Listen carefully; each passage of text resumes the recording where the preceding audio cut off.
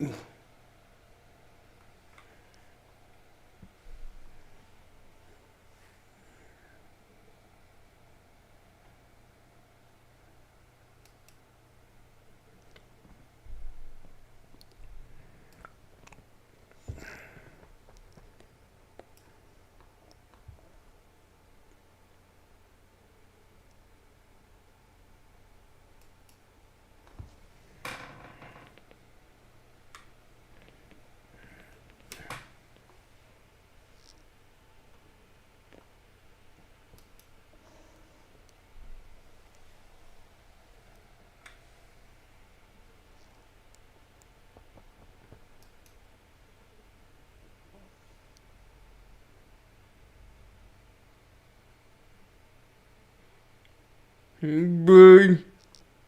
What?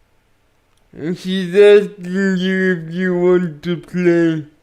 I am, I know. She always told me I'll answer her, don't worry. I'm fixing to eat lunch. I was just adding that forward section. I can eat lunch before I do. I just told her. So don't worry.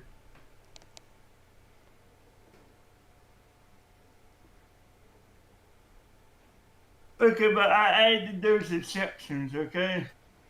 Mm-hmm.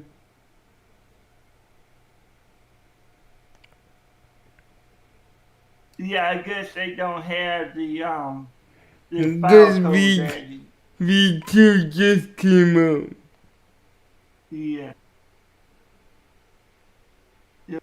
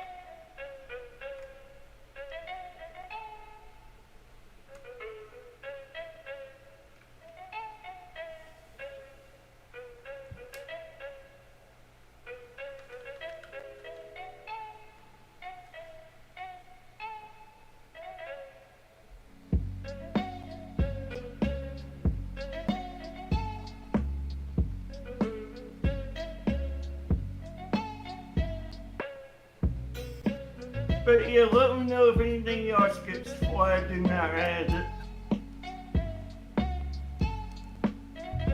That shouldn't be, other stuff shouldn't be flagged. But I kind of figured something new. It didn't have the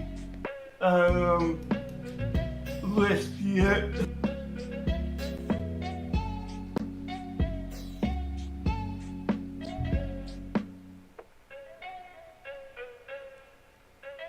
But I love the ability to remotely unflag stuff.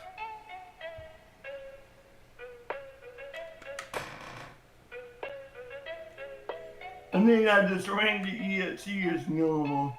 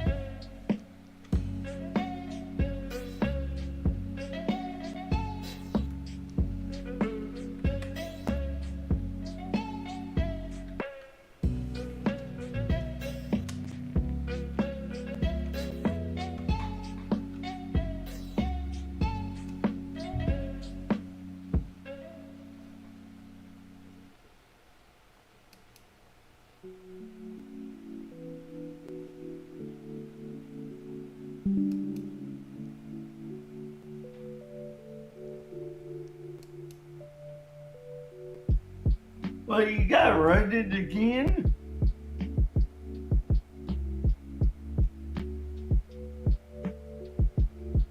No.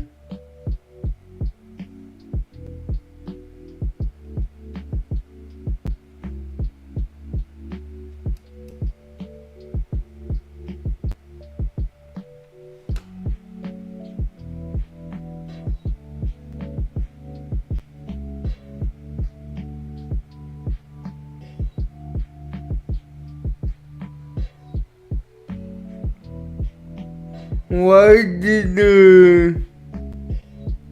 that just happen? That was weird. What? Okay, what did you run?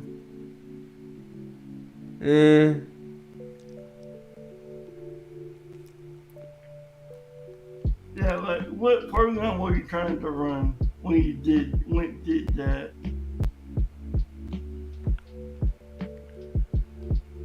Oh, was that this Windows Explorer rebooting? That was just Windows.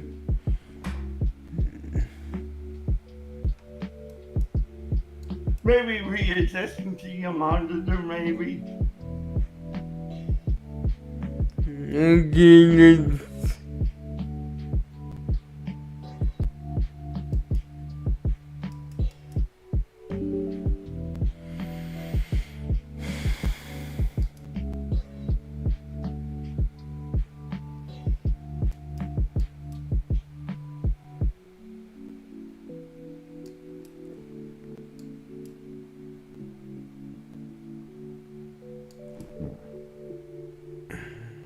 Did this really hit no to I think? I done that too. It's easy to do.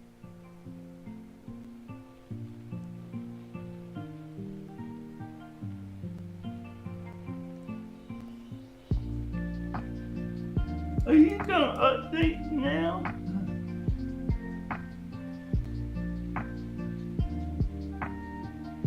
That goes.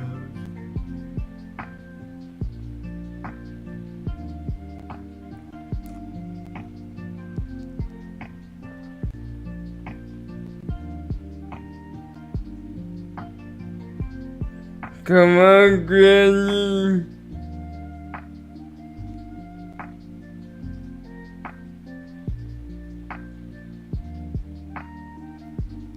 Yep.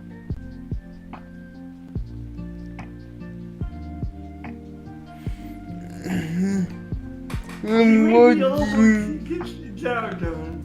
I'm watching Ken on the other monitor. Yep.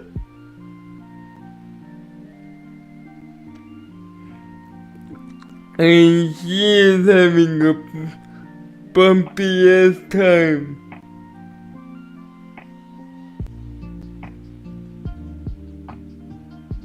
Really?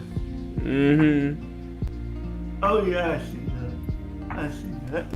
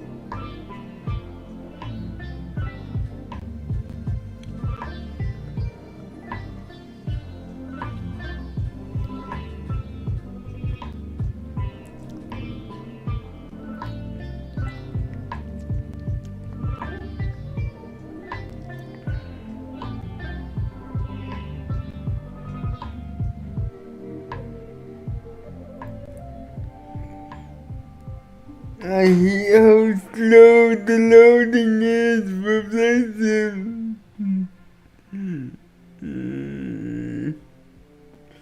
But 2024 is slower, so I should cut my blessings.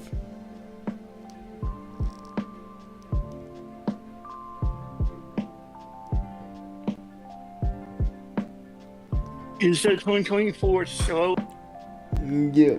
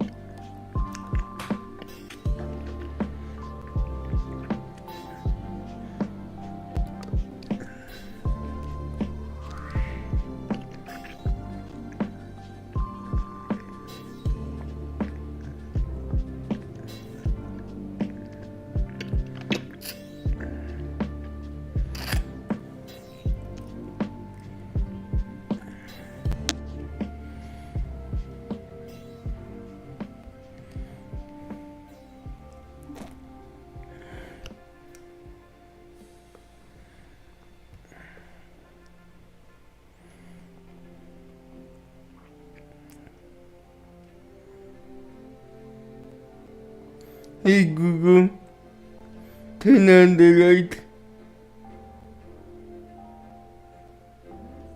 Hey Google, turn on the light.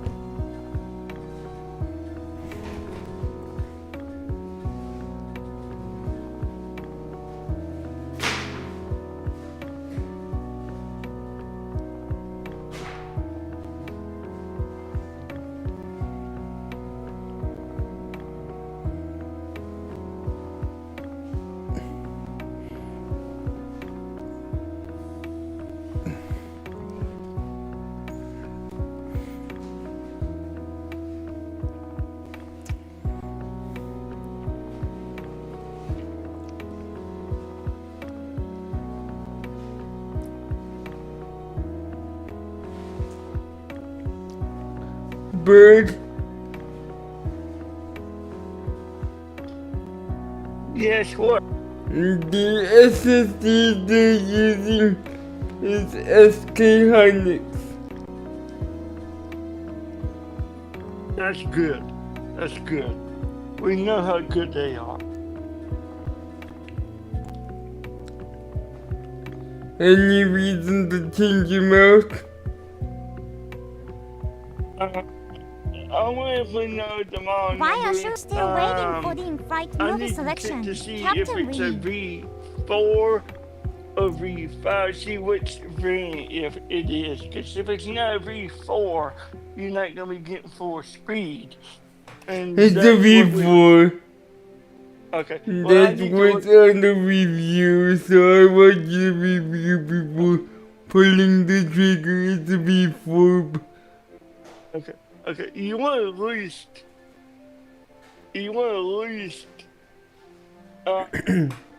For maximum performance, you want at least 7,000 megabits. Did they say anything about the speed? Gen 4x4. Okay. Okay, because that's all I need to. It's the SK Hynix, right?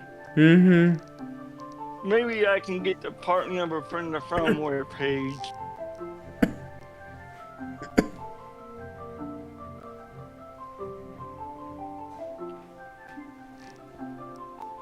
If you can get the part number, I can look at the actual speeds.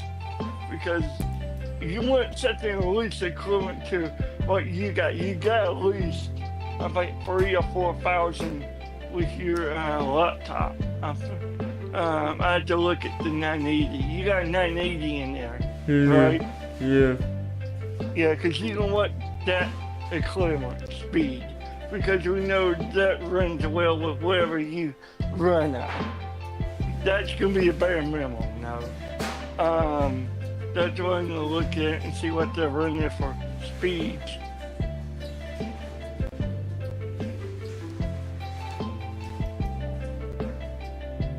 And I think SK Hynix should have a SSD tool as well for health monitoring.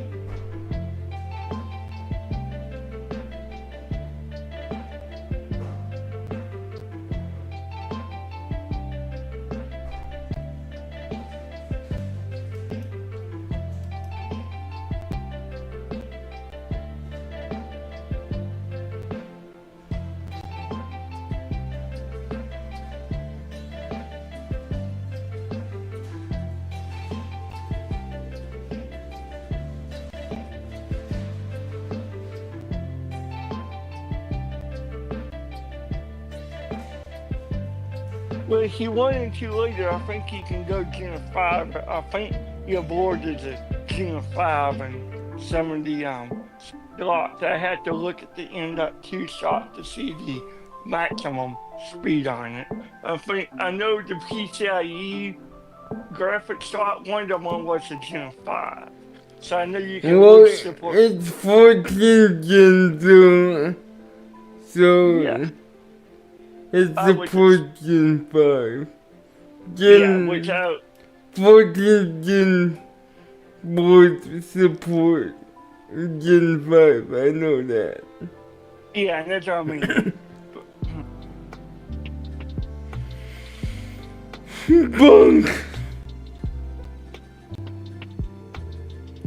Even I know that. That's how I was saying. You shouldn't need to change it out right away as long as you got 4,000 megabit transfer. And it's 2 terabytes.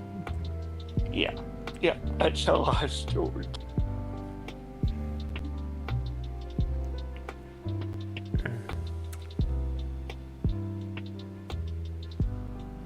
And the only thing I'll be losing is one one SATA SSD spot.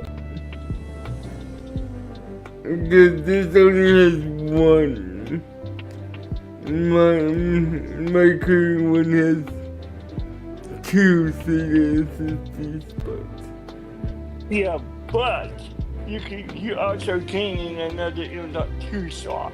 I think you got two M.2 Yeah, slots. two M.2 slots. But I went with the one M.2. The one's gonna be empty.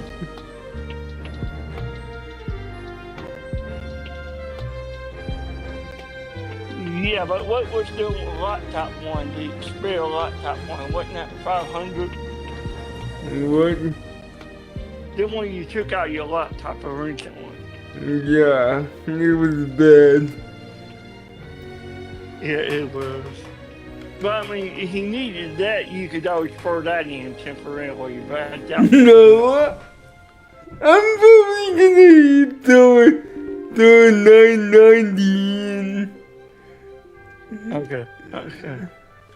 Yeah. FS Realistic connected.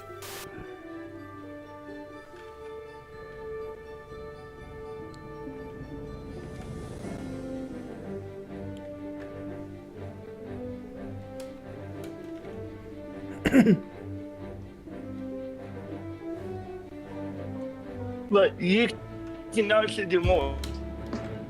In that I'm two probably gonna slap my 2 terabytes slots for that. SATA in there.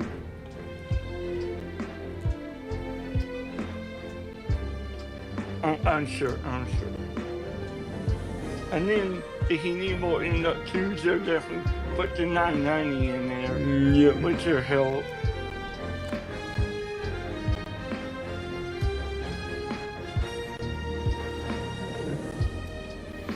This upgrade was long overdue. I know.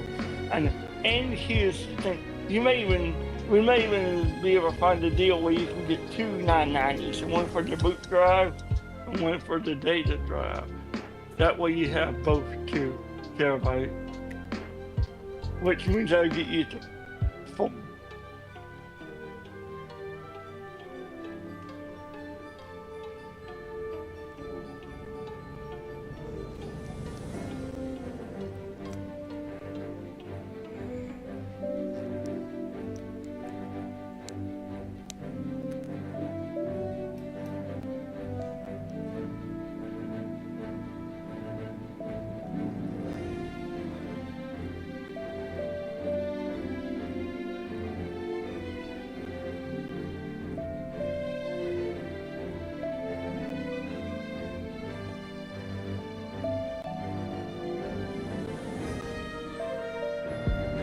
And I believe it's the full height SSD in it, 2280.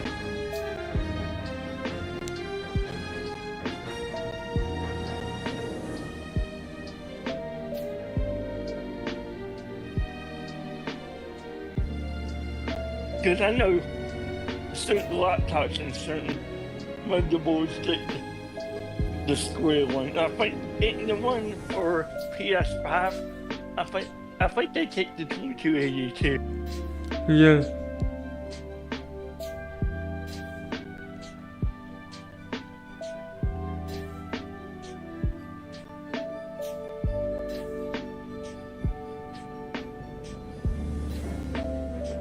Oh, it was the Pi that had the square one. Yep, it would take. No, the rock part, not the raspberry. Ah.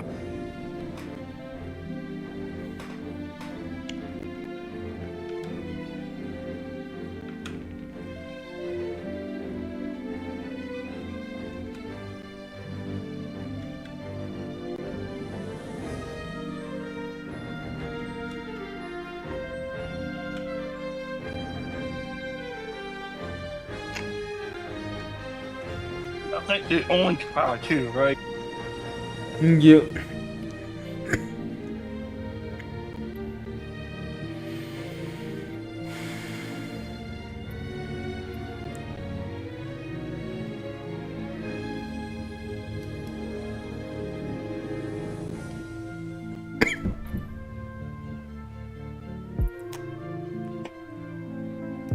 But I think as soon as I get my new PC, I'll get more viewers. Flight won't be delayed by 2-3 hours to the family. Go.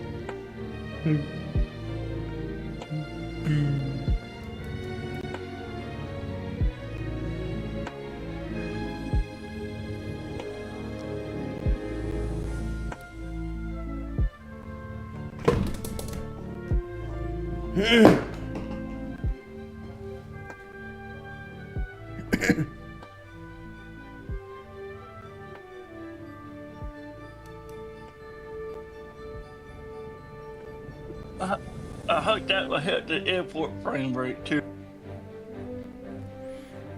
Yeah, 'cause this will be way above spec for 2020.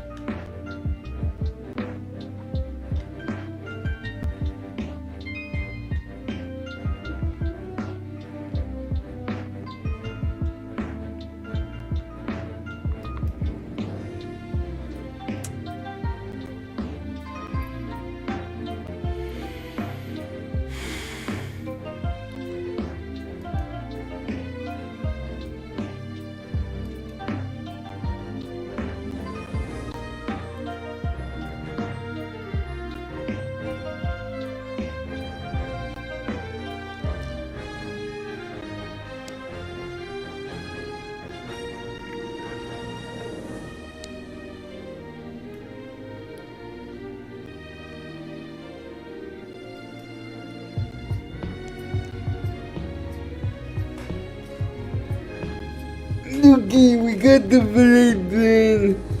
We're going from Frankfurt to Dubai.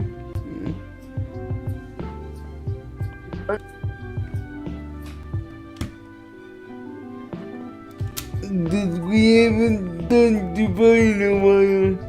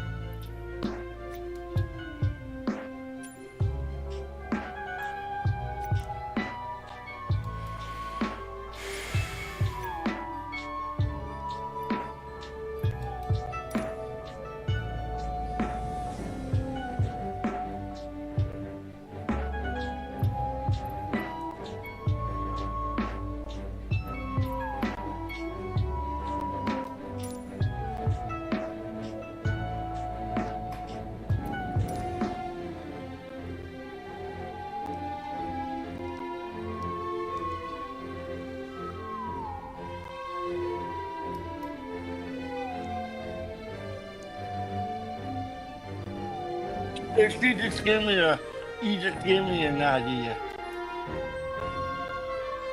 What? Goodbye to Kitty's area at some point.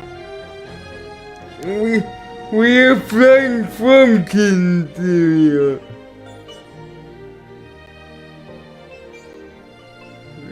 Dummy. And I was talking about going the other way at some point, is what I meant. Flying back? Yes.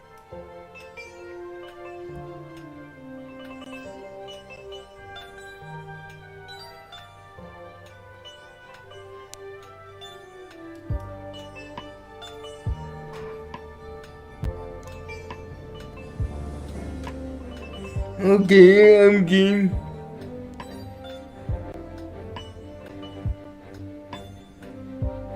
You said you done? Yep.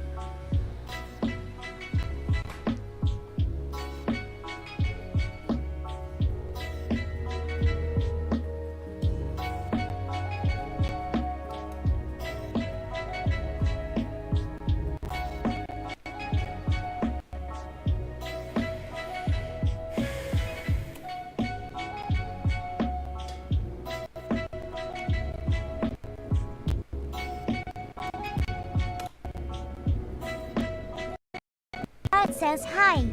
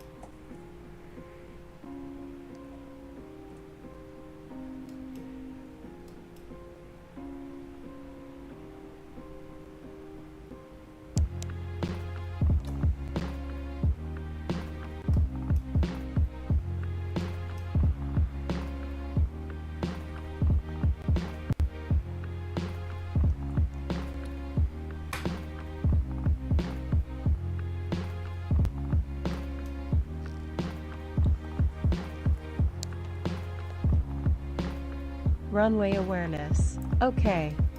Feet.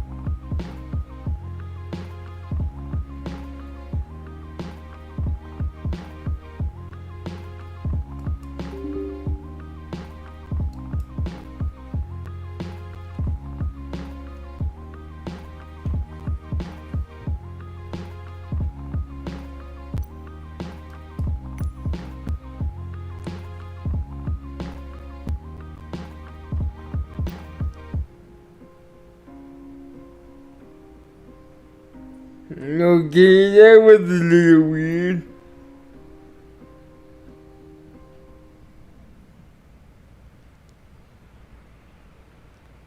What was weird? Comatose ran into a fatal area and crashed.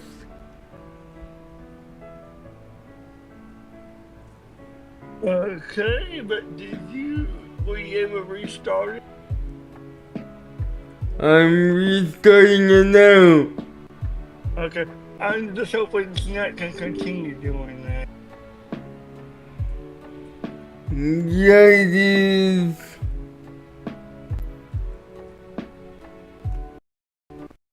Hey, Captain, what's the Did in-flight they movie look at selection DSS? looking like today? Got any rom-coms to go with my tolerance?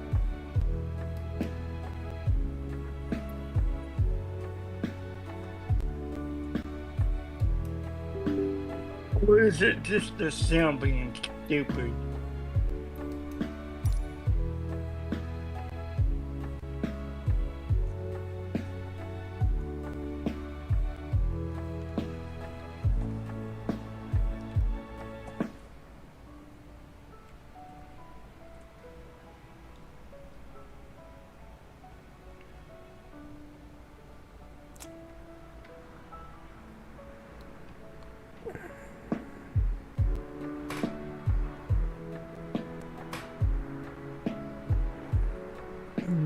Something happened last night.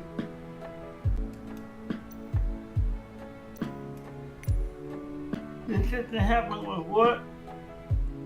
Did something happen last night? Not that I know of.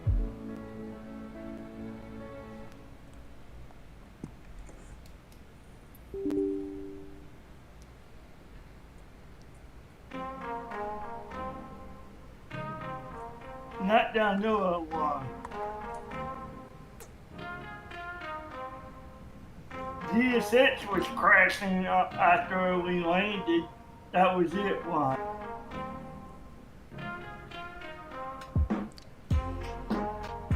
Okay,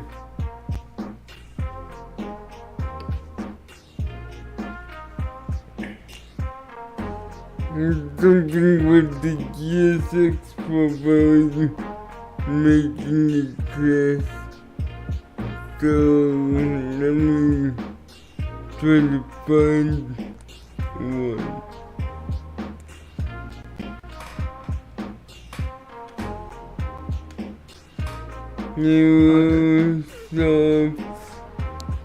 But I was able to restart it just by restarting the icon and it came up. They said they ran into an exception because of the GSX profile. Okay.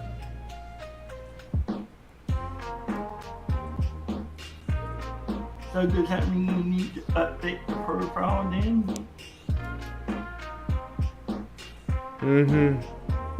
Yeah, because it was working last night, it crashed coming into the gate, but I restarted it.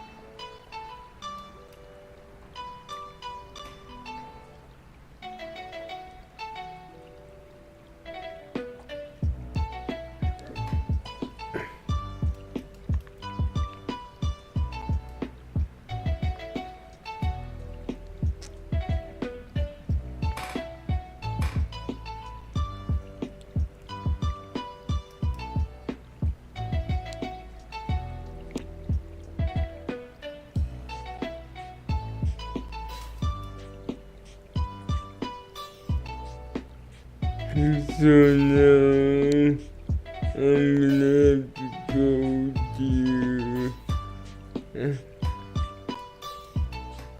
after the Roman virtually.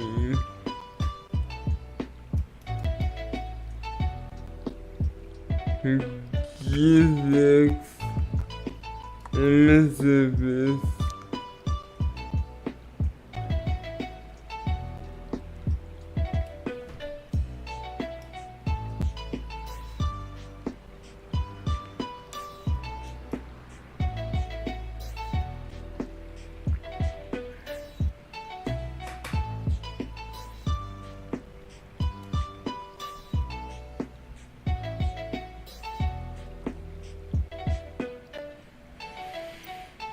And hopefully the update profile will work.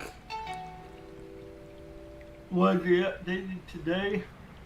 1 month ago, but the airport itself was updated 6 months ago, and the updated profile is supposed to come with the airport, but the airport itself hasn't been updated in 6 months, so I just used the official FS.TO link, dropped it in, and now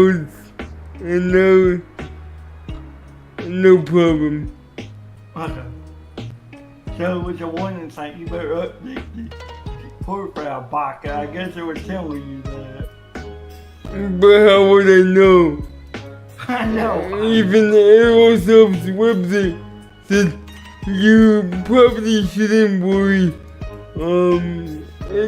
We have the proper come with the download. But obviously not, because you haven't updated the airplane 6 months. And you should say on your website that the official profile can be also downloaded via this link. Your dev update the profile frequently. Duh! Yep. Duh! Aerosoft. Damn it. I know. Aerosoft Baka. Yeah. You know what I was gonna call it from now on? Baka Soft.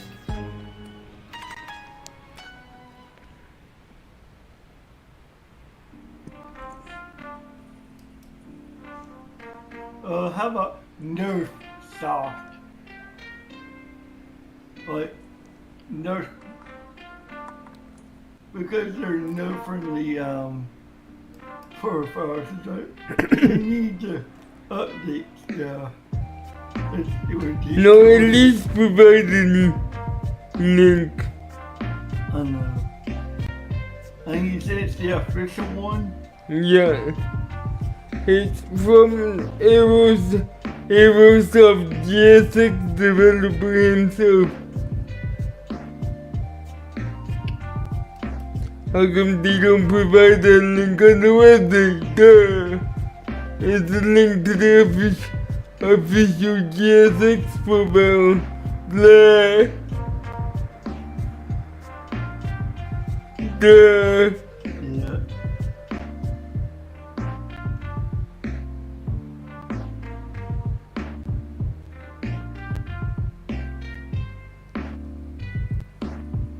And that's why I ran into an Eclipse game because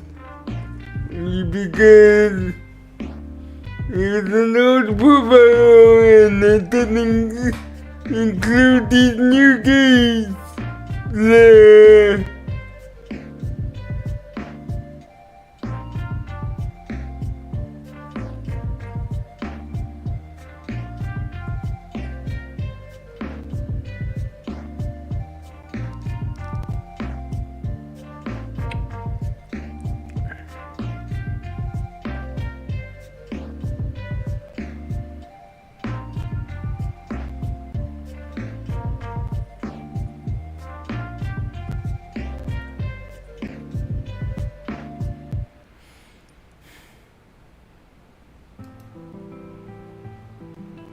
So no wonder it crashed.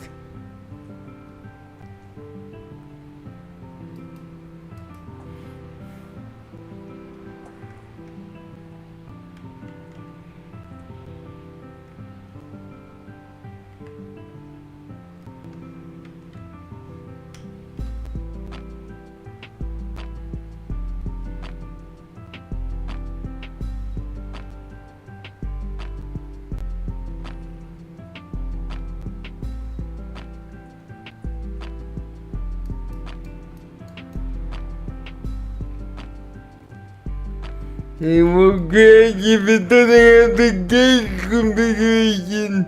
Blah. Aerosoft. This is your premium product and you did wonderful on this, but keep a link to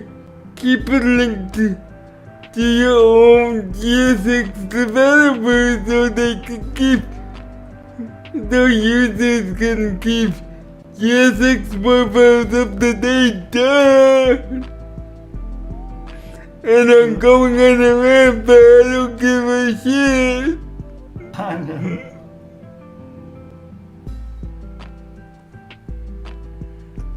How about arrow shit, right?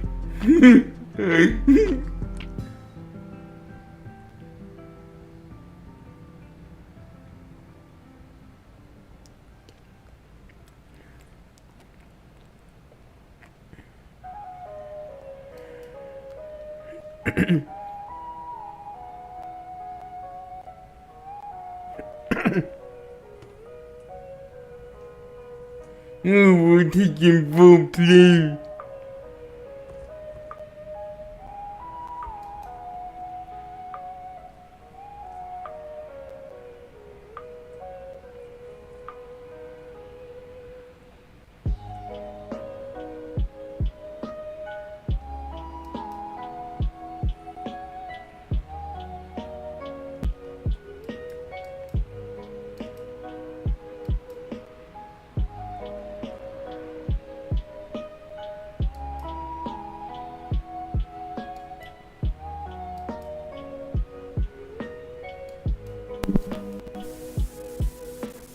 You gotta love arrow shit. Count to cockpit. Go ahead. Hi Captain, microphone check please. Clear enough. 4 out of Vancouver 5. is really Okay Captain, audio check is complete. crafty. We'll contact you when we are ready to But start loading. if you don't give Roger. your customers the proper support, it's gonna remain broken. Duh.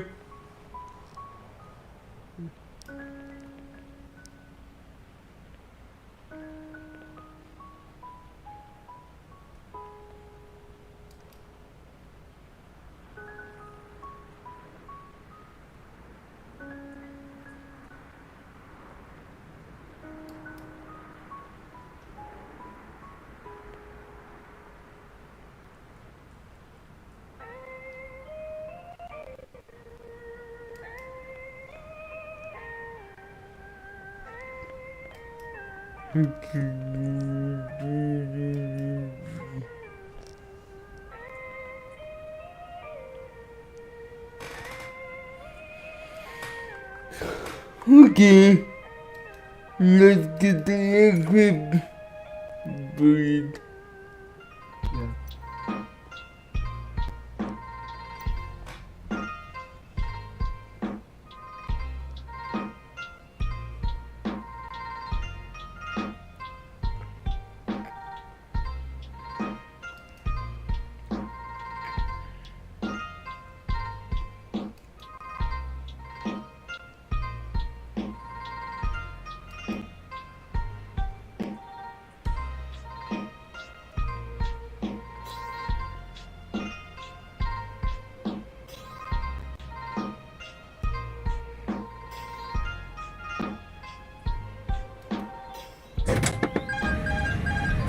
Clearance delivery Luna 48 Romeo Heavy IFR to Dubai, ready to copy.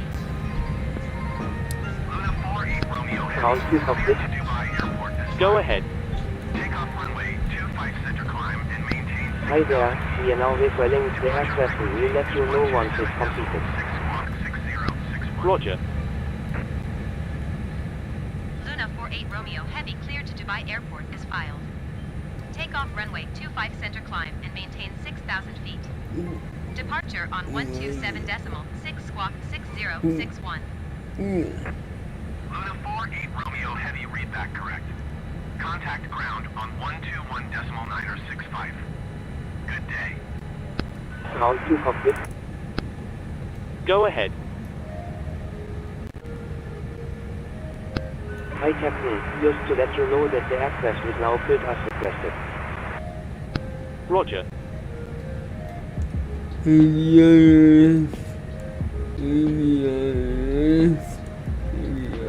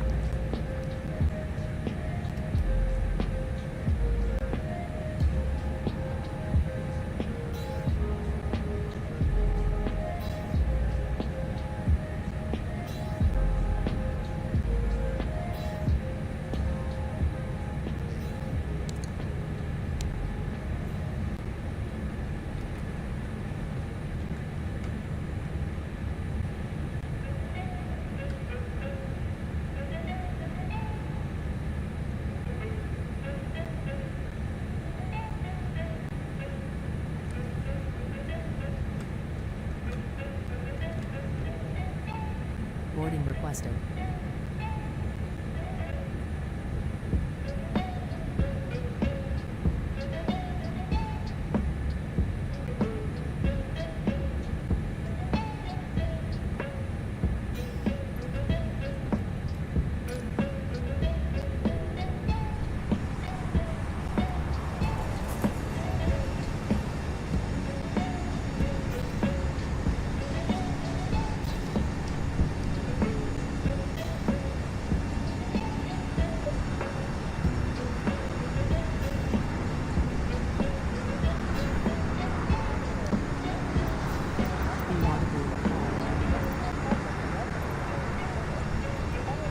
Crew boarding started.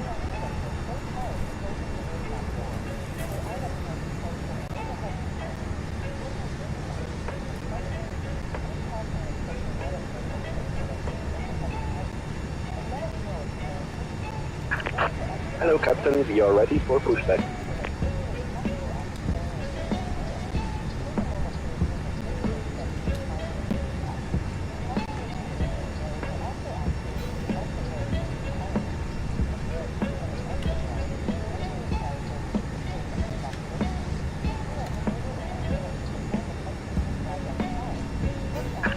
Departure check completed. Life has been inserted.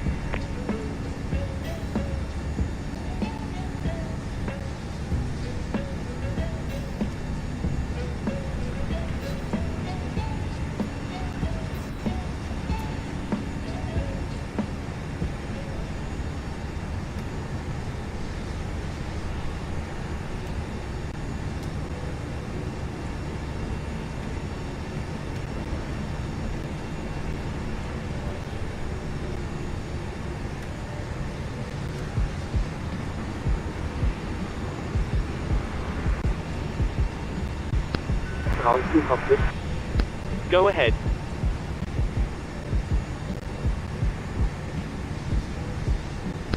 Hi Captain, just a quick update to let you know that we've started loading. We'll send the final load sheet up once we're ready. Roger.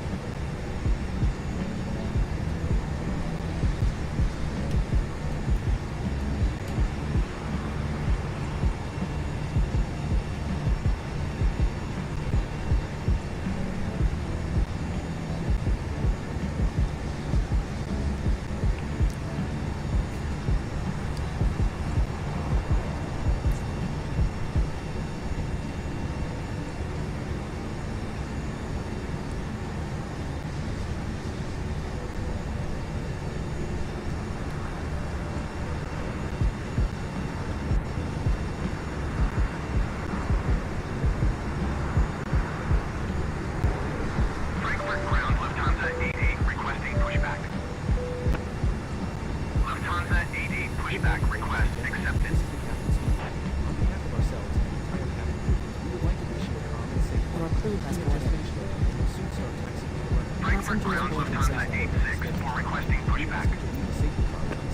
Lufthansa 864 pushback request accepted.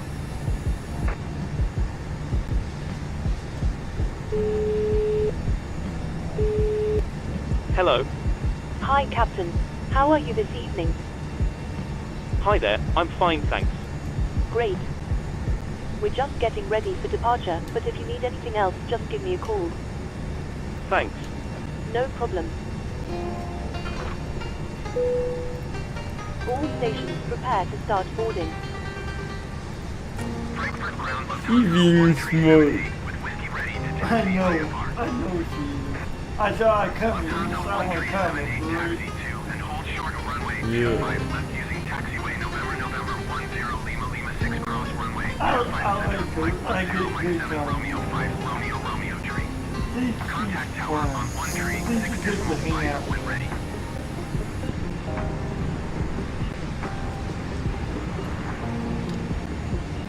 Frankfurt ground Lufthansa 864 with whiskey ready to taxi IFR. Lufthansa 864 taxi 2 and hold short of runway 25 center using taxiway November 4 Lima tree Mike 6. Contact tower on 119er decimal 9er 05 when ready.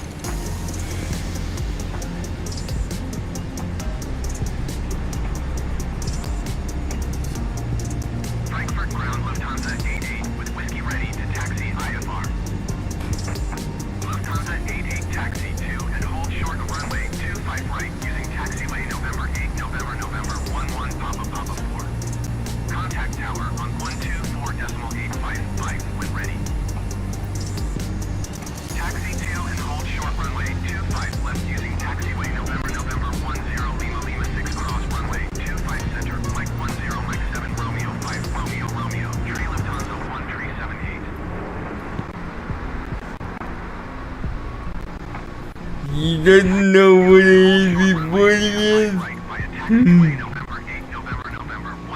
Oh my god, she's the Airbus girl. She's a phone girl. Oh yeah.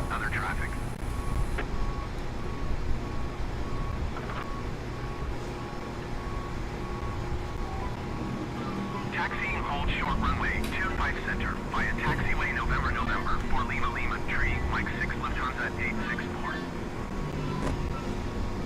Hold position Lufthansa 1378. She got the fly-by-wire. So which one is it? The 328, sir? She's doing the Neo NX. Yeah, that's what she's got. But she doesn't even know what an AB-40 is. I don't know. She's a phone girl for sure. Yeah, well, she said it makes sense. Ha ha. That was the time.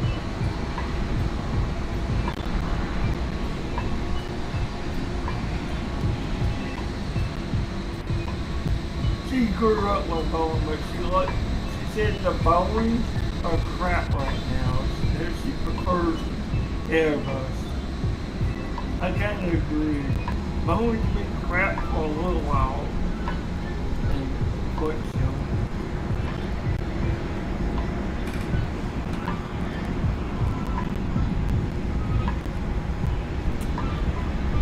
Refueling truck is on its way. Please don't load aircraft until the fuel truck arrives and ask to do it.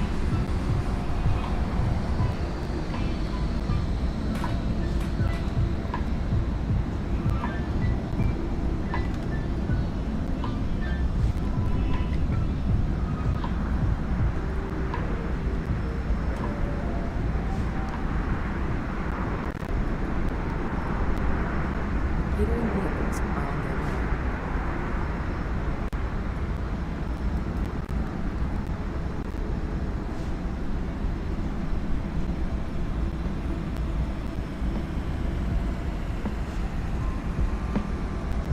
Fuel truck is in position.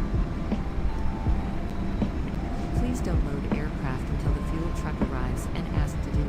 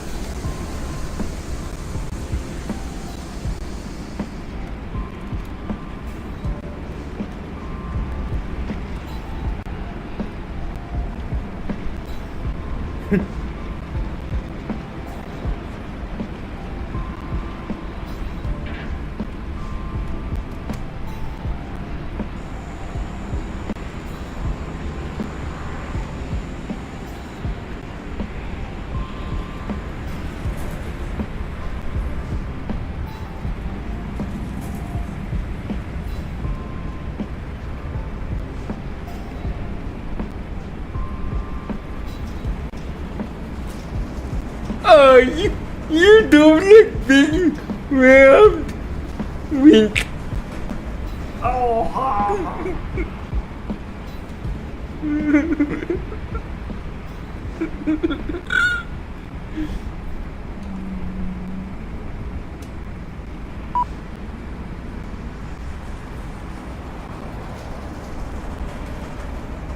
You don't look being round.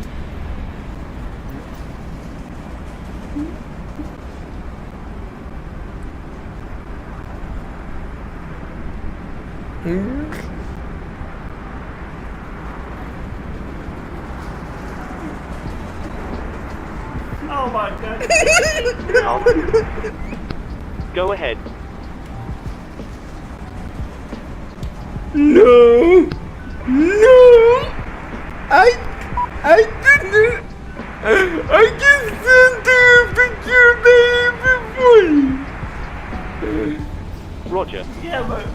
It's a nice pink shot. What the hell?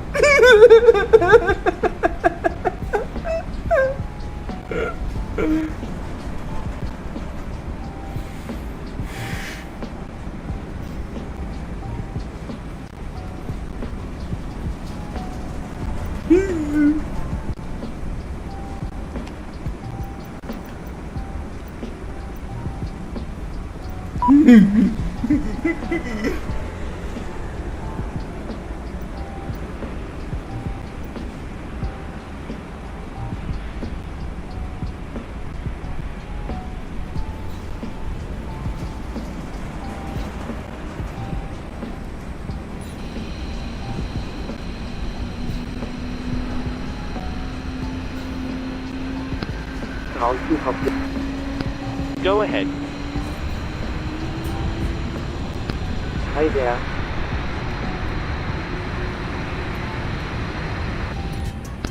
Roger.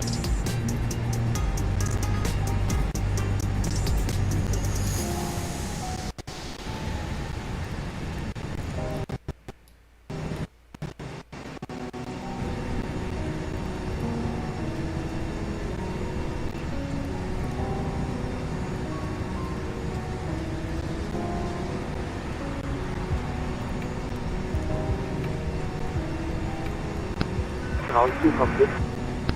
Go ahead.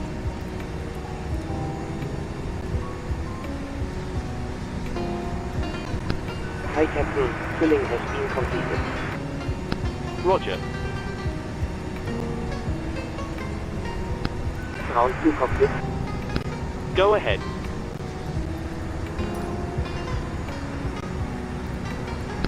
Hi there, we are now refueling the access and we'll let you know once it's completed. Roger.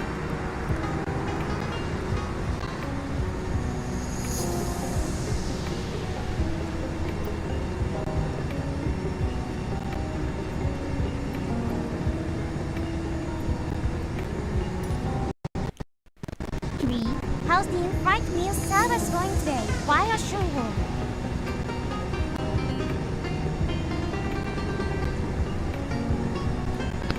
Ground 2 complete. Go ahead. Man, I'm switching to the other machine. Hi Captain, filling has been completed. Roger.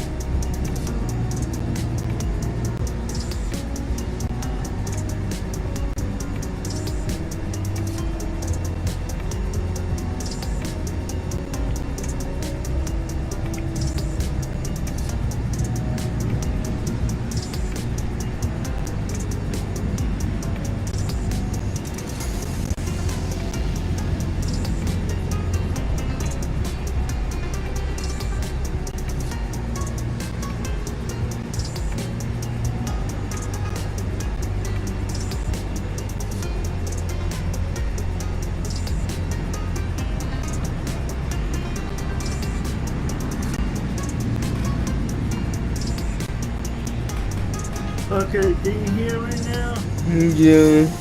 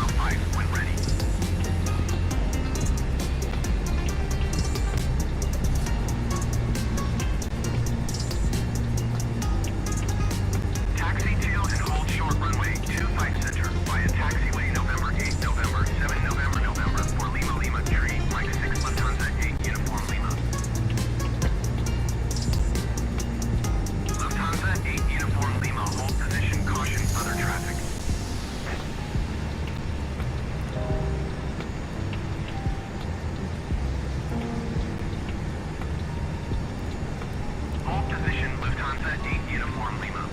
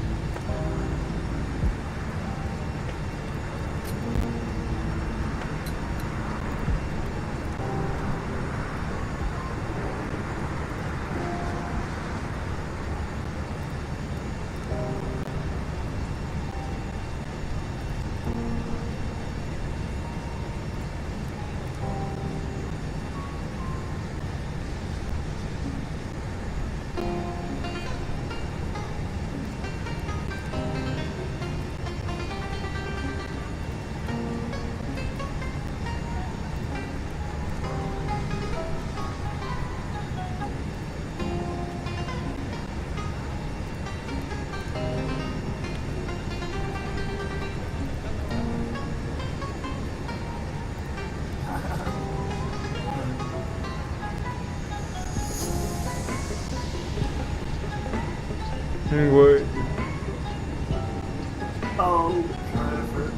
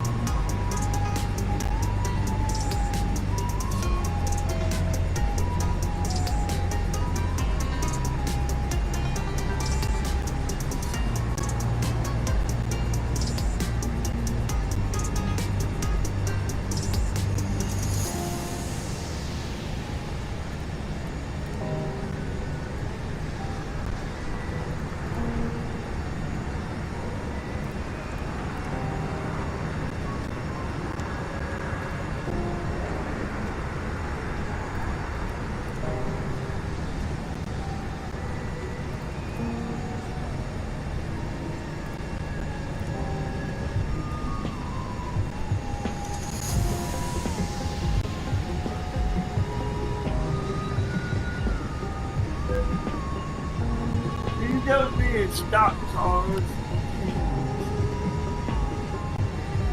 What? They were stopping in the no stop toll booth for the fast pass. And I said, you don't need to stop at the fast pass lane. You just make the thing go and get the car. The gate was always open and the car just goes, nope, I gotta stop now. You don't do that.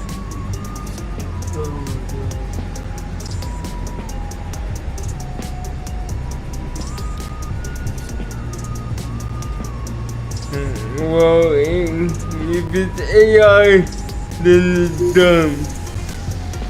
It would be AI.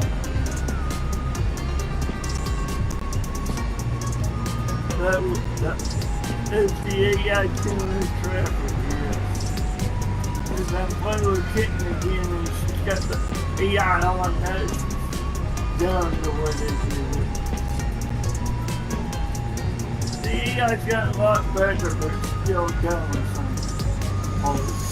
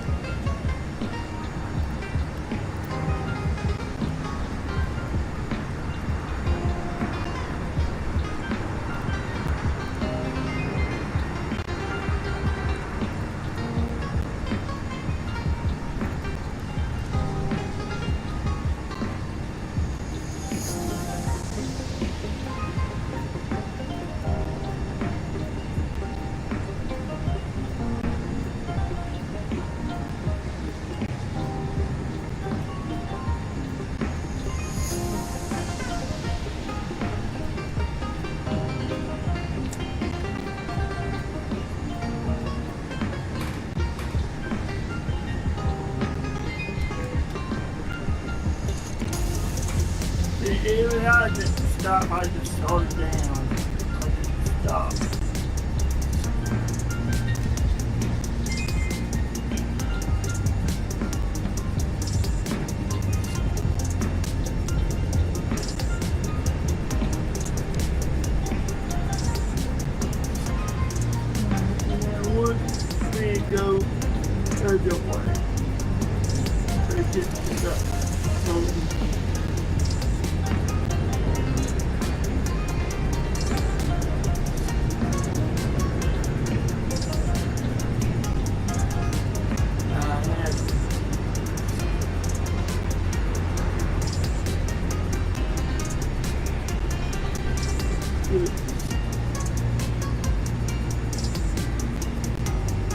you up. Good.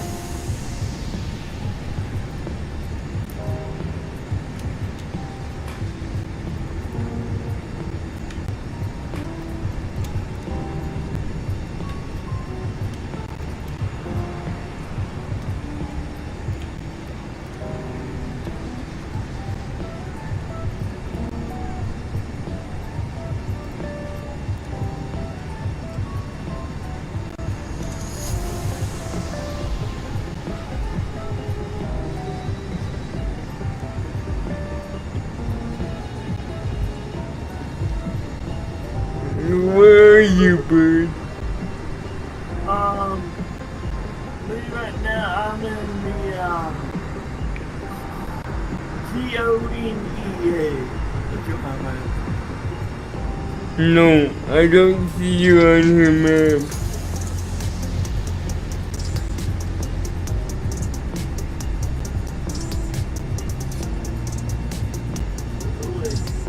They really.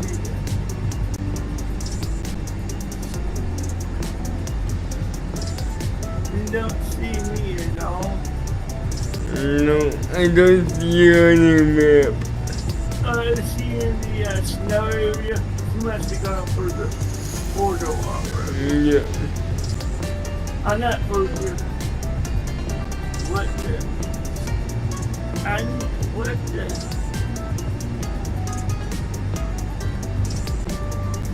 Oh, I'm gonna have to go all the way over.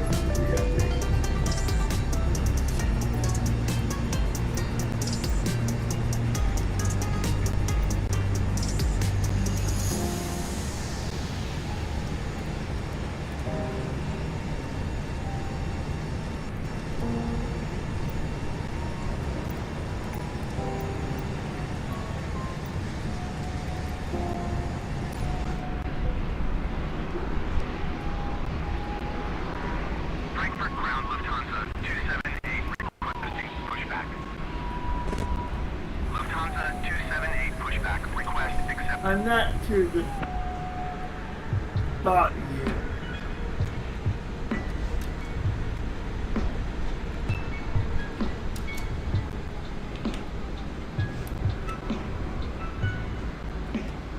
I still got a little ways to go before I get to the border.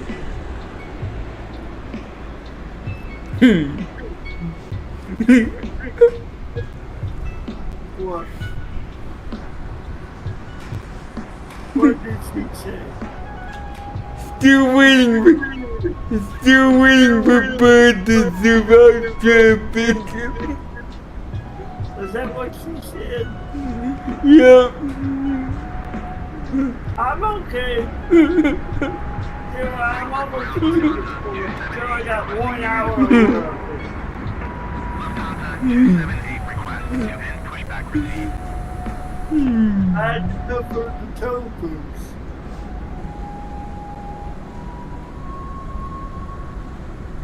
Frankfurt ground Lufthansa 278 with whiskey ready to taxi And the IFR. one I went for, they had the Lufthansa 278 taxi 2 and hold short of runway 25 left so via I had to taxi back Lima up uniform 2 and uniform Tango Romeo that Romeo one didn't the fast, even that's the fast pass lane that was turned off. when ready.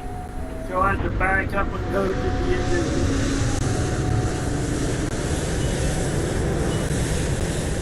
No big deal.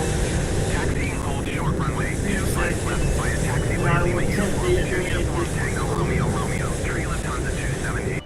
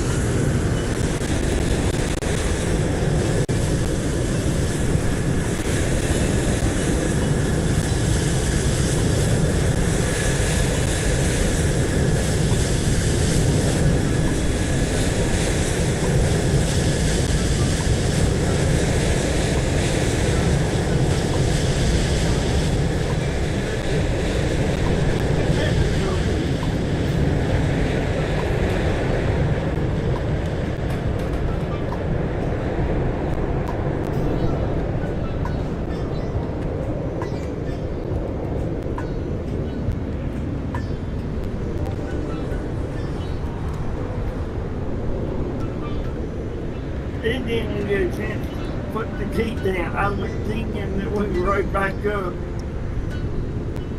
That's what should happen.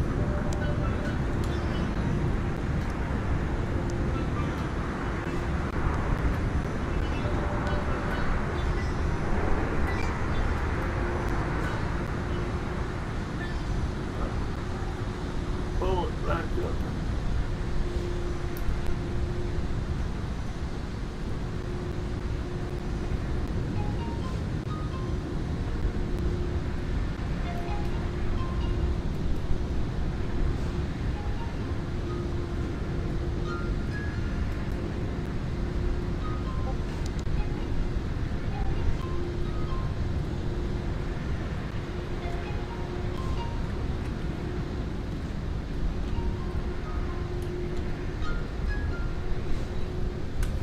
I'm at the portal now.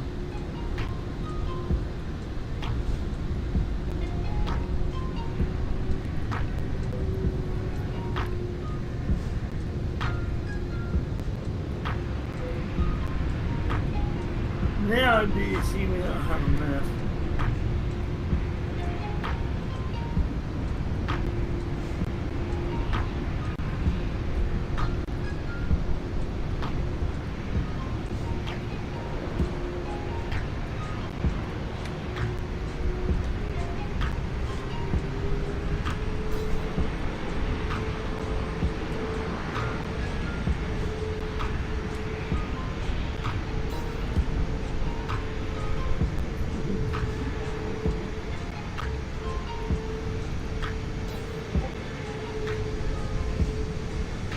Welcome to Eclipse Airlines. We are so thrilled to have you on board. Our captain is currently preparing for our prompt departure, but while you wait, please ensure that you are sitting comfortably and all wheelchair tie-downs for those who are using wheelchairs are secured. Don't hesitate to inform our flight attendants if your wheelchair tie-downs aren't secured or you're not sitting Why is she comfortably. looking at trucks? Eclipse 航空へようこそ。 I don't 私 know. どもの I don't ご know. 搭乗いただき誠にありがとうございます。機長は迅速な離陸の準備をしておりますが、お待ちいただく間、車椅子をご利用のお客様は快適にお座りいただき、車椅子のタイダウンストラップがすべて固定されていることをご確認ください。車椅子の固定ベルトが閉まっていない場合、または快適にお座りいただけない場合は、速やかに客室乗務員にお知らせください。Lufthansa 278, continue taxi.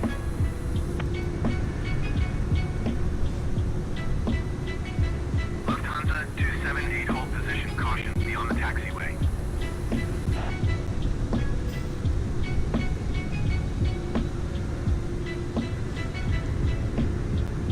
Hold position, Lufthansa 278.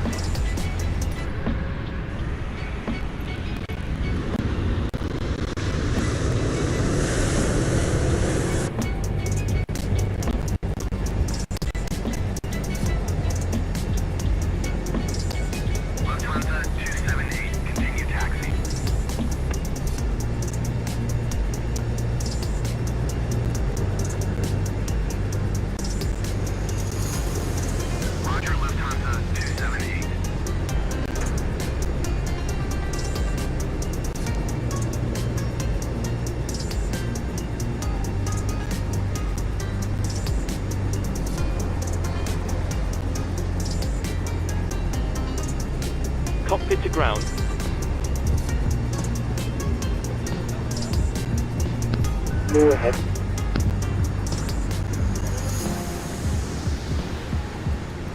We're starting the APU now. Stand by for ground power disconnection in a few minutes. Roger.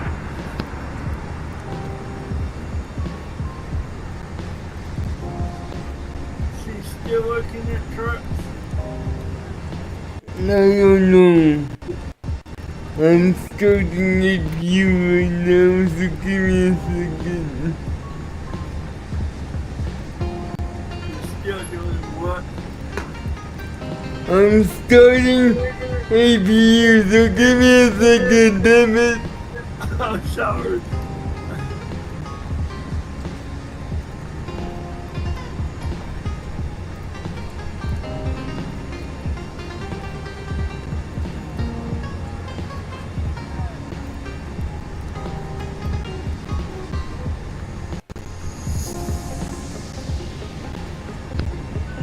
Ground 2 complete. Go ahead.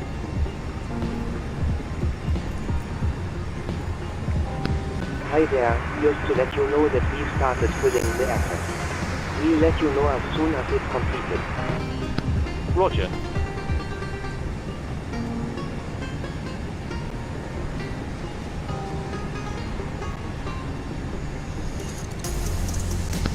Ground 2 complete. Go ahead. APU startup seems good, nothing to report.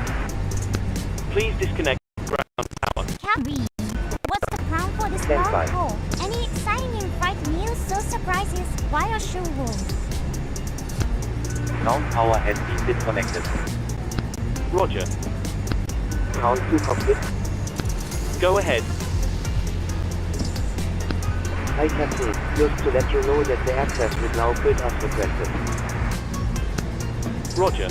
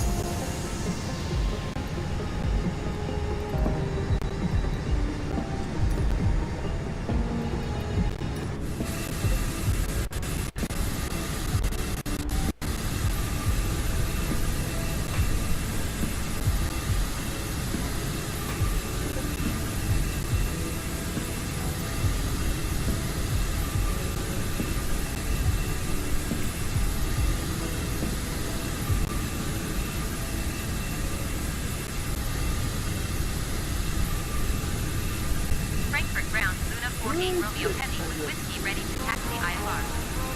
Really? Luna 48 Romeo Heavy taxi 2 and hold short of runway 25 center using taxiway November 5 Lima Lima Dream Mike 6. Contact tower on 119.905 when ready. Frankfurt ground, Luna 48 Romeo Heavy, say again please. Luna 48 Romeo Heavy taxi 2 and hold short of runway 25 center using taxiway November 5 Lima Lima Dream Mike 6. Contact tower on 119.905 when ready. Taxi 2 and hold short runway 25 center using taxiway November 5 Lima Lima 3 Mike 6 Luna 48 Romeo Heavy.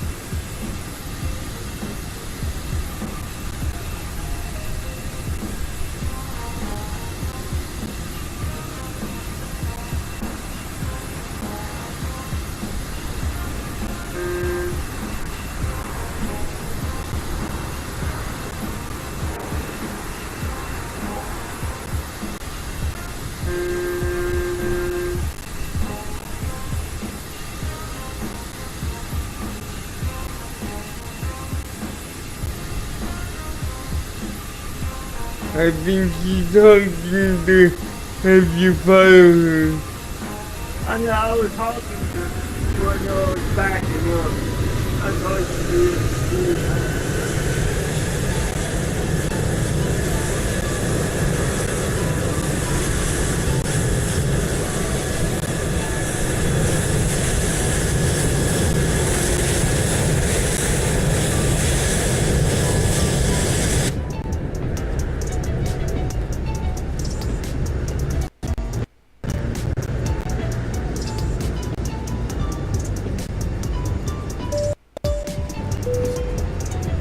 Good evening from the cockpit, this is your captain speaking. I'd like to welcome you on board this evening's flight to Dubai. We're currently preparing for departure up here in the cockpit, and once we're airborne we'll be climbing to our cruise level of 37,000 feet. There may be a short delay before departure, apologies for that, but we will get going as quickly as we can. Despite the sterling efforts to get you in the air, we're running a little behind schedule. We'll do our best to get going as soon as possible. The cabin crew will start securing the cabin once the aircraft has pushed back from the stand. As we make our way to the departure runway, please make sure you're seated and secured as they make their way around the aircraft. The weather is looking good, so it should be a nice, comfortable climb up to our cruise level. Once we're airborne, there shouldn't be any issue during our climb. It's a pretty straightforward departure out to the airport, so nothing to worry about there. The wind forecast during our cruise looks very favourable, so we expect to arrive on time at our destination, but we will of course keep you up to date should there be any changes. The ground crew have finished loading the aircraft, so if you could get yourself seated and secured, we'll be able to get going straight away. Thank you, and I hope you enjoy the flight.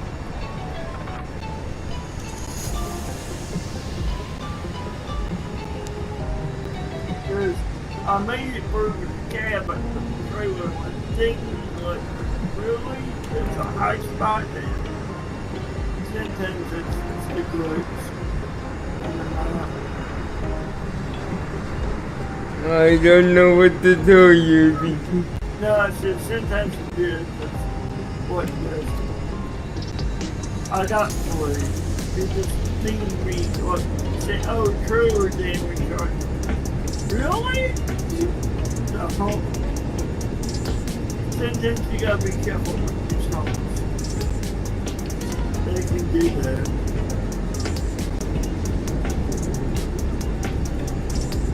It's no big deal. It's just like what the crew.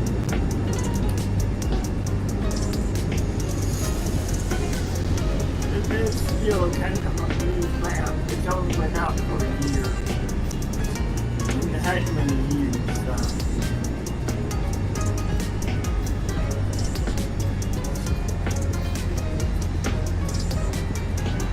But it's still the same board on me and not the original map, so that's why.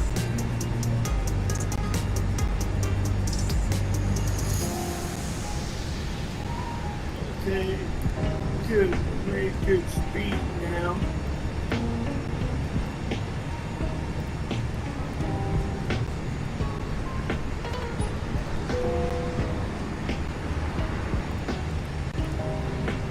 Okay, preparing for pushback.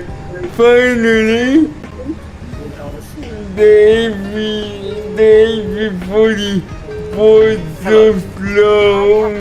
Okay, I know we're good. locating from ground. There's the passenger count, but Is the it count in of house? total souls count. Plus yourself, of course. Thanks a lot. Okay, looks like we're all set to go whenever you're ready.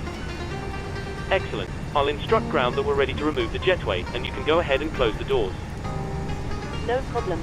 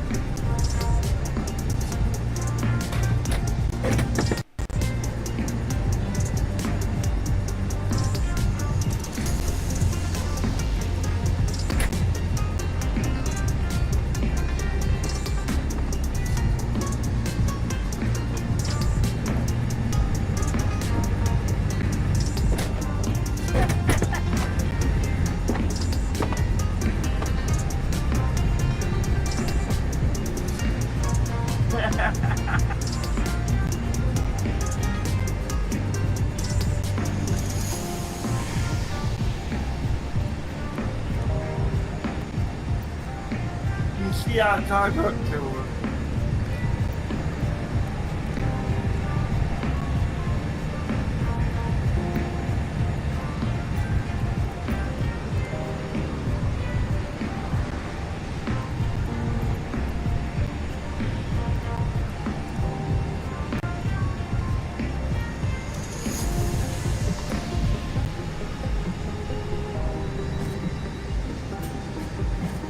Looking gear. Count to cockpit. Go ahead.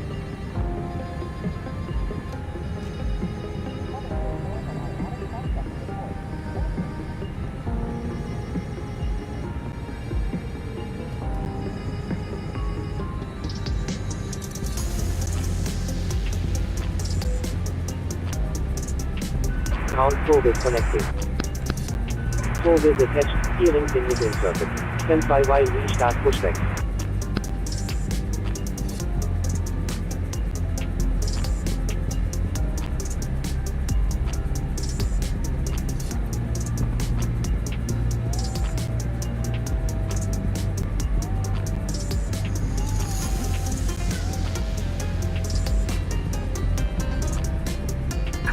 Release parking brake.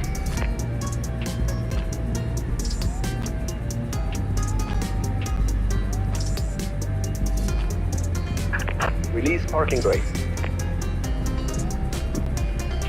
Parking brake is off. We're ready to go. Release parking brakes.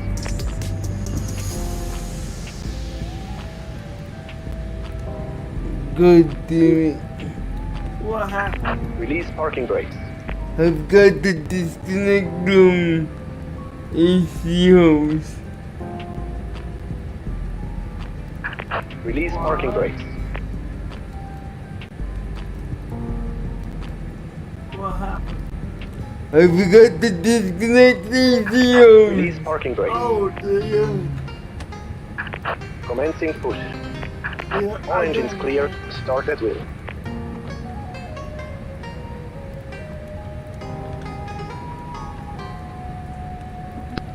Okay, Captain, we're clear of the stand when you're free to start engine. Cabin crew, please arm doors.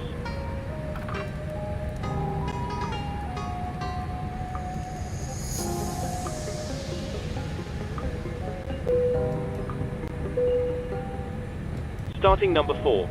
Roger.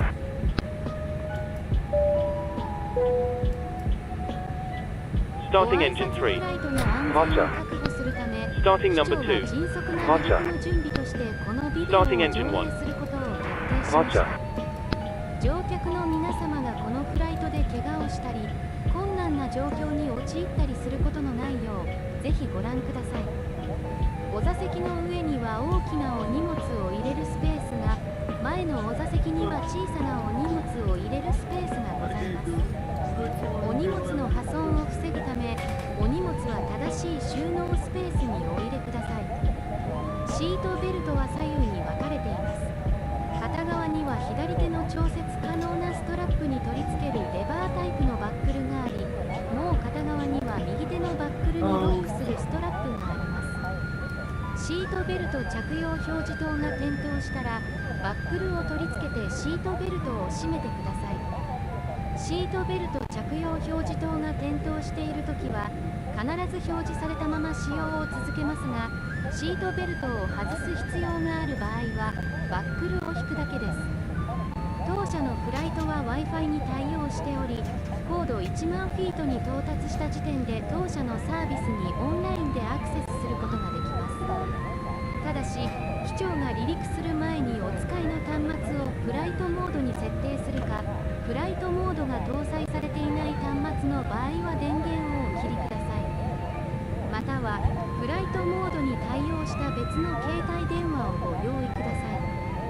フライトにご参加いただけない特別なお手伝いが必要なお客様には常時接続可能な緊急用 Wi-Fi ホットスポットをご用意しております。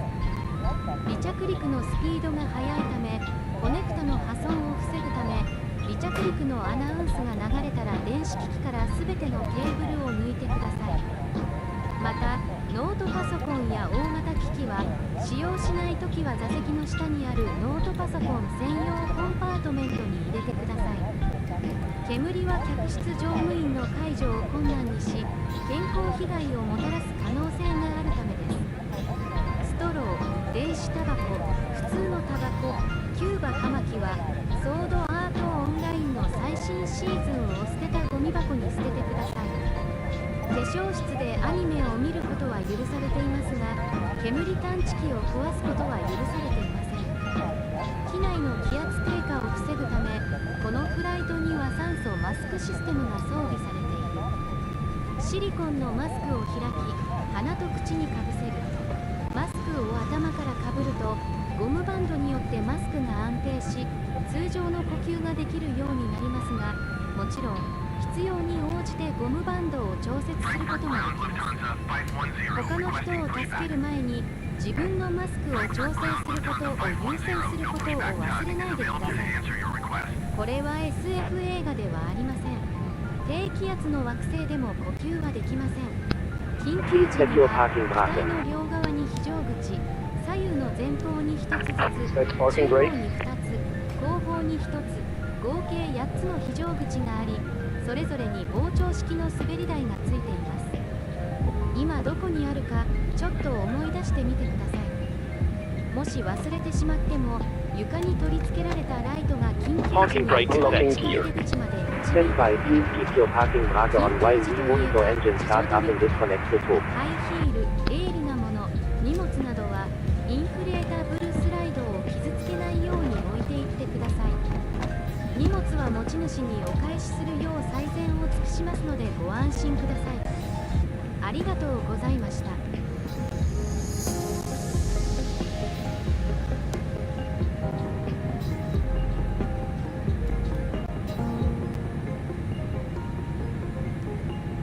Frankfurt ground, Lufthansa 510 with whiskey ready to taxi IFR. Tow truck disconnected. Bypassing release. Okay, Captain, looks like a good start up on I-4 control is disconnected. No is we're good to go. We'll get ourselves disconnected now, so have a safe flight. Look out for the pin on the right and we'll see you next time. Thanks very much for your help. Pin on the right and we'll see you again soon. Taxi 2 and hold short runway 25 center using taxiway November Lima Lima 1 Mike 6 Lufthansa 510.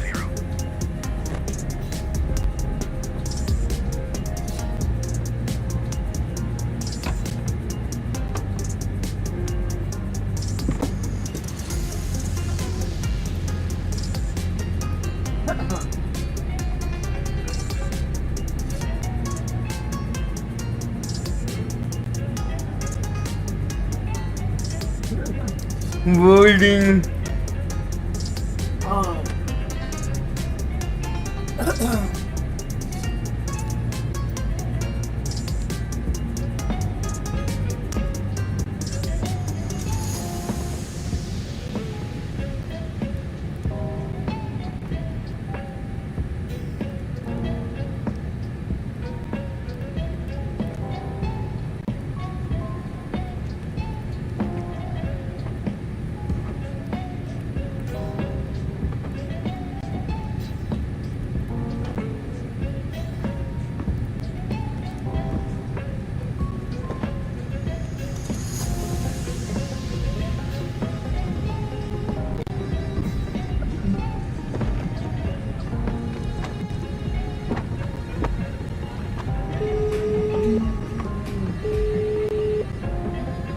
Hello.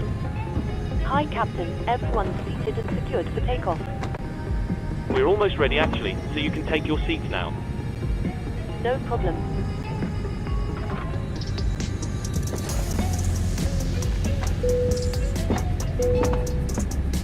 All stations, takeoff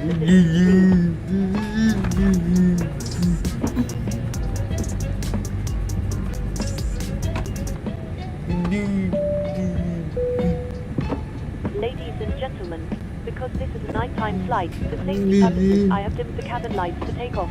This is a completely normal procedure, and they will be turned back on once we've completed our departure. Thank you.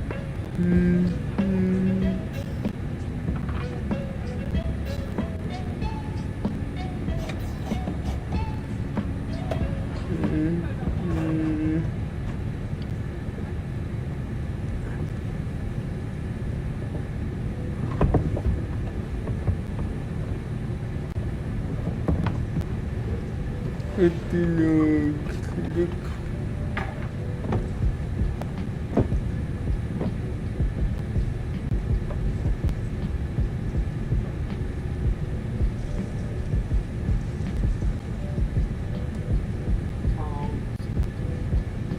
just want. I want to go. Okay, there we go.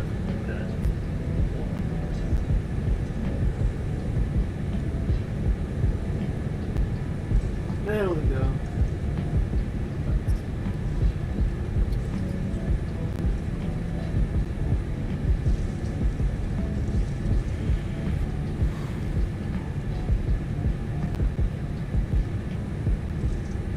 What are you doing, bud? Backing into my parking spot. I had to turn around. There's not enough room to turn down there, so you have to come back around. Yeah, sure. You see what I'm fucking You look like me trying to parallel park my wheelchair after not driving for a while. Well, I am trying to parallel park. No, I mean you look like me trying to parallel park my wheelchair after not driving for a while. I know. In fact, you would. Well, I'm in the spot now. I got it. It's close. Trust me. I know exactly what I'm doing because I've done this so much before. A little bit. There we go. There we go. That'll get me perfect. Okay. Now I'm perfectly in the spot. Frankfurt and Tower, just Luna bring 48 up Romeo, my heavy front. ready for departure runway 25 center IFR to Dubai. Front up. There we go. Perfect. Perfect. Luna 48 Romeo heavy altimeter 29er decimal 9er 7 wind 187 at 9er. There we Clear for go. takeoff runway 25 center. You see where I'm Cleared for parked takeoff in the runway corner 25 back center, here? Luna 48 Romeo heavy. Yeah. That's why there's no way to turn around here because the opening where I turned around at was the spot that you had to turn around at. That was the only spot. ATS is a little bigger because Approaching you get a little more 2, room, 5, so I can do it center. a lot easier. I haven't done it as much in this one, so I'm still trying to get the hang of it, but I can do it, like you saw. It's not hard, it's just you have to get the alignment of your ankle just right. And I know the ankle is just, I need to get it at the ankle. On runway 25 center. Where do I want to go? Christmas lights. We go towards. Is that the only one? Yep. That's the only Christmas one I got.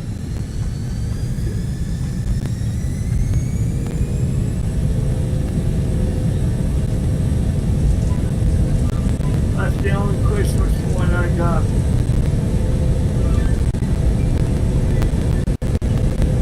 $100 knots. Now I gotta pick up where it is.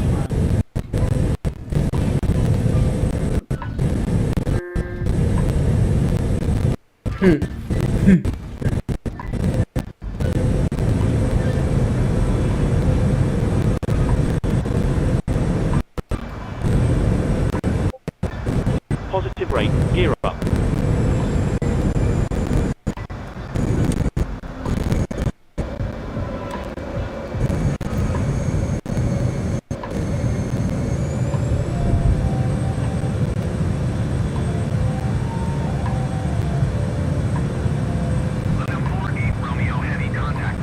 I want to go out.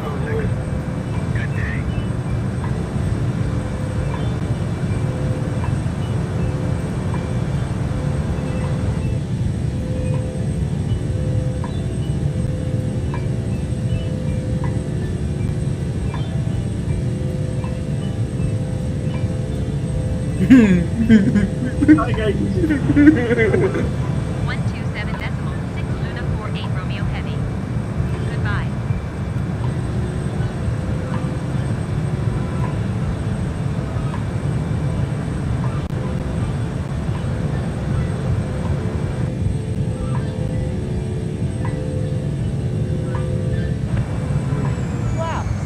Center Luna 48 Romeo Heavy is passing 1,000 feet, climbing 6,000 feet. Cuddle the face. Altimeter 29.907 radar contact. Continue to DF 143.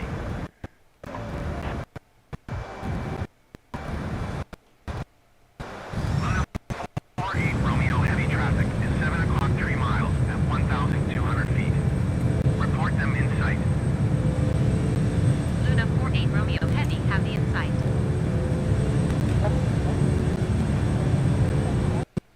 Central Lufthansa 576 passing 1,700 feet, climbing 5,000 feet.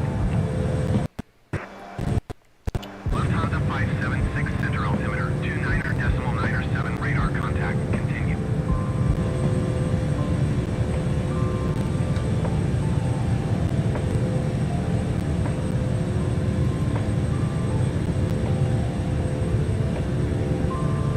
Luna 48 Romeo heavy climb and maintain flight level 190. Keep speed not above 210 knots. Lufthansa 4 Tree Charlie climb and maintain flight level 240. Lufthansa 510 climb and maintain flight level 240. Climb and maintain flight level 190. Keep speed not above 210 knots. Luna 48 Romeo Heavy. Okay, but Lufthansa 576 traffic is 10 o'clock 4 miles at 5,800 feet Airbus. Report them in sight. Lufthansa 576 climb and maintain 15,000 feet.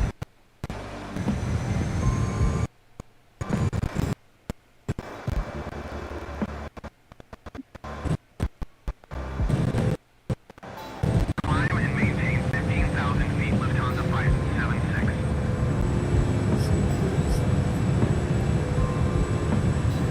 oh, right down the street. I see it. Altimeter setting.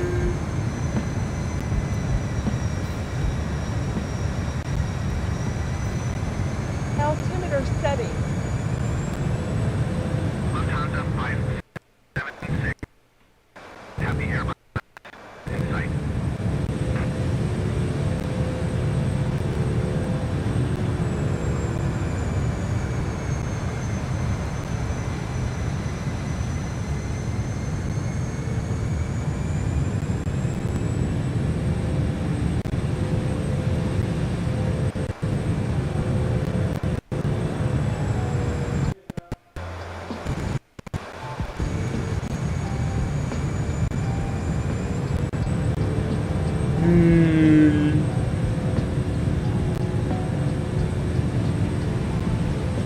Altimeter setting.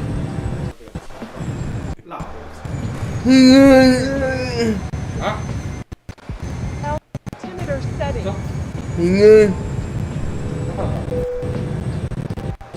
Cabin crew, resume duties. Lufthansa 136 climb and maintain 12,000 feet. Dear Lufthansa passengers, 164 we want climb to and inform you maintain we have reached 17,000 10,000 feet. feet and have begun on our first service session. We will be giving you complimentary snacks and drinks, and for additional food and beverages, please look at the in-flight brochure in your seat pocket Climb for and more maintain information. 17,000 feet. You may now use your electronic devices now. Wi-Fi also will be turned on now. Thank you. Lufthansa 164 climb and maintain flight level 230. サービス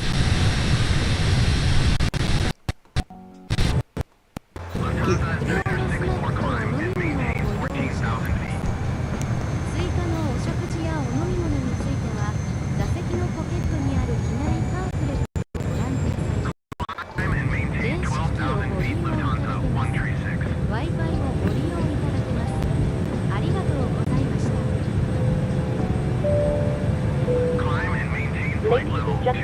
captain has turned off the seatbelt sign, so you are now free to move around the cabin.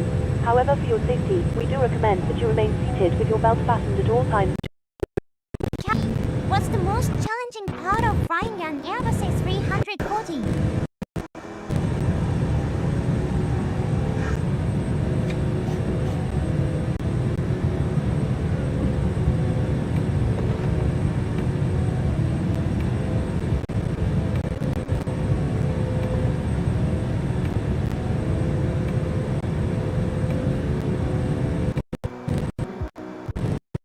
Thank you.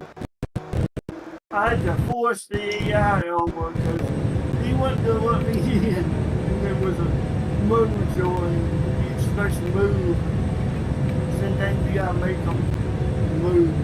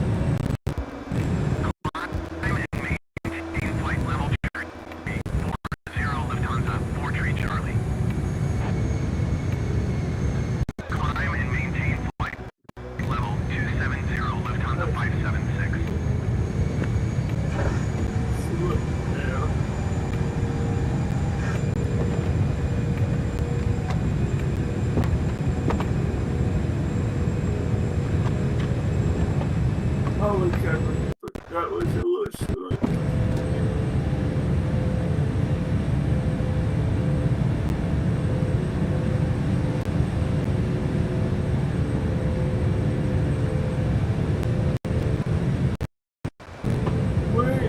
Where is she now? Is she?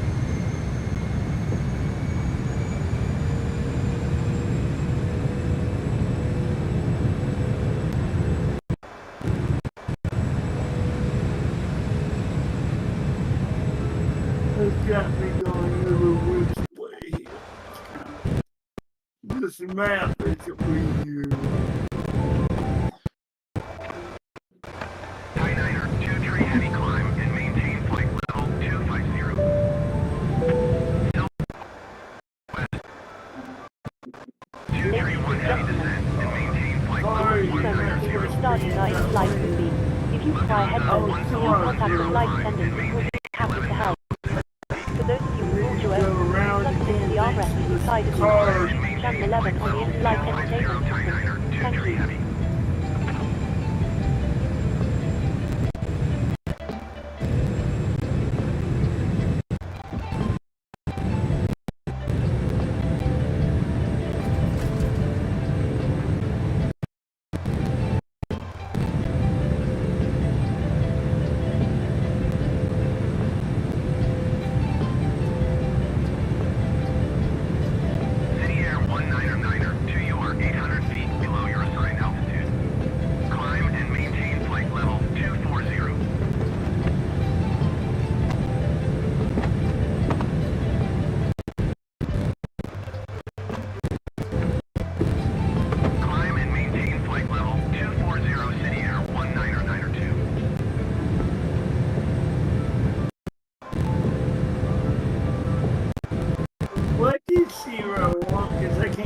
Shit.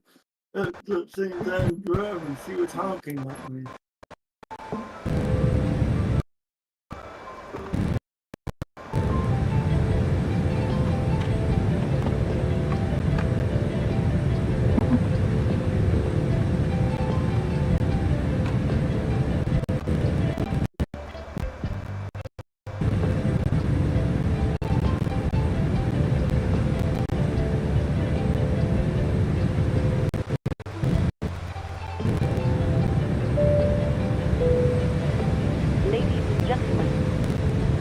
about to start one of our in-flight movies. If you'd like to watch, please plug in your headphones and select channel 18 on your armrest remote. Thank you, and I hope you enjoy the film. On this.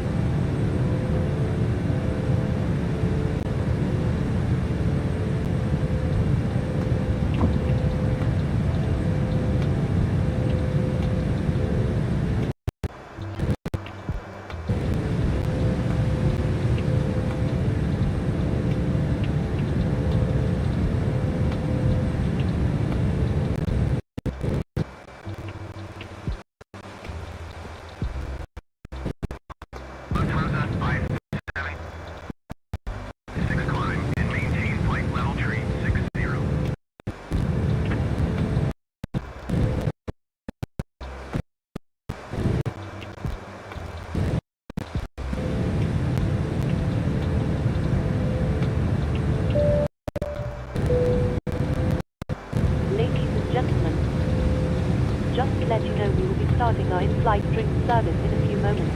If you could please clear all aisles and ensure that any bags are placed in the overhead lockers, it would be most appreciated. Thank you.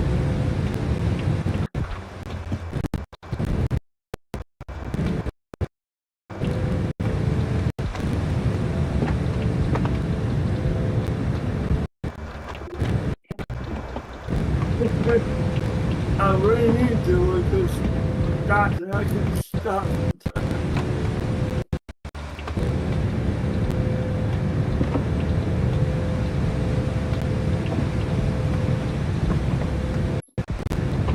I was almost Lufthansa 2483, you are 800 feet below your assigned altitude. Climb and maintain flight level 350.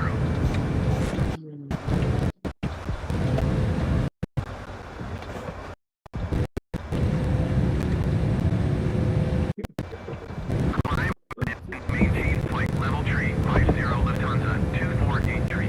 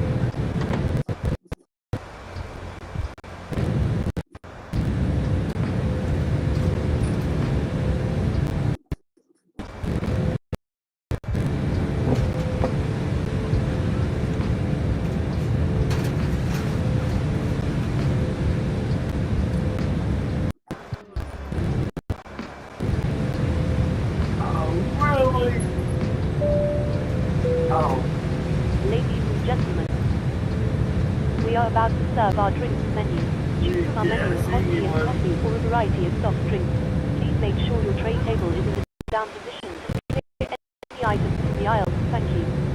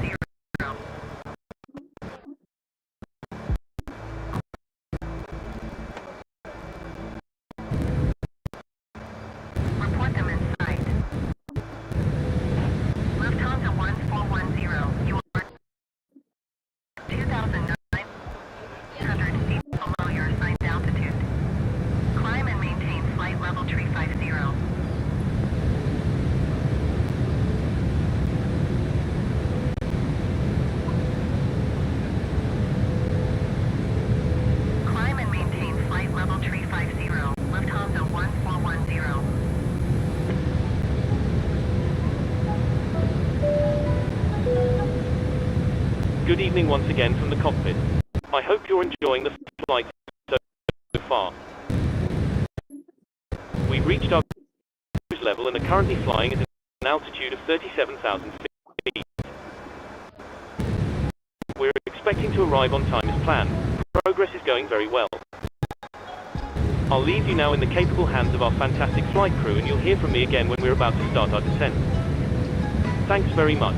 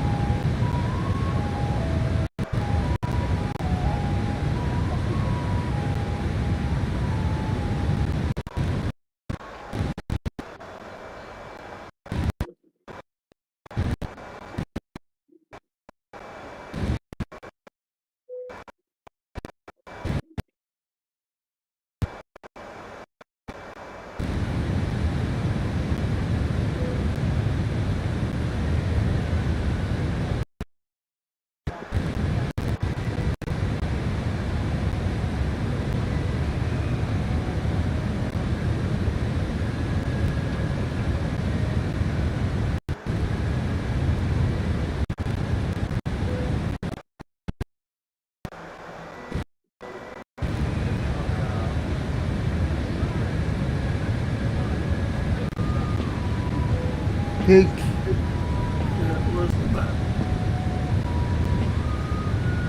There's another one Alpha going. 2483, you are 41 miles northwest. Maintain present heading and altitude. Expect ILS runway 26 No, I got approach via Roco transition. Clear to Roco.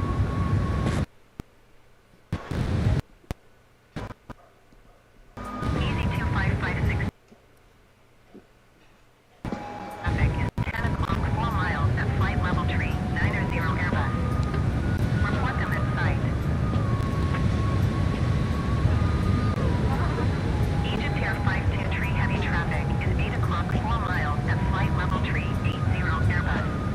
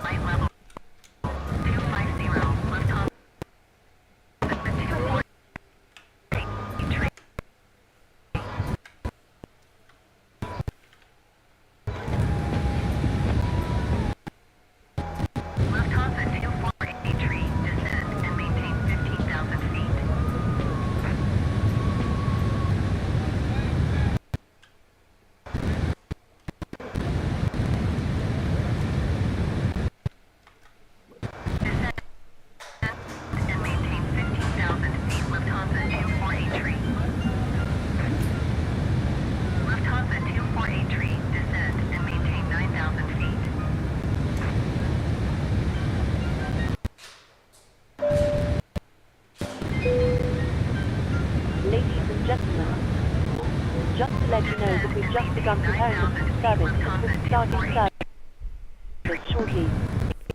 If you could please ensure all aisles are clear and bags are placed in the overhead lockers, that would be much appreciated. Thank you. 17,000 feet.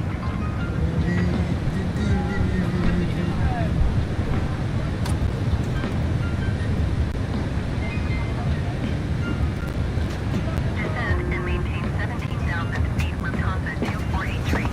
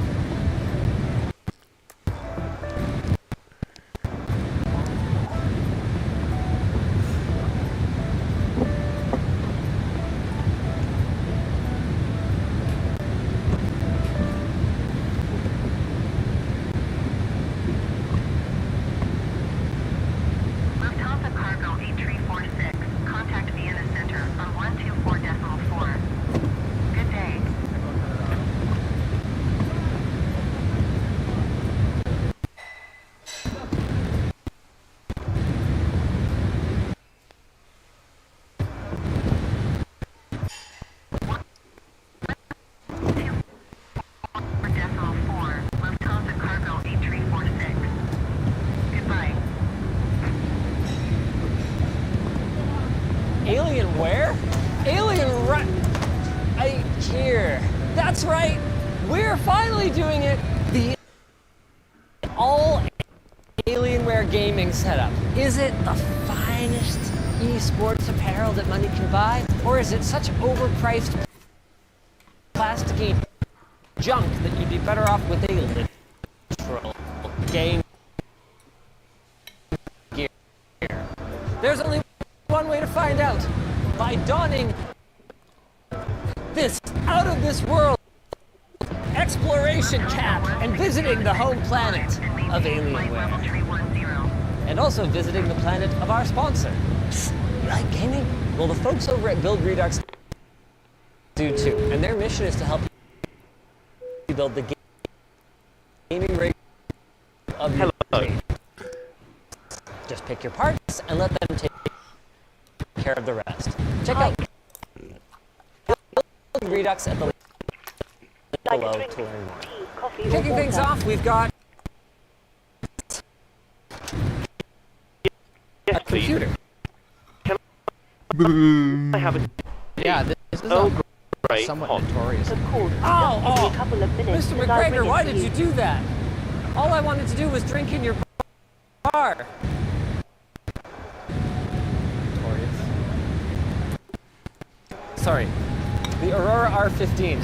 What's the problem with it? Oh, I see the problem. Where's the air for the GPU? Yeah, I mean, there's one fan here, but like, wow. That's not a good design. Yeah, and also they spent all this time making this massive plastic shroud to angle this case at a diagonal that does nothing for it. It looks cool. But out with the old, in with the new.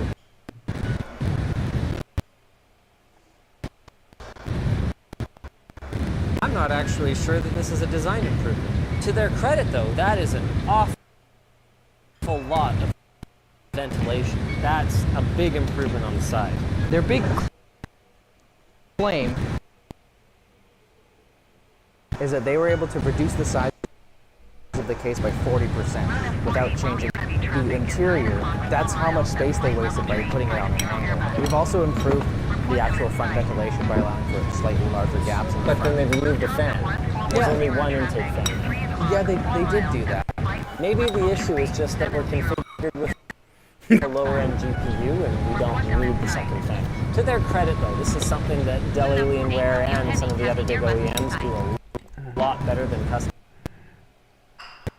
builders. This GPU is not friggin' going anywhere, no matter what happens to this thing in shipping. I'm just curious. Will this just go on? You know what? I think it might, if it wasn't for this top piece here. It's got the same funky motherboard. Oh, I get it. Oh,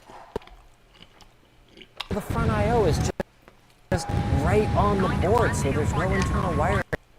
Okay, that's actually pretty cool. And while it might not have the same out-of-this-world looks as the older chassis, it's a lot more practical, and it's got it where it counts. It's got a 13700F 16-core processor, 8 performance, 8 efficiency cores, and a 4070 Ti, meaning we should be able to get some pretty good gaming performance out of this thing, as long as the thermal design doesn't suffocate our hardware like the old one had a tendency to do. I think I'll put you here. This configuration will cost $18.99. Okay. Considering the specs, that's not bad. But will the peripherals be reasonable too? Do we really need this many? I brought you choices. No offense to Alienware, but why do they even need all these different peripherals when people can just buy ones from Logitech? Well, no, I'm just... Okay, it's a legitimate question. You're gonna make Dell cry. We got everything in both colors and all of the different types. So there's a lot of different... Hey, these look like giant ear pods. They kind of do. Sick. First impressions. What? 69. Oh wait, are these wireless? Yes, they are the tri-mode wireless. $119.99.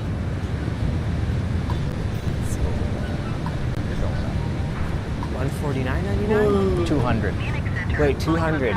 That's what they have it listed on their website. That's a little unfortunate. Depth cups and How's the they are. handling of the My Airways earlobes are already touching against the hard plastic here. It feels like they have mics on the inside. Do these have active noise cancellation? They do. Wow. That helps justify the price at least. I actually covered their lower end ones, the 720Hs on short circuit. They didn't have that. They also I don't want to be a total hater or anything, but boy, I wouldn't pay $200 for these. They're already uncomfortable, and I've been wearing them for about 10 seconds. On my head, I found them actually the ANC bump, that's what's hitting my ears though. Let me try these ones. Yeah, give it a shot. Oh, wow. Yeah. Yeah, that's right there. The lower end ones are more comfortable, I think. This is way more comfortable, and it has a retractable mic rather than a removable one. I guess with this one, their angle was you could wear them out. You might get bullied, but you could wear them out.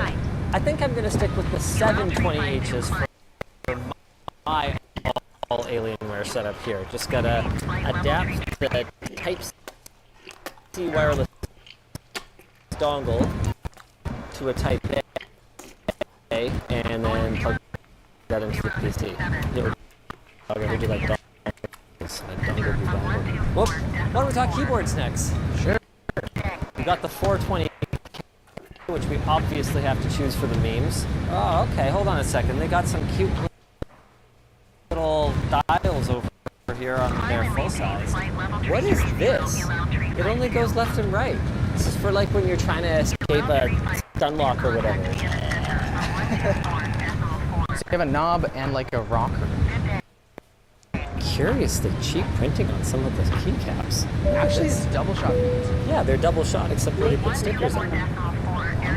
We are about to serve our evening meal, as well as items from the snack To their menu. credit, though, it's a solid enough feeling board. So cherry and red, I guess these probably are. Yep.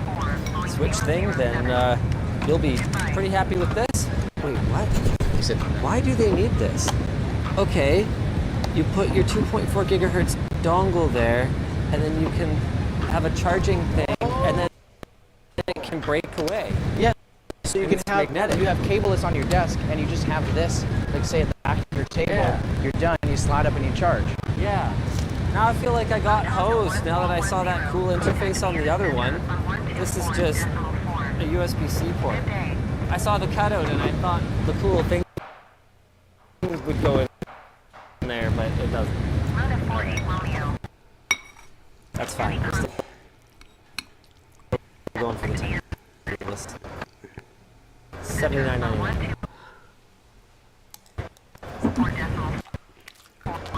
Double it.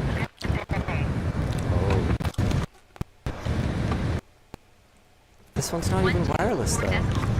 So I'm wondering if maybe the pricing issue is coming from the Dell thing, where you always have it on sale. Right? How much is it on sale? $120. That's still too much. It's better. It's really hard to justify a lot of the gaming keyboard prices these days when you can get like a Zoom 65 or whatever, a really nice custom keyboard for a very similar price. Okay. Who knows though? Maybe I'm gonna start, popping headshots like nobody's business, and I'm gonna be like, Alienware for life. Now I'm almost afraid to guess at the price of these mice because I am not getting any better at this. You do have a chance of redemption. The full-size keyboard, what do you think that's priced at? Well, I mean, given with this one, with $300, I don't know. You're close, $289. Oh my gosh! But just $200 on sale. How about this mouse? RGB Alien, Type-C interface, 26,000 DPI. Comes with a little Type-C thing with 5 little contact points here, and then a little breakaway majig that can hold the, there we go, wireless dongle, and also, okay, this is actually plug in power, so you can just charge like that. Boop, breakaway, breakaway. How you doing these days, Kelly Clarkson? 99. 150. I hate the PI switch buttons. They're on the bottom. It's like having a charging port on the. What are you, an idiot? It's got 420 hours of battery. Are they just straight memeing with this thing? Like, I don't get it. Listen, man. Aliens. Okay. Why don't we have a look at the 620? Is this a left-handed mouse? mouse? Wait, no. It's just an ergo right-handed mouse that I didn't quite understand at first. Everyone who's looked at this in the office has had the exact same thought. It looks like it should be a left-handed mouse, but no, it actually does feel pretty good in the right hand. This should be no more than $79.99. You just think about it for a little bit longer, maybe. You know what it's gonna be. What? No, I don't know what it's gonna be. 26,000 DPI. Okay, so still high in sensor. $89.99. It is $99.99. 79 on sale. Okay. But it is also the Dell thing, estimated value. So Dell on their website, they list the pricing of their products by giving you an estimated value and then giving you Yeah. I don't have any Christmas stuff on this. amount that you save. Good. So everything's permanently on sale. I thought it was illegal. Well, they explain it. It's based on industry data. So they're not actually listing it at that price. They're calling it savings by just having a cheaper product. A made-up number that they chose. I don't just want to be a hater here. Give me something good. Oh. Desk pad. I have all right. Oh. No idea if this is good. I haven't touched it. Okay. I'm seeing this when you are. Oh, it's very small. Is there anything bigger? They sent us like 10 of them, but I think they're all the same size of box. How much is this mouse pad? This is more than $19.99. Mouse pads are $14.99. Mouse pads are only buttons. Okay, so free. That is fine. It's got a non-slip backing, stitched edge. You know what? As bundled mouse pads go, that's pretty good. No hate. Alienware, no hate. Do you know what we can trust to be good from Alienware? Displays. Oh yeah, that's probably true actually. So, okay. We got options here, it looks like. Yes. 500 hertz gaming display. I already know that this thing is absolutely sick. It's not cheap, but it has differentiating features that kind of justify it. Or the QD OLED 34-inch ultra-wide. They also sent over one of the more mid-range monitors. It's a 27-inch, 165 hertz, 40p panel. Does it have an actual G-Sync module in it? Or is it just G-Sync ready? It's G-Sync compatible with FreeSync. Premium. $349? $399. I mean, you know what? That actually seems like probably a better match for our system anyway. Why don't we go with this? Sure. Why is a laptop part of this? Because they sent us a laptop. I don't know, game on the side. Game? Streaming computer. You know, I do kind of like the Caboose I/O system though. Everything's at the back, got your Thunderbolt, micro SD, okay, sure. I'm not a huge fan of the headphone jack at the back. Type-C display port out, couple Type A's, mini display port out. Actually, pretty good modern I/O. Is there no ports on the sides whatsoever? Oh, I don't like ports on the right on a gaming laptop, just because that's where my mouse is. Don't mind it on the left. Don't mind like if a micro SD was on the front or on the side or something like that. I think I'd probably prefer that. And I love their RGB trackpads.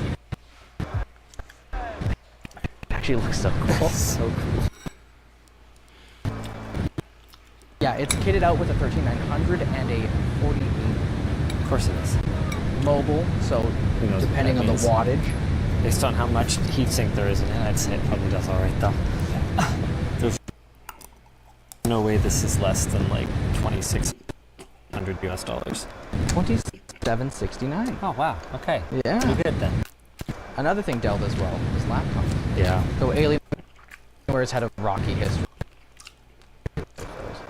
That is really funky foot. It goes all the way around. And it makes sure that it's going to be able to get some intake no matter what you put it on.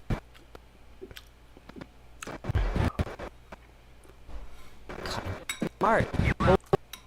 Oh, crud, there's a lot of fans in here.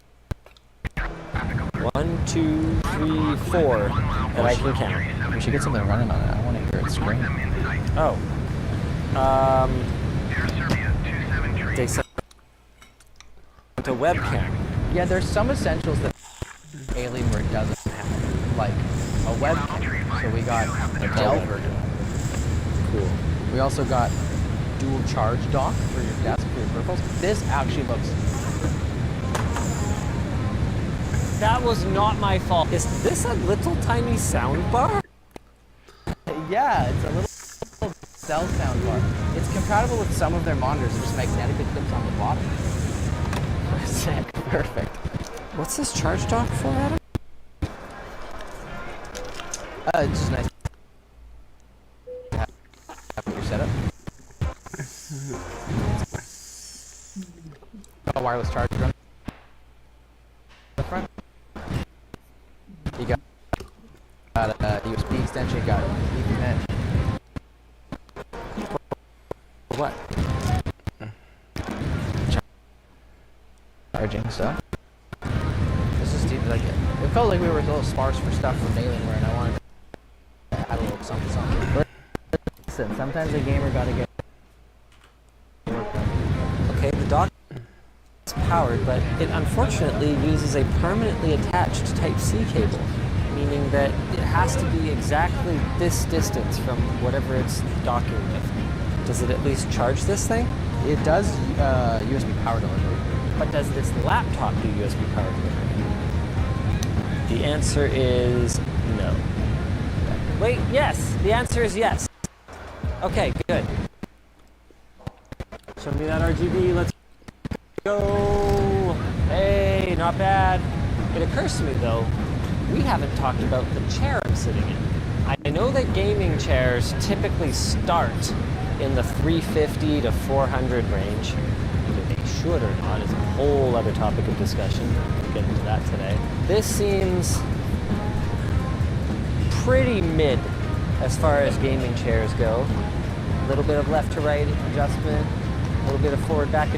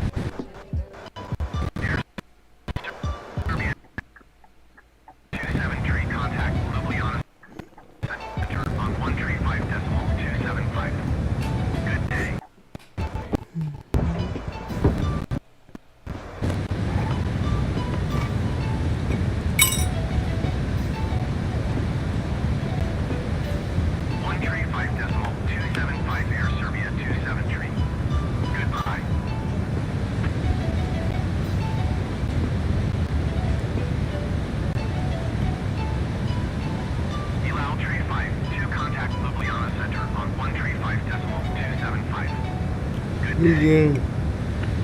Lufthansa 1756, contact Ljubljana Center on 135.275. Good day.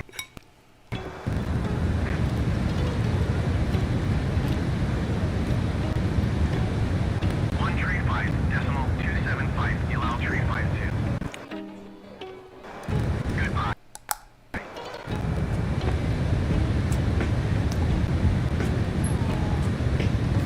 Going to 135.275, Lufthansa 1756.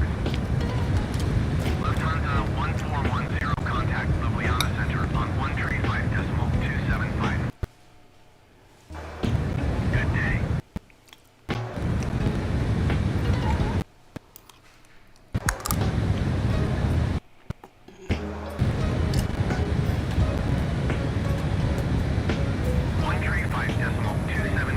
Lufthansa 110.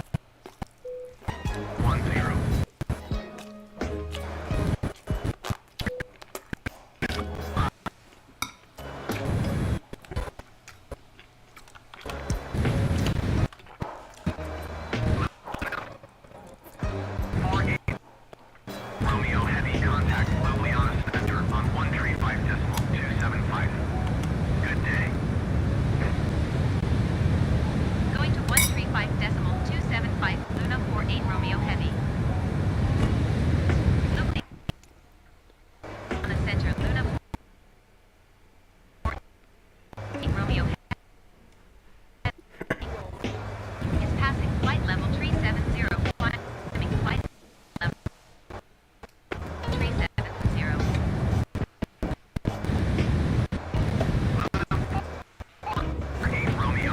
Romeo Heavy, Ljubljana Center, radar contact. Continue to be docks.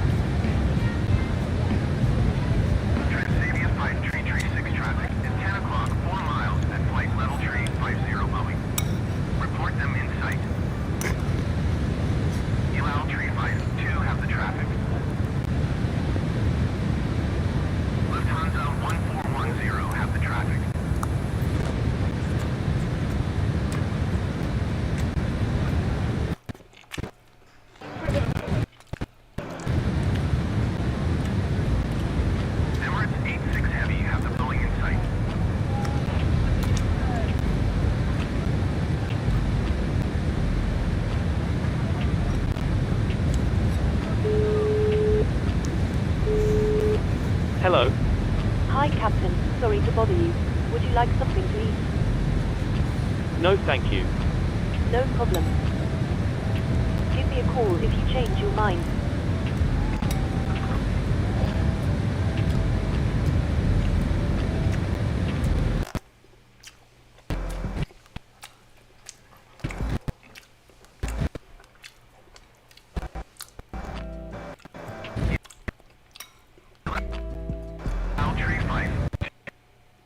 Contact Zagreb Center on 12.85.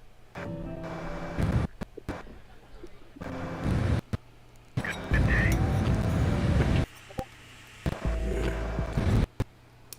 Lufthansa 1410, contact Zagreb Center on 124.85. Good day.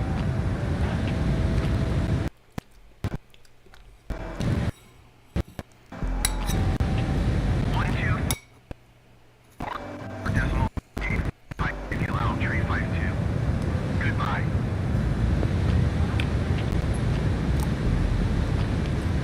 Going to 124.85, Lufthansa 1410.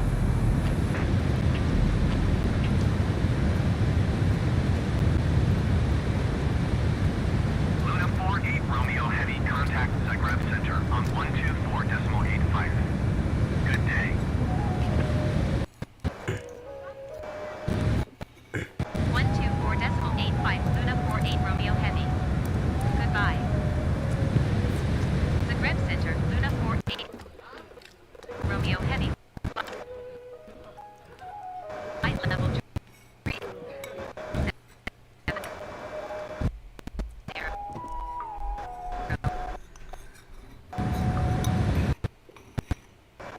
Luna 48 Romeo Heavy. Zagreb Center. Our contact. Continue to Laking.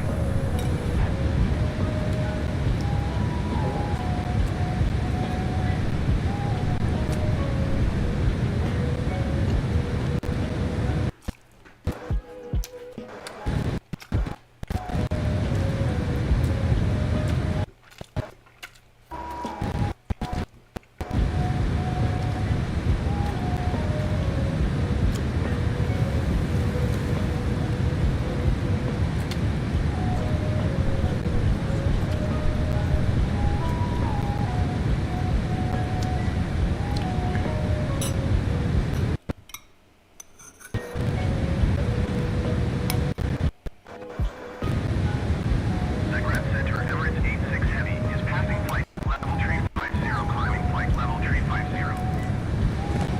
Emirates 86 Heavy, Zagreb Center, radar contact, continue to rail.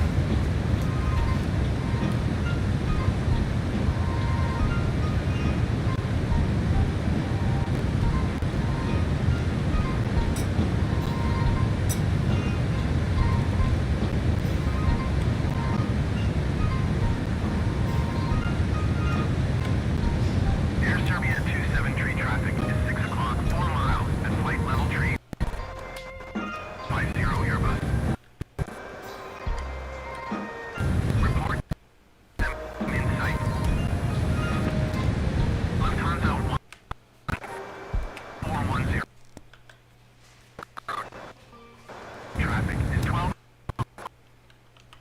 on 4 miles. And flight level 3 or flight number. Report them in sight.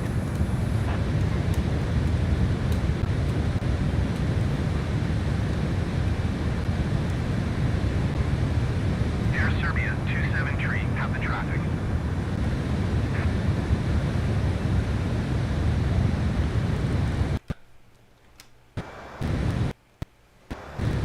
Lufthansa 1410, have the Emperor in sight. Air Serbia 273, traffic alert.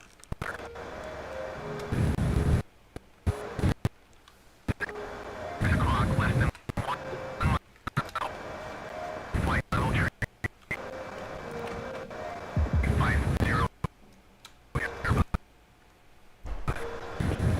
Report them in sight.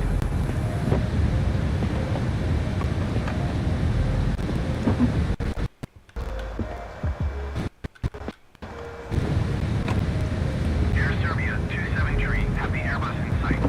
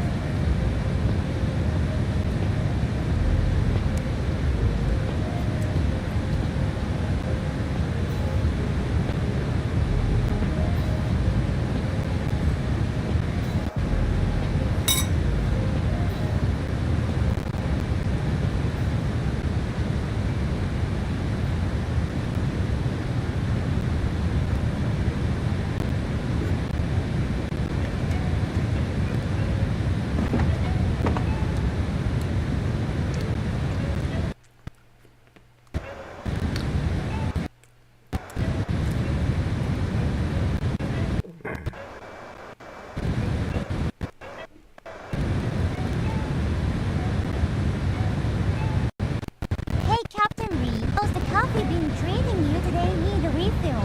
Or is car streambots reminder enough via showroom?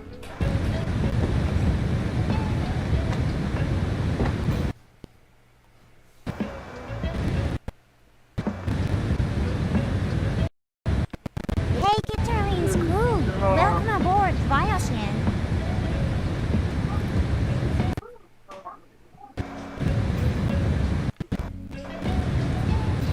Thanks for the raid, kitten.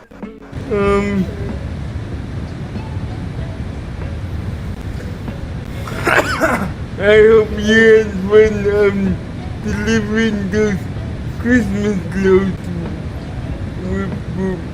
with Bird.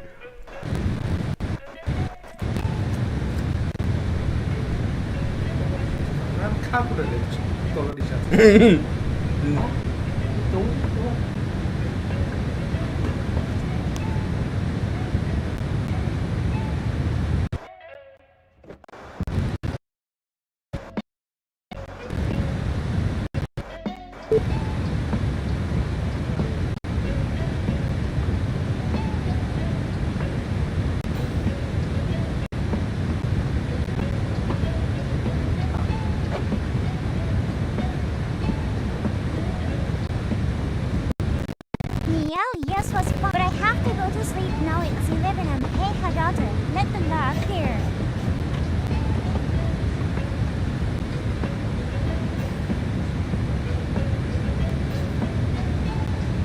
Well, oh shit.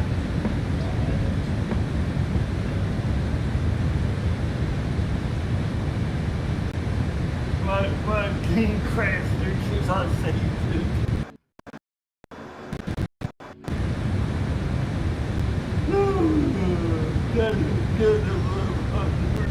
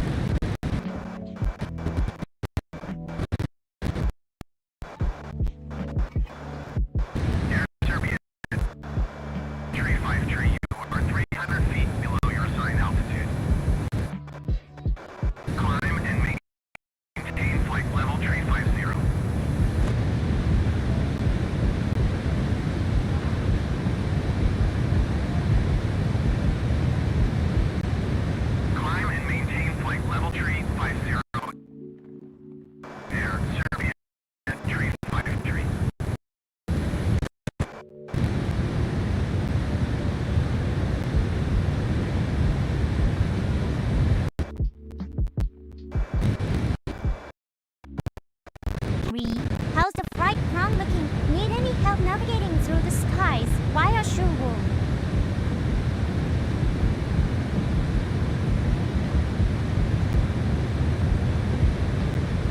What? Did you get Chris? It did.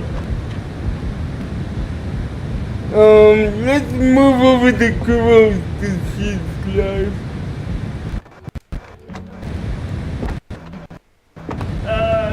Yeah, my game crashed after our safety, so. At least you got the save. I know. I know.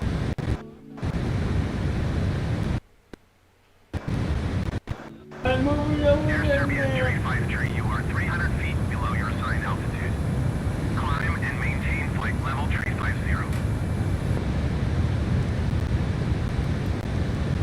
I used a retexture thing, and this is actually really cool.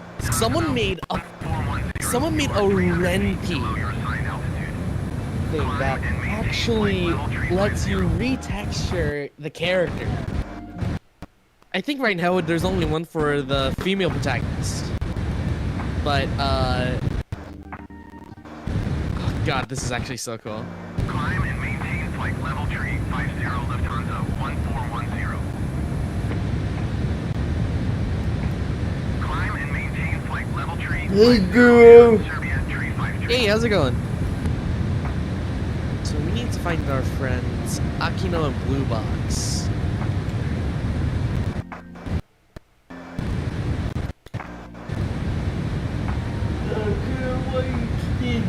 For today. Wait, what? What's your agenda today? Honestly, just going through Cyber Sleuth today. Because tomorrow is the official release of Clive Rossfield in Tekken 8, so I'm gonna play him then. I saw that.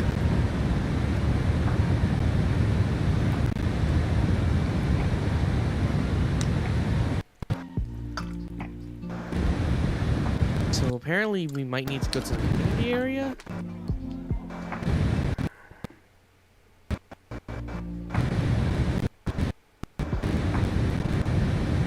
Ah, we only have one area. Okay. Well, we're supposed to meet people here, so let's just talk to everyone.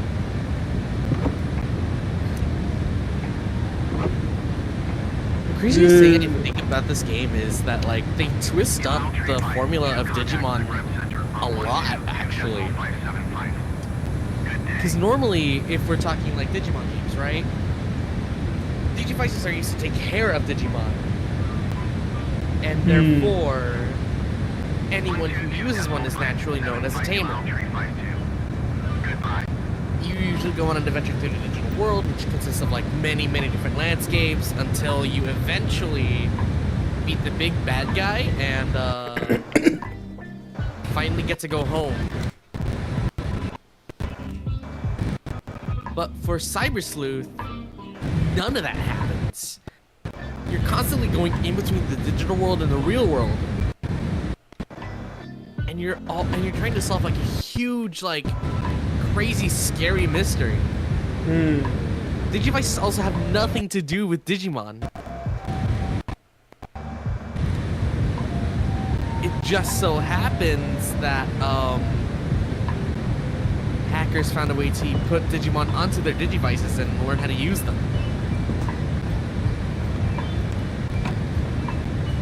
Pretty much everything that I've known about Digimon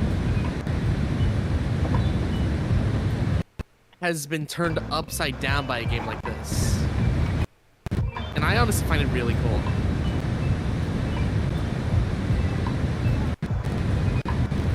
Well, if there's no way to teach them out why calling YouTube posts is not that check, why didn't see what I Well, mean? that's the thing. In Cyber Sleuth, it's how you communicate in the digital world.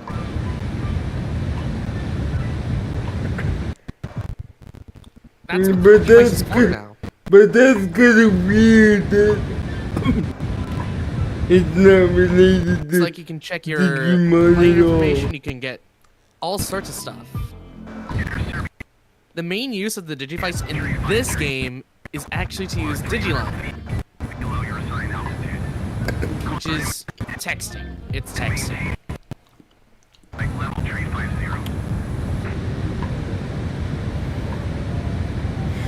Come on, I have some good news for you.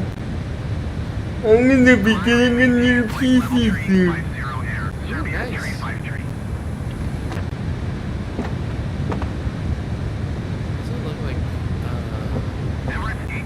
Doesn't look like Akino or Blue Box are here yet.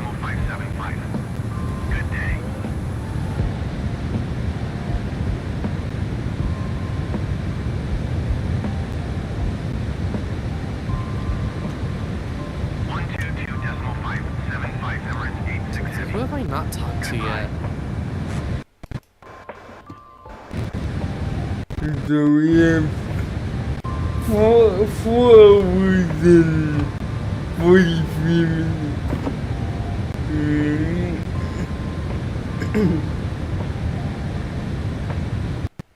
Wonder if I'm able to log out already at this point. That'd be scary. Oh, the artist for this game also did work for Hololive Indonesia. Interesting.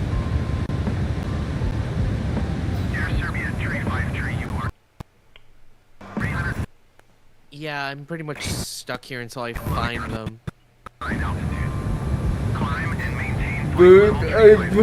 I found out why it's lagging so much. Let's just say UDP and TCP not me the same thing, but I'm dealing with 54 to 179 milliseconds ping right now. It is bad. Yeah, I know it.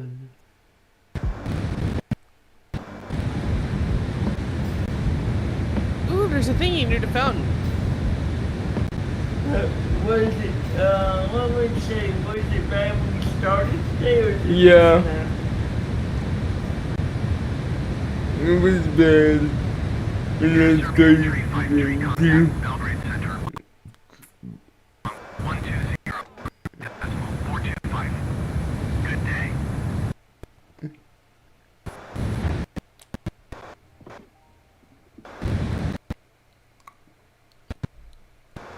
Alright.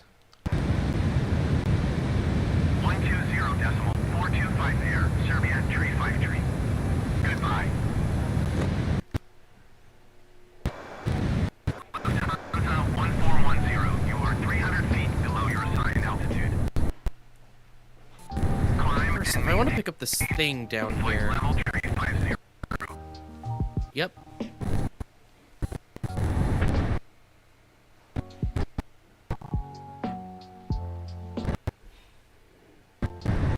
Oh my god. There's a but guy in it's the like Airways area a who knows how to big. get to Kowloon. I know, and I tried. It hasn't been working this bad at all until the last 2 days. And I know it's not what I'm running. Alright. Just remember, I did like 5 flights the other day with everything running. But look at the latency. I know, I can hear it in your audio. I know it happens.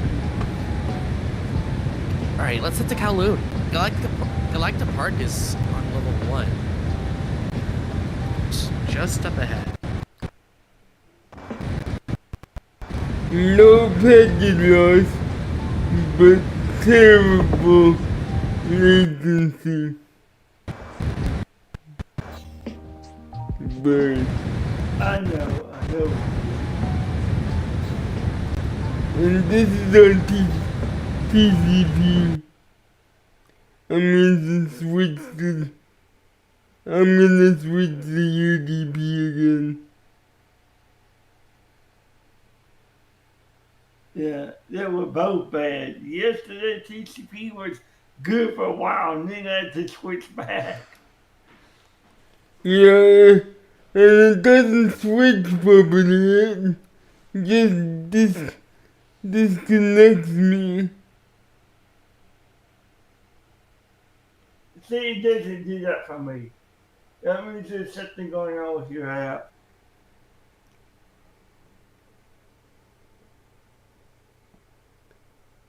No.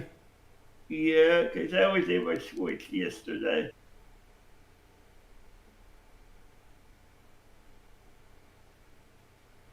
Oh, she's about to yell our ears off. Good Lord.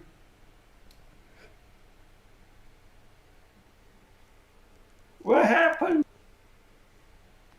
Good gravy. My screen's upside down.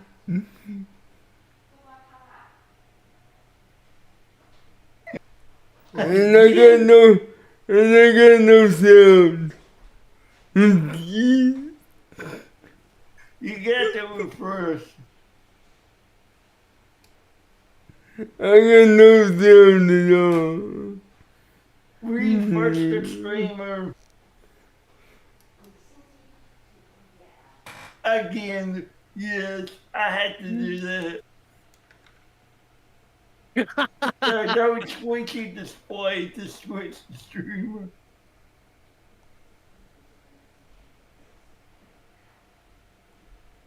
They did that to me one time. Yep. Yeah, that's definitely Blue Box.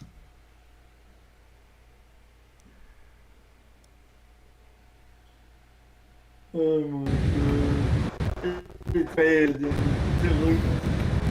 There you go. It's bad. It's really bad. I know, they need to fix that.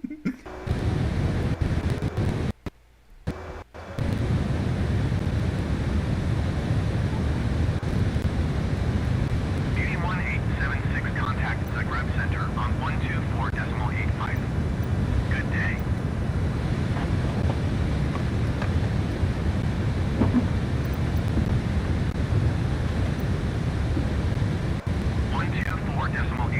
Beauty 1876. Goodbye. Okay, I can work with this. UDP is usable. Again. What's usable? UDP is usable again. TCP is a disaster. What did he do? I just went back, that's all I did, Junior. Okay. Because it was bad on both. Air Serbia Tree 53 descend and maintain flight level 210. secret. Now I need to switch over my displays again.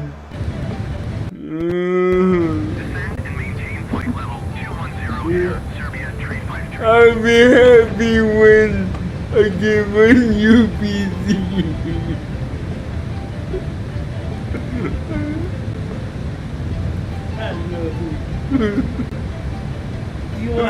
Damn it, I love you.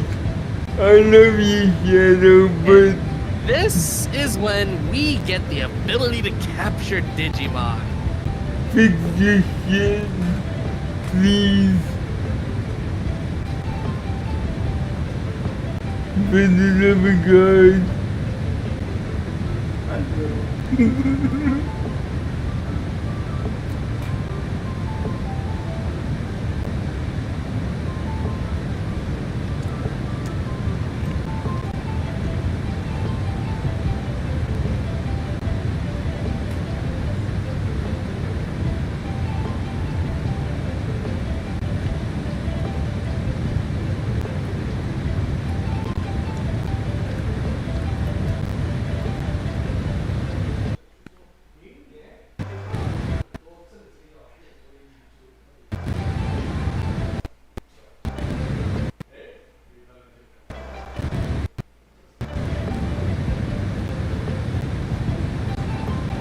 Okay, Shadow, what do you want me to do? Not move the mouse? Okay, you're the one who pulled me into this shit, and now you're chickening out first. You don't like? What's going on? As soon as I move the mouse, it begins lagging. Maintain 15,000 feet. Keep speed not above 180 knots. Expect ILS runway 12 right approach via Delta transition. Cleared to Delta. Air Serbia tree 5 tree descent and maintain 3,000 feet.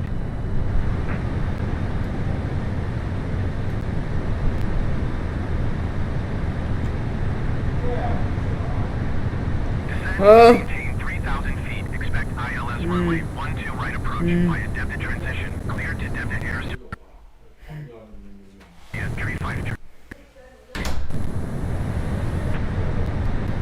Oh, that's a firewall. If I remember correctly, I think we need to get a certain type of Digimon to crack that.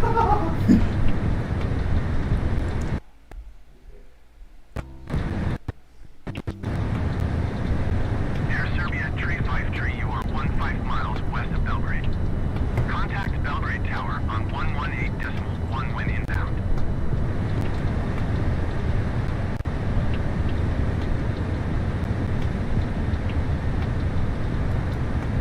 Tower on 118.1 air, Serbia tree 5 tree. Well, I guess we're going without Akino.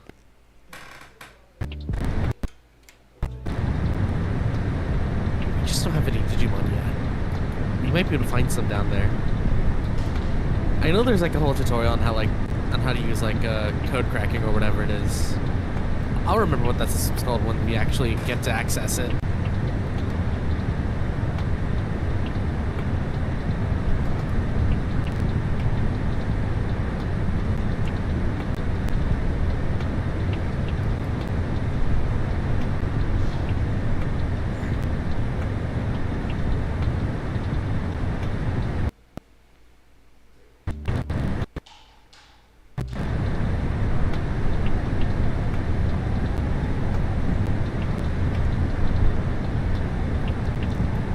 Well, that's where the white ghost went.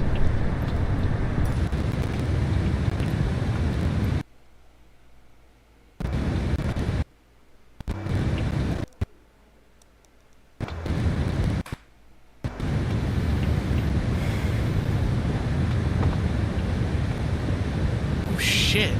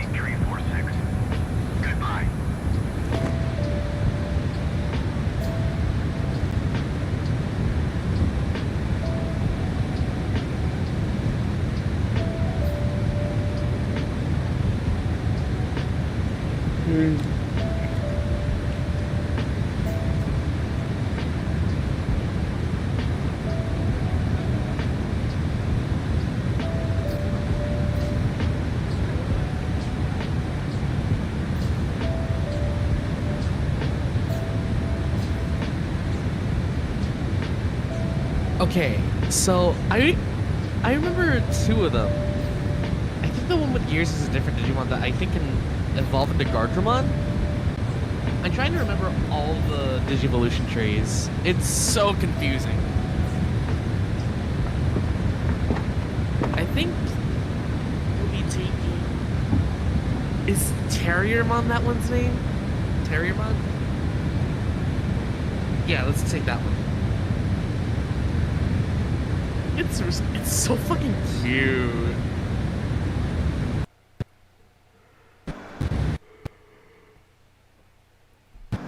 Oh, and then the one in the middle is Palmon. That's right. Let's take Terriermon.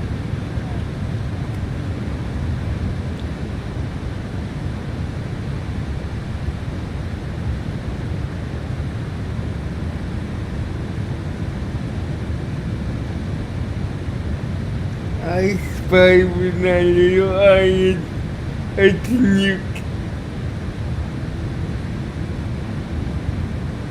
Yep. I love to meet you. Try this again.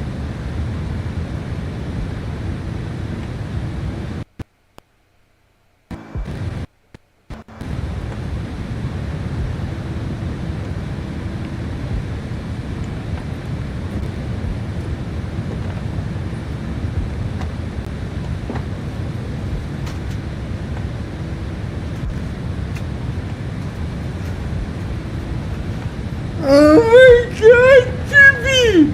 Thanks for the donation. Yeah, thanks to you for helping to a goal. Oh no.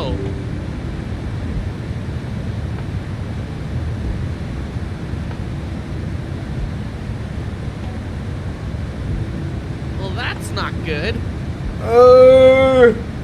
Bird?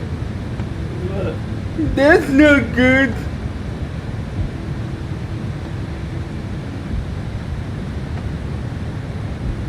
What? The graphics code doesn't great. I know, I told you that was happening to me. 118.175 Luna 48 Romeo Heavy. Goodbye. Bucharest Center Luna 48 Romeo Heavy is at flight level 370, climbing flight level 370. Was you in airport day today? Oh no. Poor baby. No.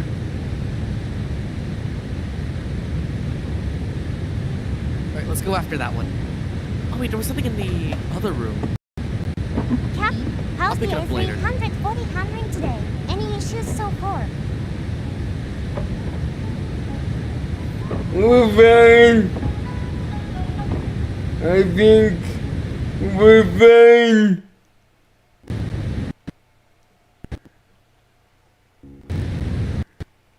We're okay. The flight's okay. Don't panic. Don't panic. The first time we see that, you only got like 4 hours. Shit. Or does it? Wait, what was that one Digimon's name again? That Boy, whoa. The Ghastly Boys just summoned. Is that Machine Dramon? No. Machine Dramon was something else. Boy does what?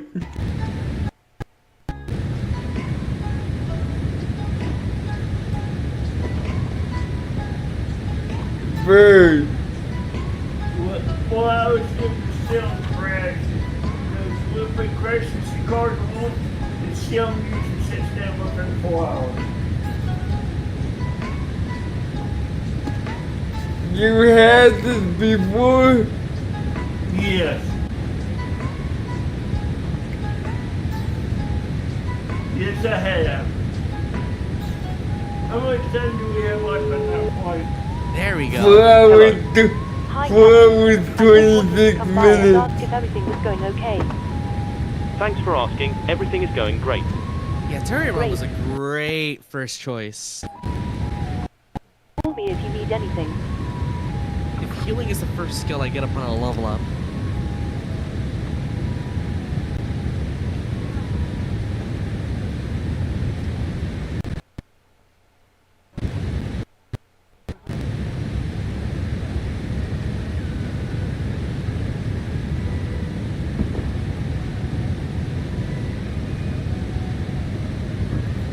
With Air Malta 355 to your 13 miles southwest.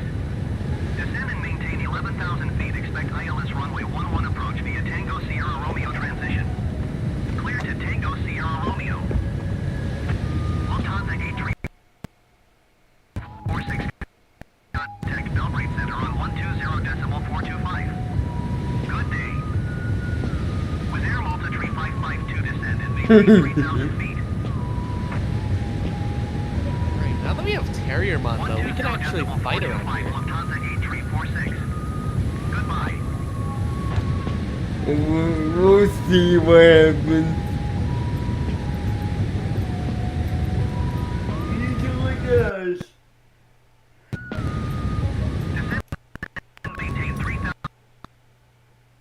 Now, if you can complete this story,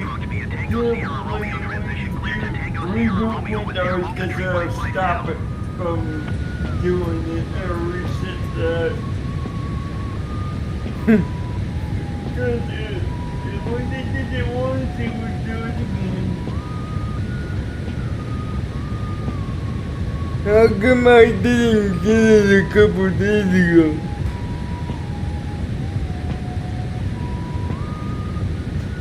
That's the thing. It's triggered by the beta, but it's also triggered by the lag. That's Static Fox, how you doing? And I mostly just install quality of life mods. Actually, that's all I installed.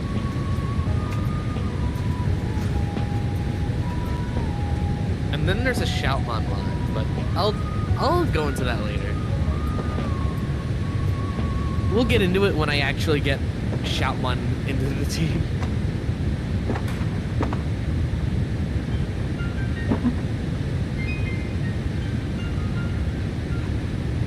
We go, look at Terriermon, he's just a little guy. Oh my god, I forgot how cute Terriermon was.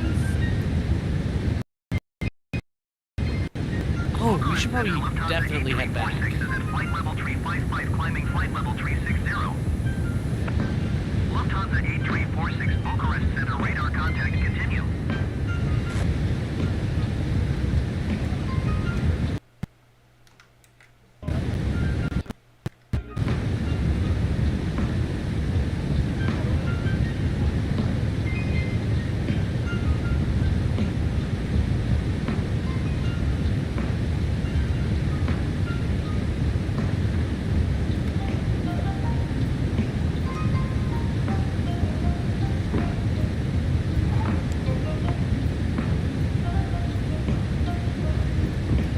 Terriermon really is just like me.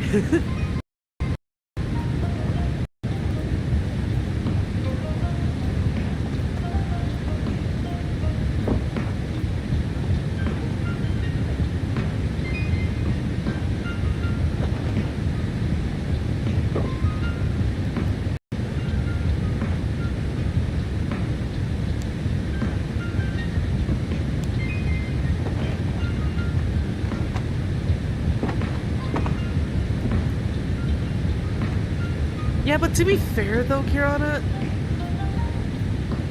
almost every single Digimon up, I think it's almost every single one up to Savers, right? Savers is season 5.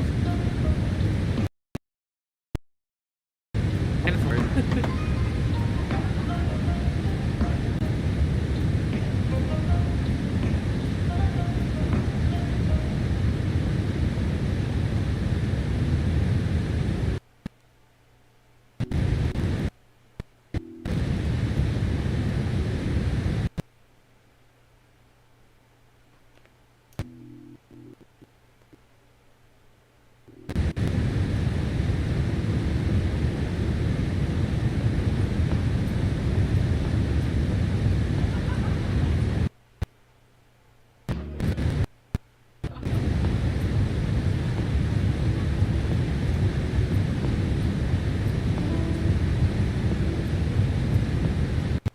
To be fair though, like, Digimon has actually pumped out a lot more iconic designs than Agumon and Gabumon. Not to say that these two aren't iconic, it's just like a lot of the prototype for, like, if I could get Gil, I'm probably gonna get Gilmon later on at some point.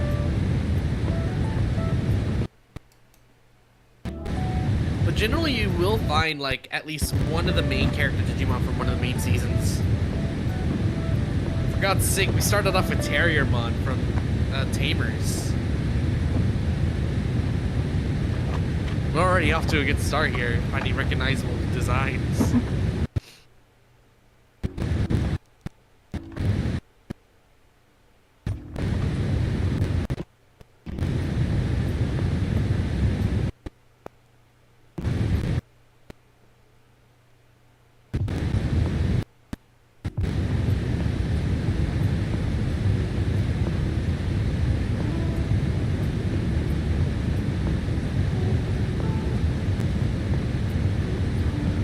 Oh, they already ran away.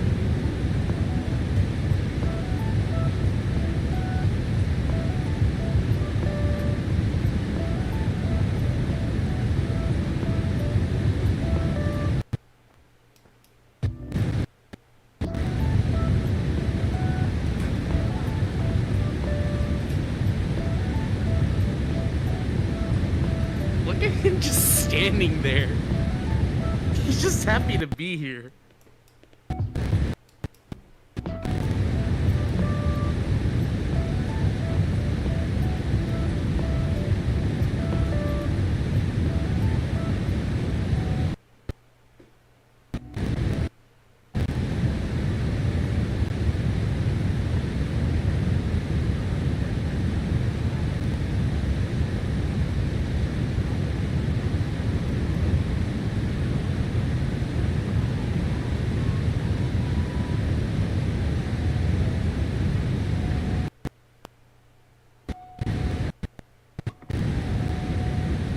Oh yeah, encounters are a thing now. That's Koromon, isn't it? Yeah. This is how we get Agumon.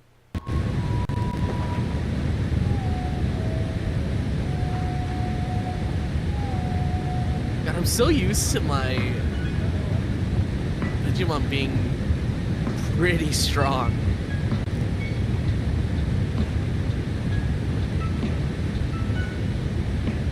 Uh-oh, we need to heal. Wait, do I have any items? I do.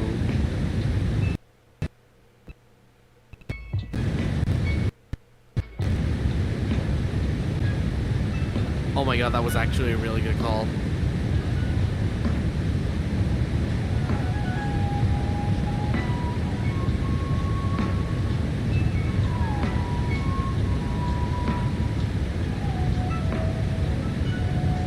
Hopefully I can get the full scan for Koromon soon.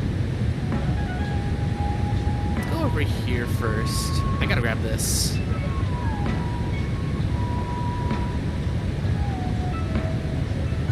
Now I think we can just wander around all over the first floor. Ooh, the escape gate. Isn't that for,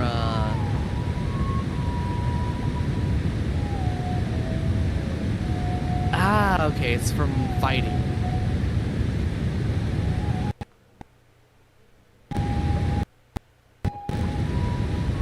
Yeah, we don't have to go up to that other platform yet. That takes us to level 2, if I remember correctly.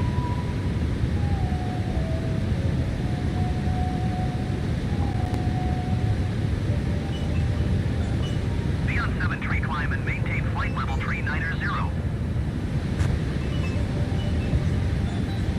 Uh-oh. I'm not taking that risk. Maintain flight level 390 beyond 7 tree.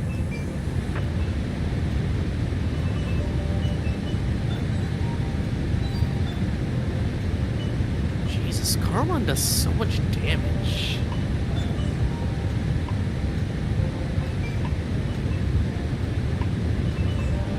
Oh, there we go. That'll simplify things.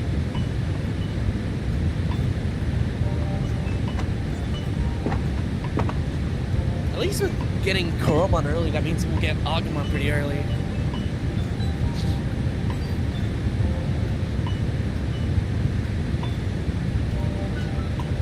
I'm just gonna go through this game pretty much normally. Hey Green, what's the current flight status? We're cruising at 43 at via Shuwu.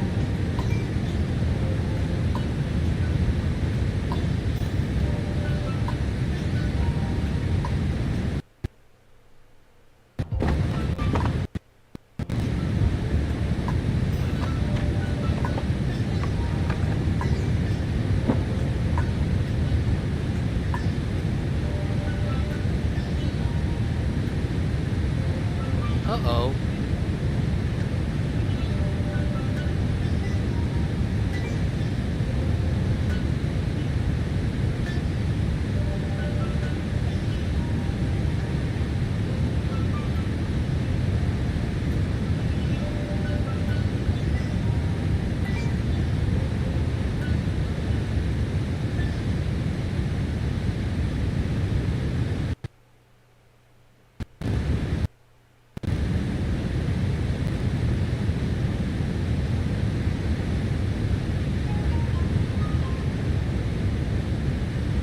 Oh, here we are.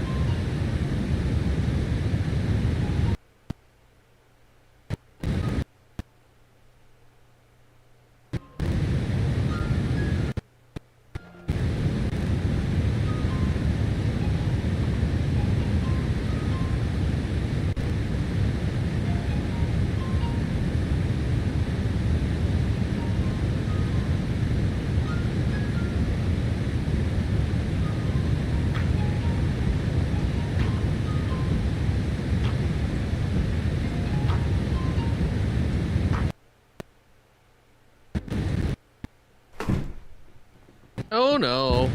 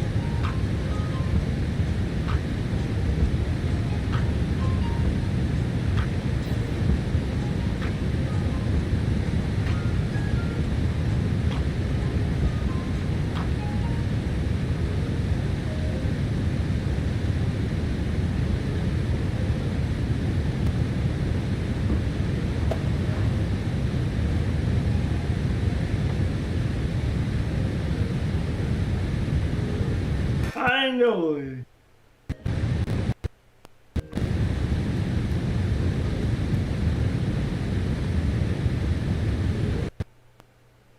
Okay, there we go.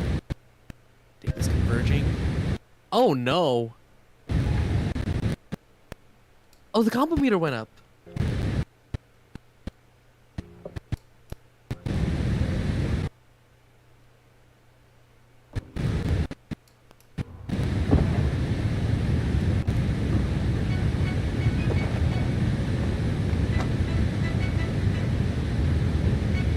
Uh-oh. Oh shit.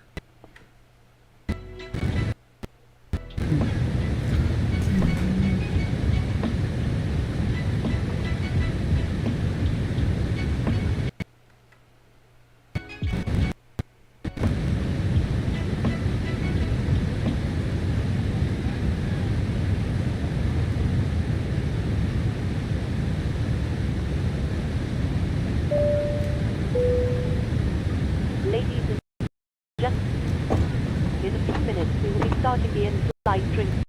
If you could please ensure all aisle and bags are the overhead lockers, that would be much appreciated. Thank you.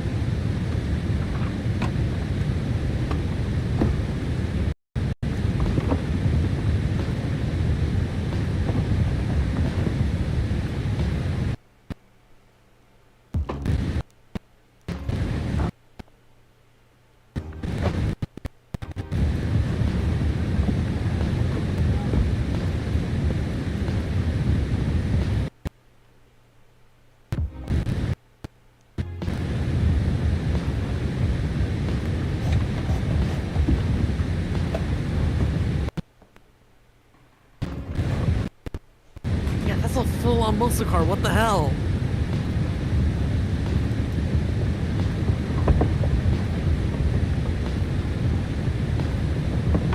I completely forgot that she had a car like this.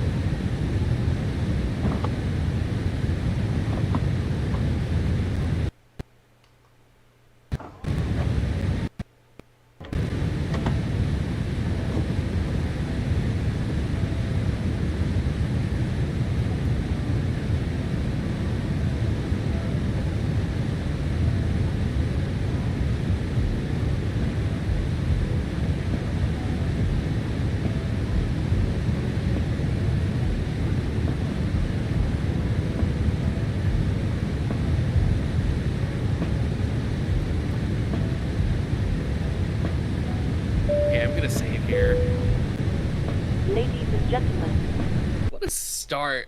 Oh my god. Also, we are about to serve our drinks menu. I apologize for the Cthulhu reference. Or a variety of soft drinks. Please make sure You have your nothing tray to table apologize for. is in the down position. I just thought it's funny. Clear any items from the aisle. Thank you. 2462 climb and maintain flight level. Besides, you're talking to someone who watches Nigel and Marmalade. Right. You just laugh at like the stupid demonic shit Tom Bates comes up with. Yeah. Climb and maintain flight level 380 with our 2462. Like, he even created like a bunch of demonic sounding phrases to like do certain things. Like, if you wanted to open a portal, you would be like, Tama! The way he changes his voice for that is... Looks like Akiyama's office. It kind of... I haven't played Yakuza before, though. Fiera, hey, how are you doing?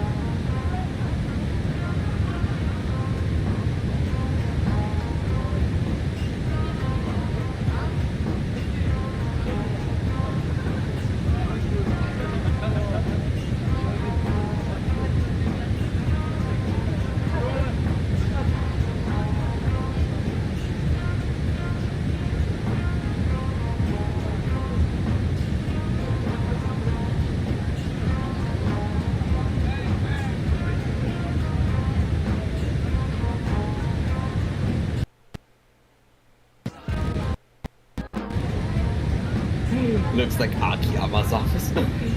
I mean, I'm on the opposite end. I haven't played 4 yet, but I did watch a bit of Dead Souls.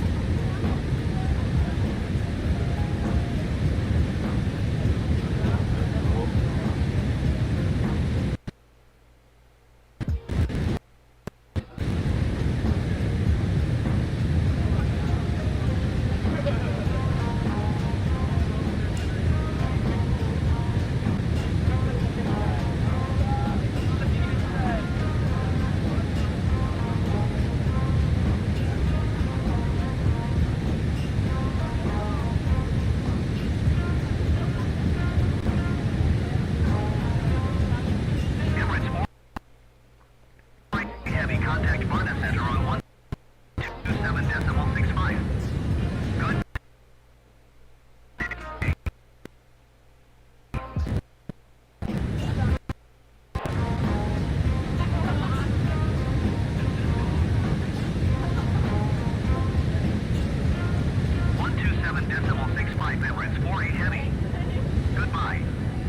Oh, Viera, welcome to Digimon Story Cyber Sleuth. So we've just been caught into a weird phenomenon where we actually became data. Oh, Terriermon's here!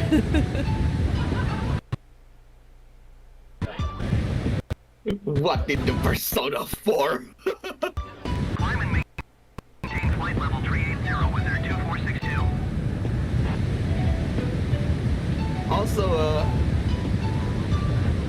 can we all agree that Terriermon is cute?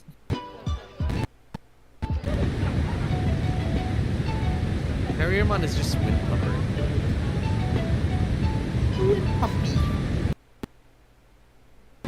Okay, ads are about to start, so I'm gonna go ahead and take some time to stand up, stretch, take a break.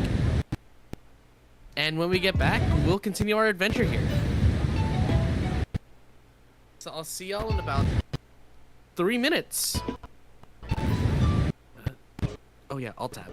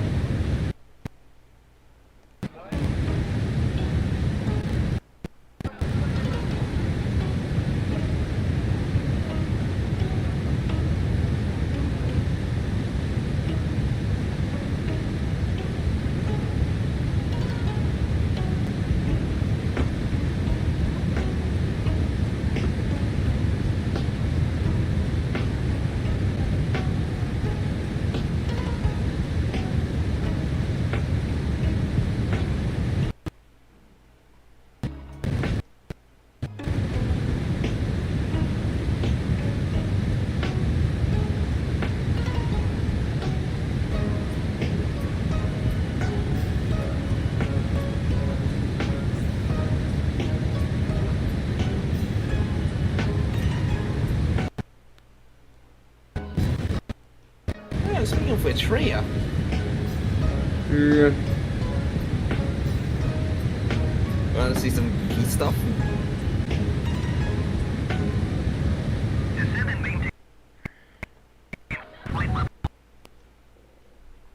I'll probably share my screen, and if that's okay with you, Rhea.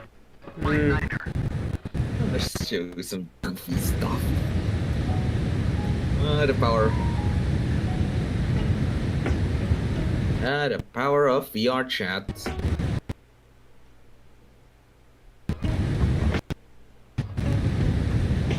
That I can just look like a I'll go with a suit.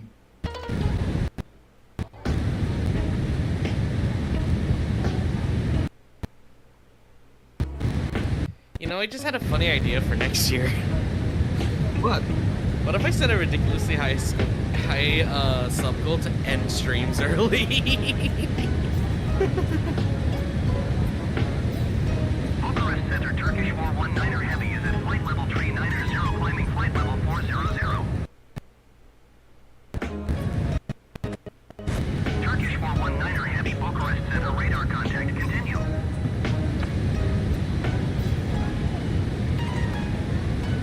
Alright, I'm just gonna wait for the timer to go away, Hey, and then we'll Cabby, continue our what's the adventure in-flight here. news service like on this long haul? Wires made cuzzer.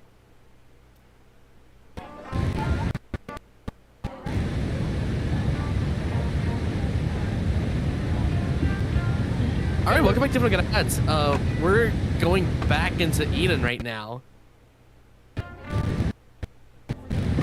I probably look silly using a model from Salmon Max on like areas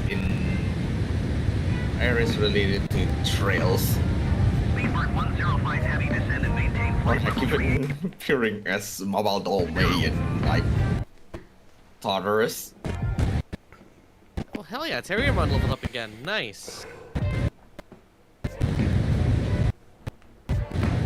Luna 48 Romeo Heavy, contact Martin Center on 127.65.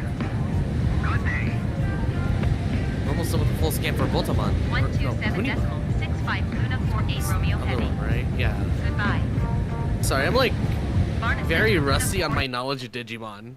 8 Romeo Heavy is at flight level 370, climbing flight level 370. Right now, my knowledge only pretty much goes to like some evolution trees and Cyber Sleuth and some of the major characters from 01 and all the protagonists. Which reminds me, I gotta watch that one Digimon series, Ghost Game.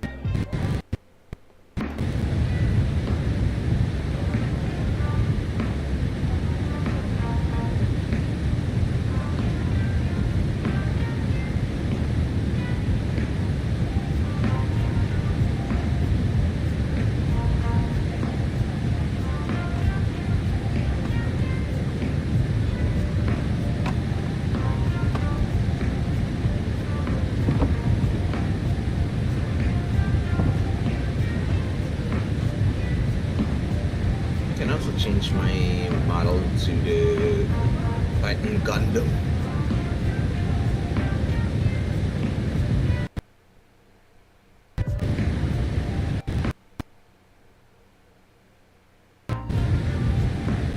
I want to talk to the NPC. Oh,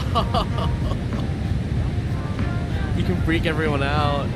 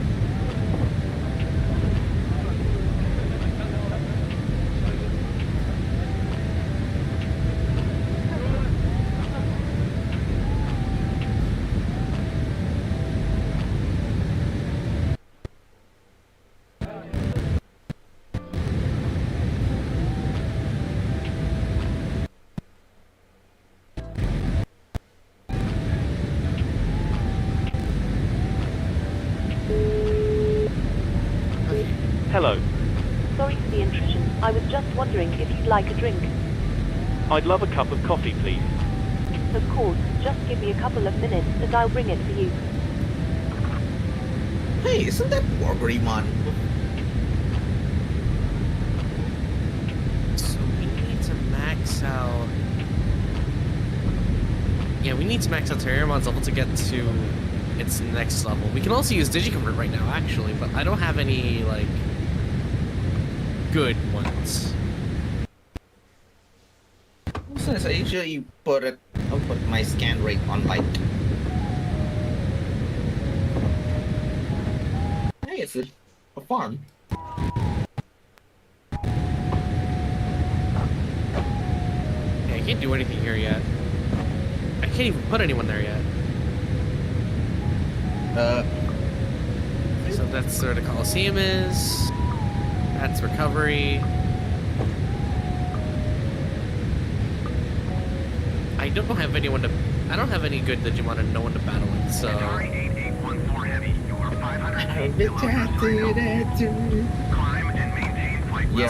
right. This is P4. 5. Yeah, let's just stock up for now. Hello. I think we've gotten everything out of the way here. Your drinks are ready. There is a storage compartment in our galley. Thank you. It's a riot when GC's what I'm trying to do in like VR chat. Climb and maintain flight level tree 40 Qatari 8814 heavy.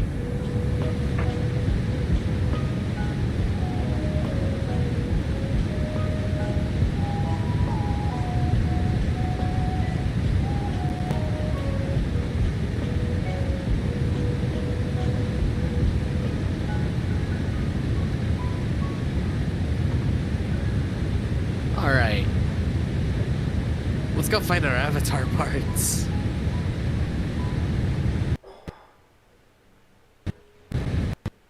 These trees so hard to keep up.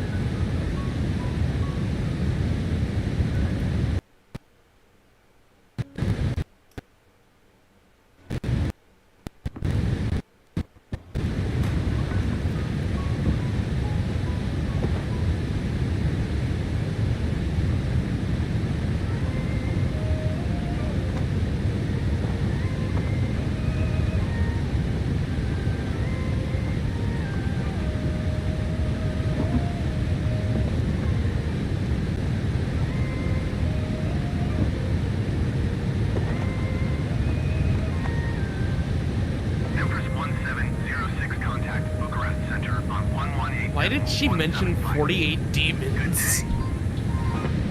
48? That's a lot of demons, don't you think? Ooh, we got a message on Digiline. Wrong button. 175 Empress 1706.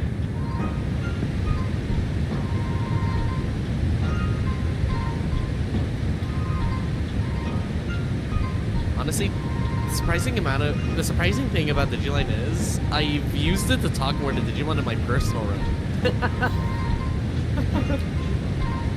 Yeah. Ah, there we go. I finally got the full scan for Koromon.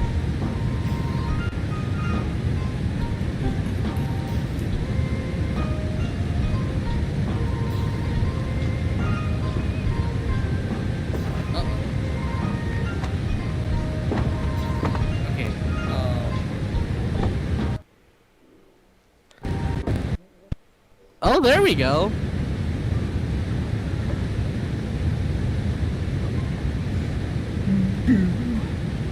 I think, wasn't there like some kind of benefit to, wasn't there some kind of benefit to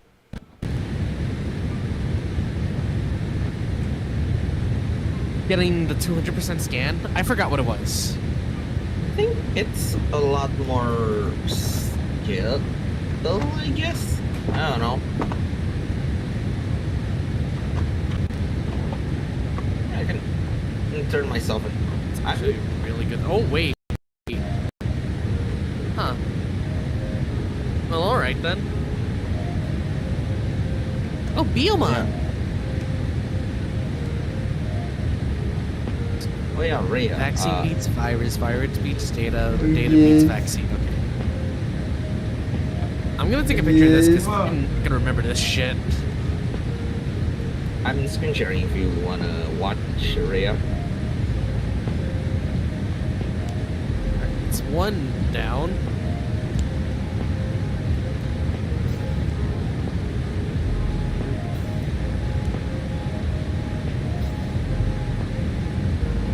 This might look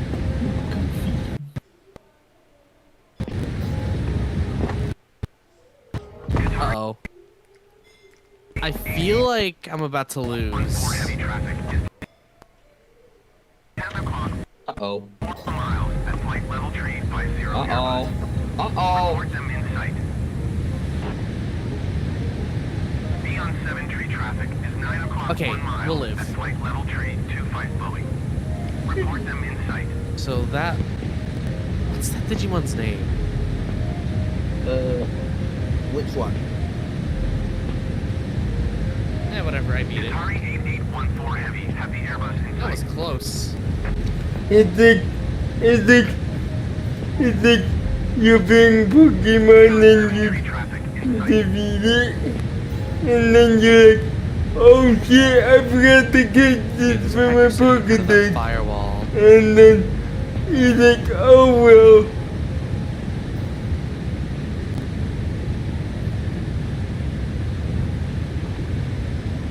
I kind of want to change my avatar. Alright, we'll be able to find our avatar parts here.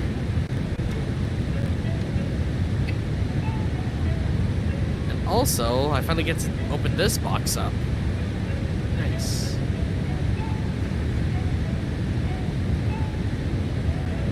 And there's our dungeon exit.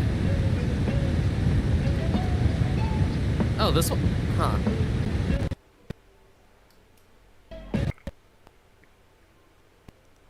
Uh-oh. And you just went to Change some new skills. Well, I didn't do. And you Ready just then? went to shit again first. I know it is. We're given this for a reason.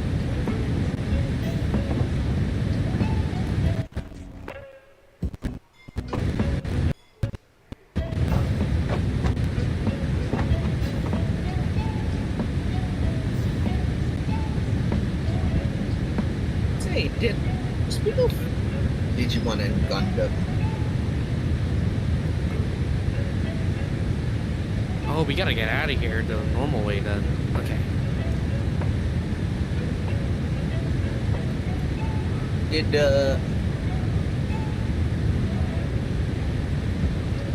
Kuro, did they ever release Gunpla based on Digimon?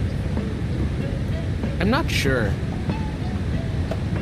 Let's check. Ooh.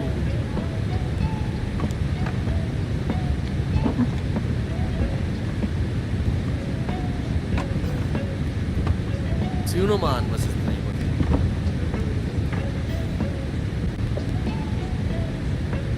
Let's use Terrier Tornado. No, apparently Digimon and Gunpla never mixed. Never had baby.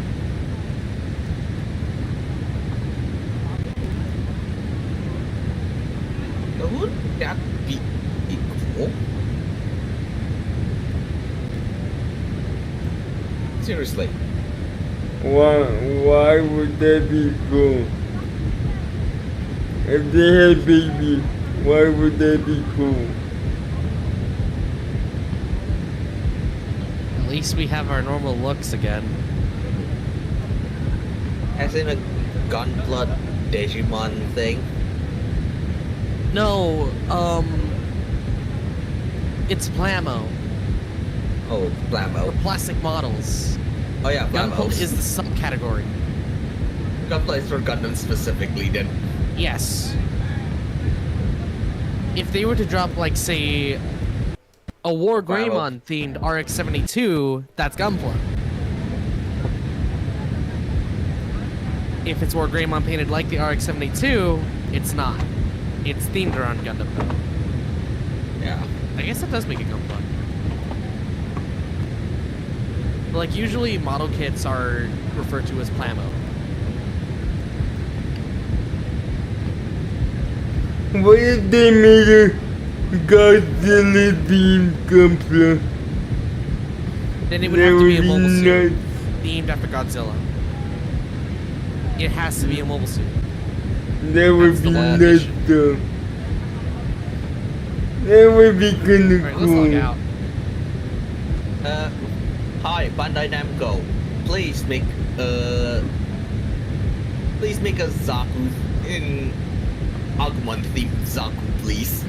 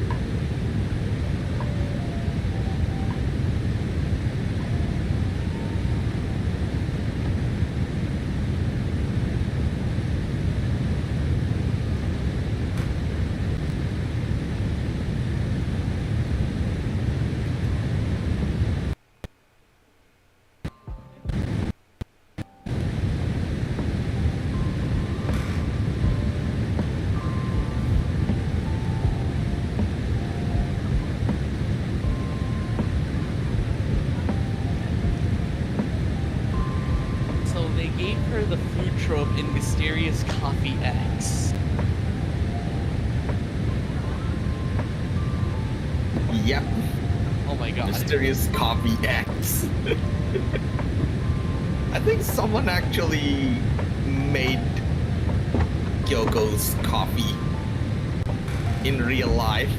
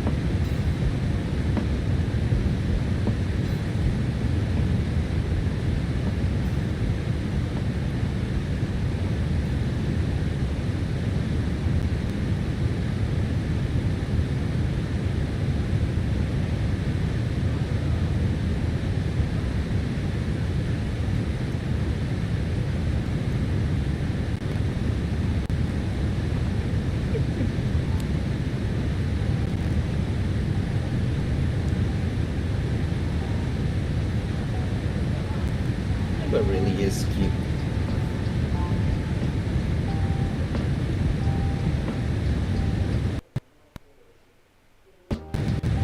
Oh hey, mysterious girl.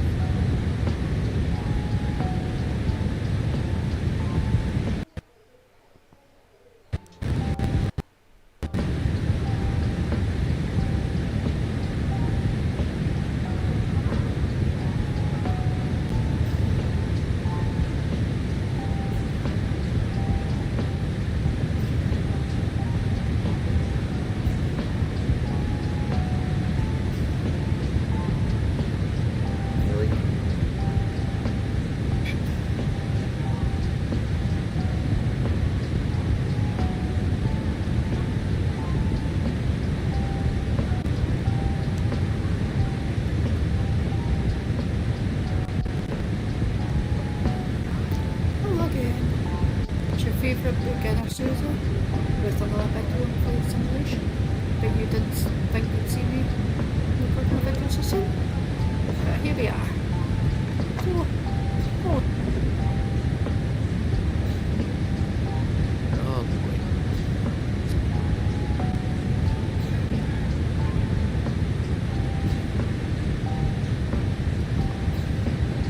With air Malta 6764, you are 500 feet below your assigned altitude.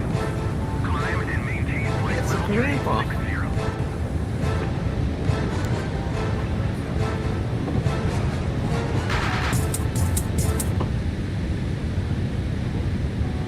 Climb and maintain flight level 360 with air Malta 6764. Have you ever heard a saying, if something can go wrong, it eventually will?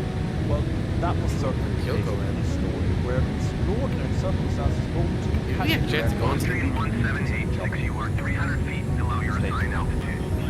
Climb and maintain flight level 290. That's right.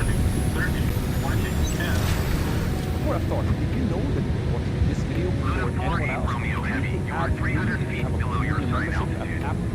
Climb and maintain flight level 370. There are also loads of other perks there, so go and check it out. The Climb and 21st maintain of flight October level 370 2020 was a very 48 Romeo Heavy. France. An intense low pressure was up. Oh, I have to do a connect jump, Ruby. And it had brought with it an unusually long jet stream with wind speeds of up to 50 knots and an altitude of only 15 Climb and maintain flight level A 390. jet stream is a narrow band of extremely strong winds that often travels from west to east of the northern hemisphere, but normally at a substantially higher altitude, generally around 30 to 35,000 feet. Now, when you have winds traveling Okay, that one, I don't think that was they will also be hitting mountains, hills, trees, and buildings, and at these higher speeds, that can cause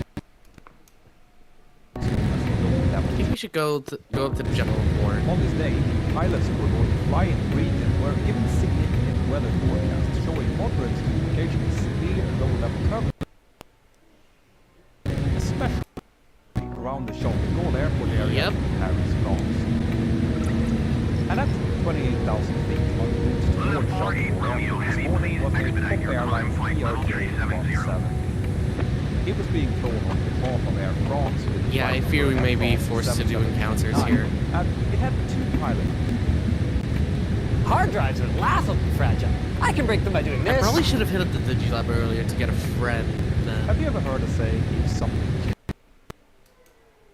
wrong?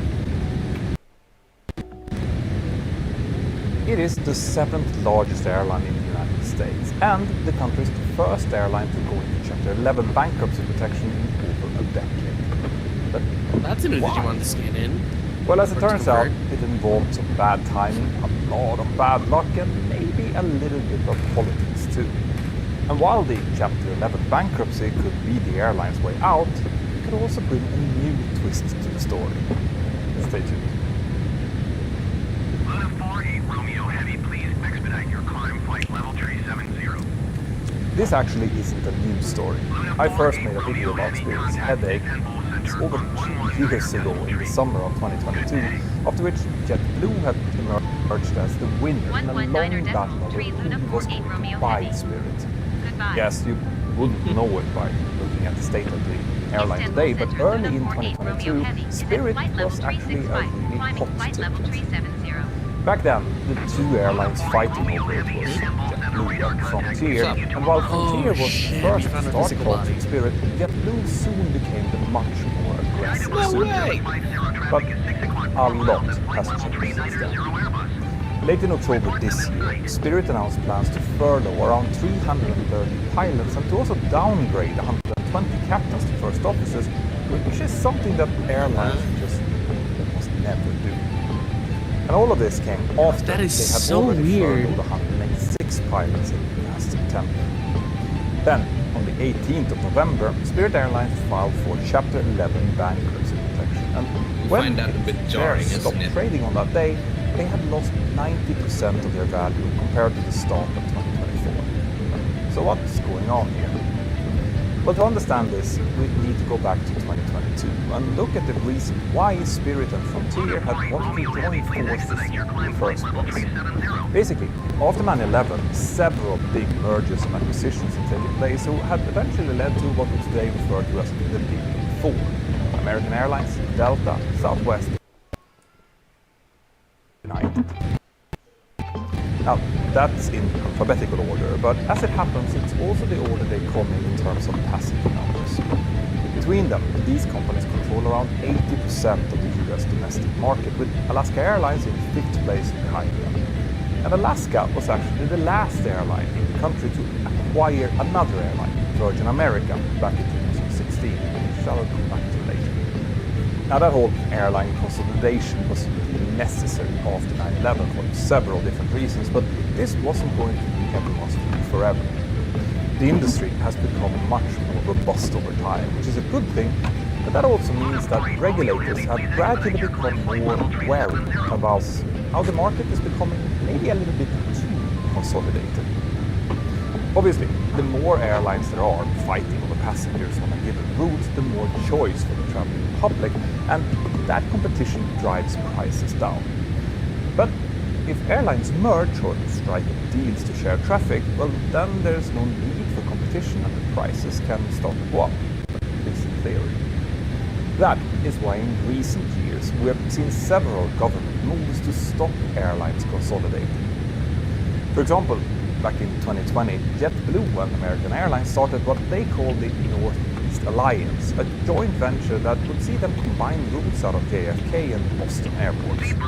The airlines claimed that the move would benefit customers by allowing them to connect flights between the 2 airlines thanks to coordinated schedules and booking systems. And on top of that, they even combined some benefits in their loyalty programs.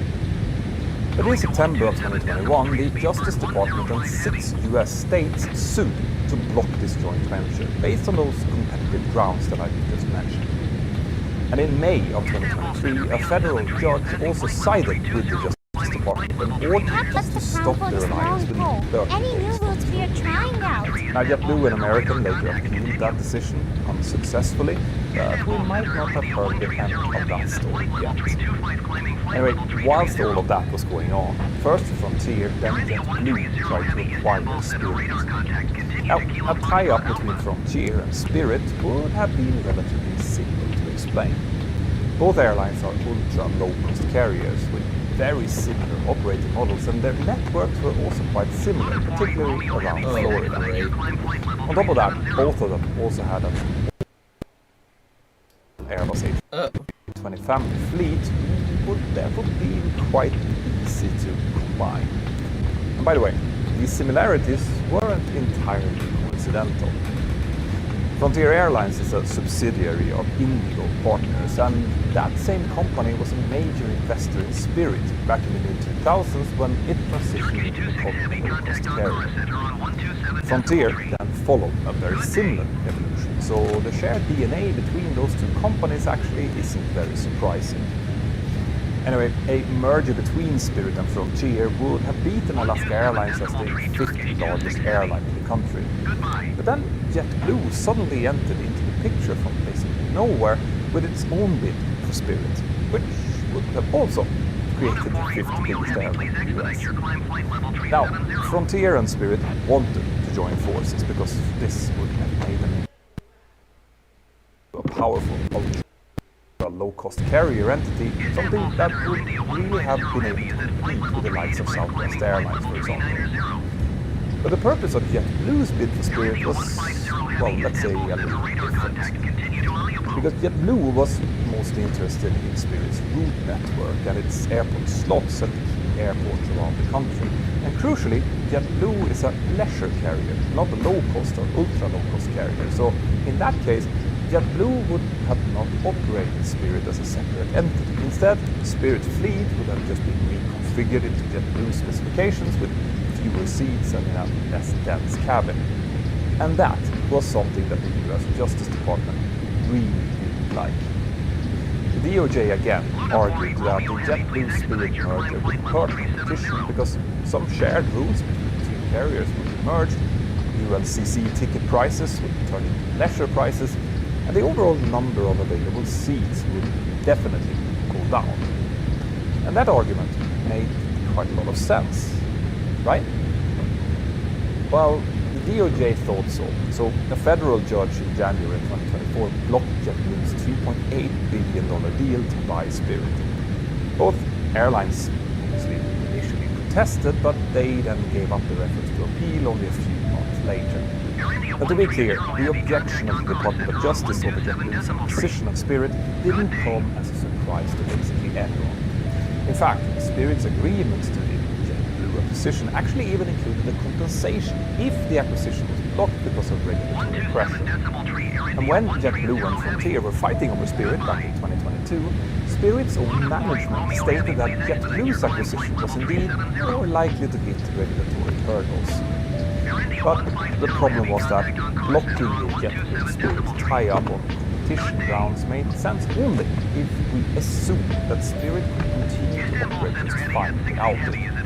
And as it turns out, some other developments that were happening in parallel to all of this were making that assumption impossible. And speaking of impossible, have you seen this awesome little thing right here?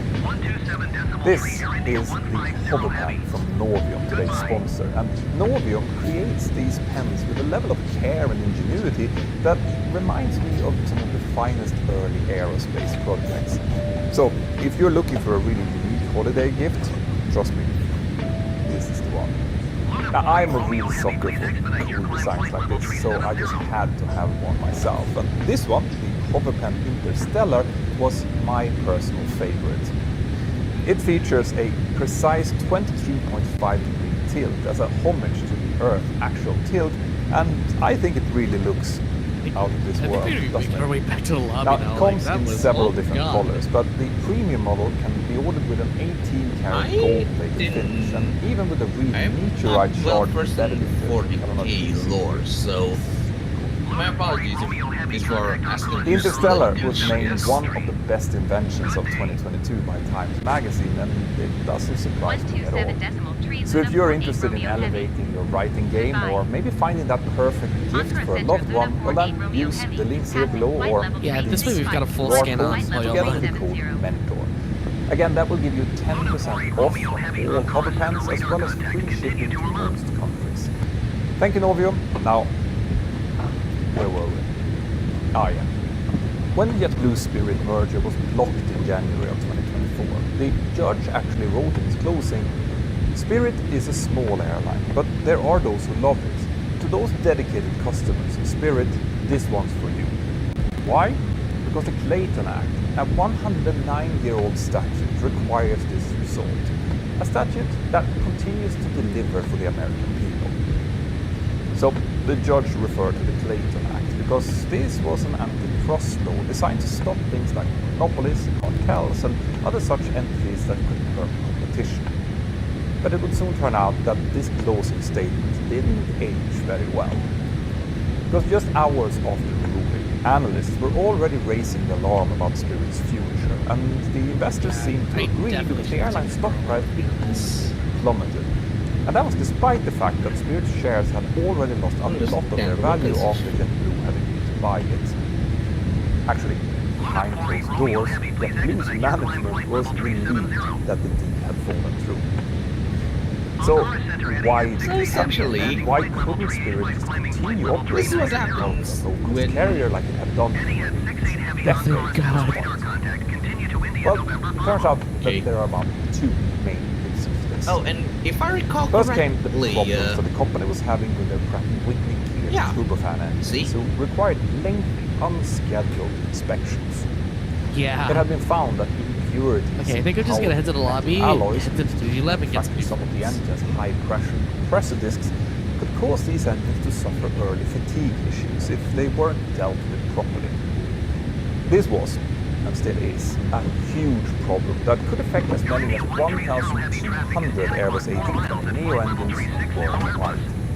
The big problem here is that each engine would need between 60 and 300 days to fix it, which is, of course, an insane amount of time.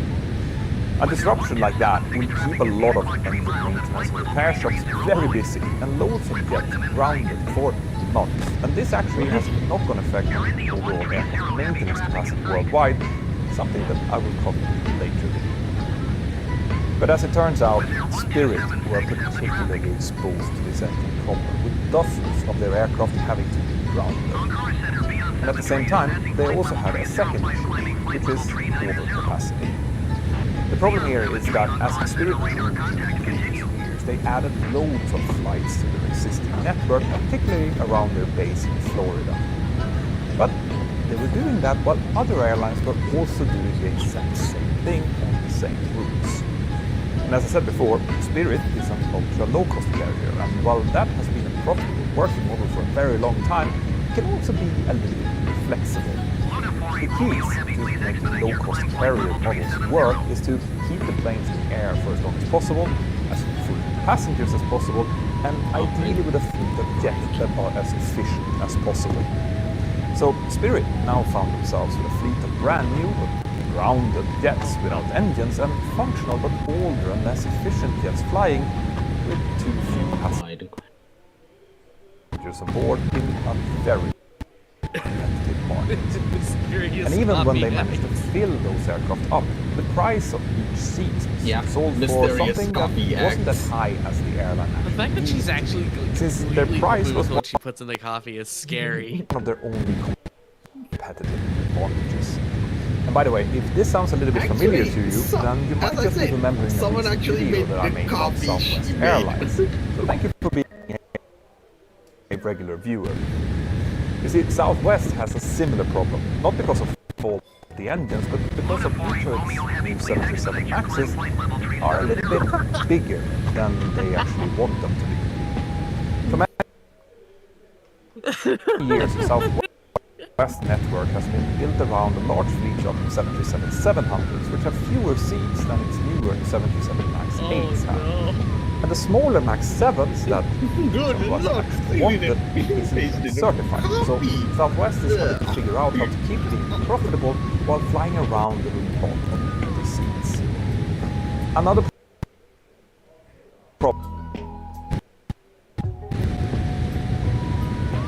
problem that both Spirit and Southwest are sharing is that after the pandemic, demand for bare fare flights in the United States seems to be dropping rapidly. Have you ever heard a saying, if something handleable?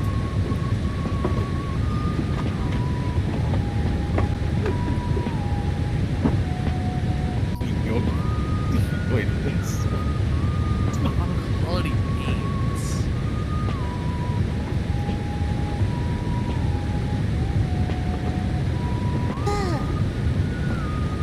I will sleep a lot after that stream for sure. Ankara Center, Turkish 9 0 heavy is at flight level 345, climbing flight level 350. Turkish 9 0 heavy Ankara Center, radar contact, continue to go route. Luna 48 Romeo heavy, please expedite your climb, flight level 370. Empress 1220 traffic is 11 o'clock 4 miles at flight level 30. Airbus. Report them at night. Beyond 7 Tree traffic is 1 o'clock 2 miles at flight level 270. Report them at It's 8:30 in the morning. We're at the place where all good journeys start and end, Tokyo Station. 1,000-kilometer journey awaits us all the way to Fukuoka, the longest train ride in all of Japan. I've got my sandwiches, I've got the cameras. It's just me, you, and lots of trains. Let's make this happen. Beyond 7 Tree has the traffic. Looks like a bullet. It's Super Express and passengers. Ideas on train speed, on which it has reached 150 miles an hour on a trial run. Over 6 decades, the Shinkansen has carried over 7 billion passengers, almost the equivalent of the entire population of the planet. And despite operating in the land of earthquakes and typhoons, not once has there been a single fatality or injury of a passenger since operations commenced. When it launched on October 1st, 1964, rocketing from Tokyo to Osaka at 210 kilometers per hour, it did so in just 4 hours, a full 2.5 hours faster than the conventional trains that preceded it. Launched 9 days before the start of the 1964 Tokyo Olympics, the Shinkansen captured the world's imagination. It was a symbol of Japan's miraculous post-war revival, creating an enduring international image of a technologically advanced nation living far ahead in the future. This month marks the 60-year anniversary of the Shinkansen, and so to pay tribute, join me on a 10-hour odyssey, riding the longest route of them all, the Nozomi No. 1 Express to Hakata in Fukuoka, as we uncover the secrets of the Shinkansen, a technological marvel that remains every bit as impressive today as it was back in 1964.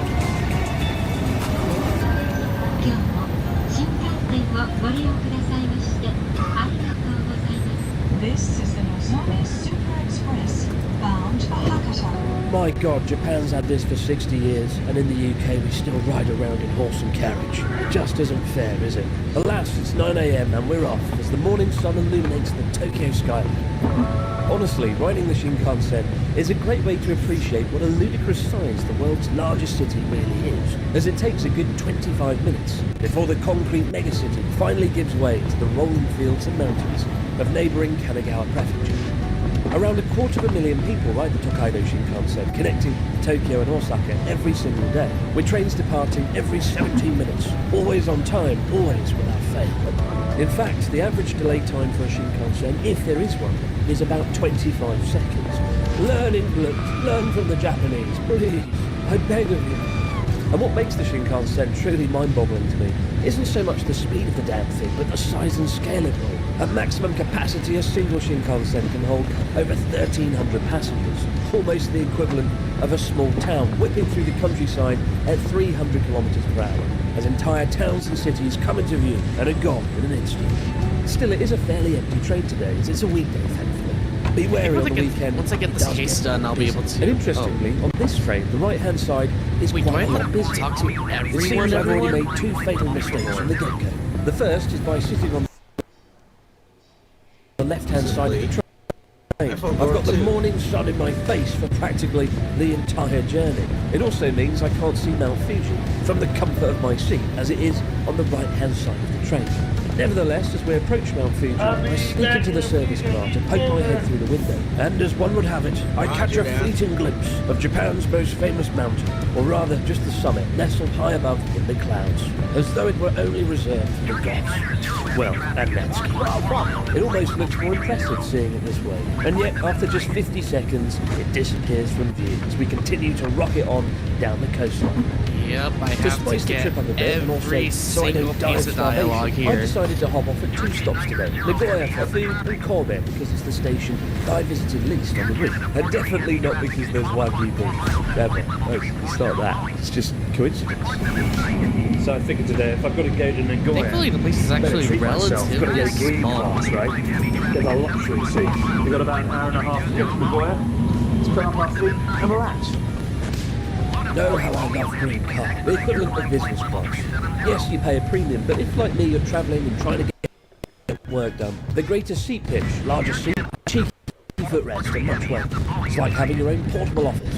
You'll also notice there's less seats with a 2x2 arrangement rather than the standard 2x3. Still, if you want a taste of real luxury, you'll need to the Grand Car. Japan's spectacular answer to luxury first-class train travel. What are we waiting for? Let's go! Oh wait, there is no Grand Car on the Tokaido Shinkansen. Ah, bugger. Instead, you need to ride the Tohoku Shinkansen to North Japan, or the Hokuriku Shinkansen to Kanazawa and Fukui. Set in a smaller cabin of just 18 seats, it's better soundproofed and the seats are practically like flatbeds, while passengers receive an all-you-can-drink service and complimentary food. Although I say complimentary, you will have to assault your credit card to enjoy the experience. The green car is where it's at, and here on the Nozomi, there's a QR code where you can order light snacks or drinks to your seat whenever you want. And being Mr. Unadventurous, I've grabbed 2 bottles of water, which are promptly delivered to me by a smiling attendant no less than 2 minutes later. I'm certainly going to need all the water that I can get my hands on, as it's 35 degrees Celsius today. And we're about to hop off the train at our first stop of the day in Nagoya. Oh gosh, I can't wait. Oh.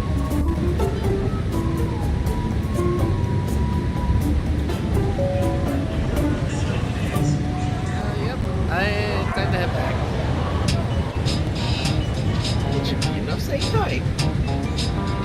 Welcome to Nagoya, Japan's most city. What I found so far is pretty cool architecture.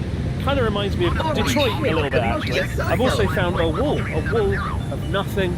And the final thing I found, and this is the station if I remember, yes, the Nokia. is a Prada shop for those, the 1% of Nagoya that want to buy a Prada bag. Other than that, I won't lie, for the station front area, there's not really a whole lot going on. I don't know if I've come out the wrong entrance, but however, Nagoya is famous for its chicken wings. So maybe if I can track some of those down, the city will redeem itself. I'm certainly not buying fucking Prada bag. Okay, advanced AI person, I'm in Nagoya, I want chicken wings, where do I go? Help me out here. If you're after some amazing chicken wings in Nagoya, you've got to try Yamacha.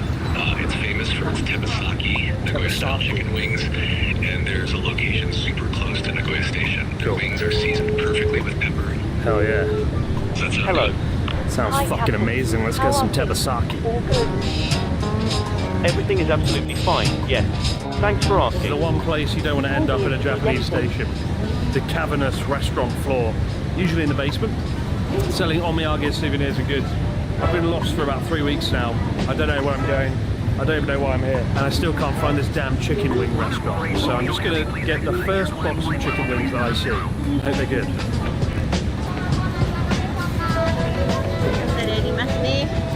It's done.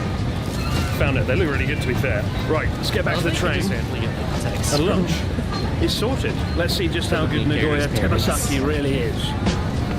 Alright, now we can go to the...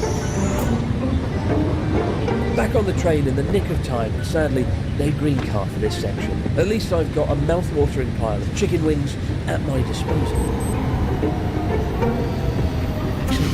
some of these Digimon to the farm, I guess.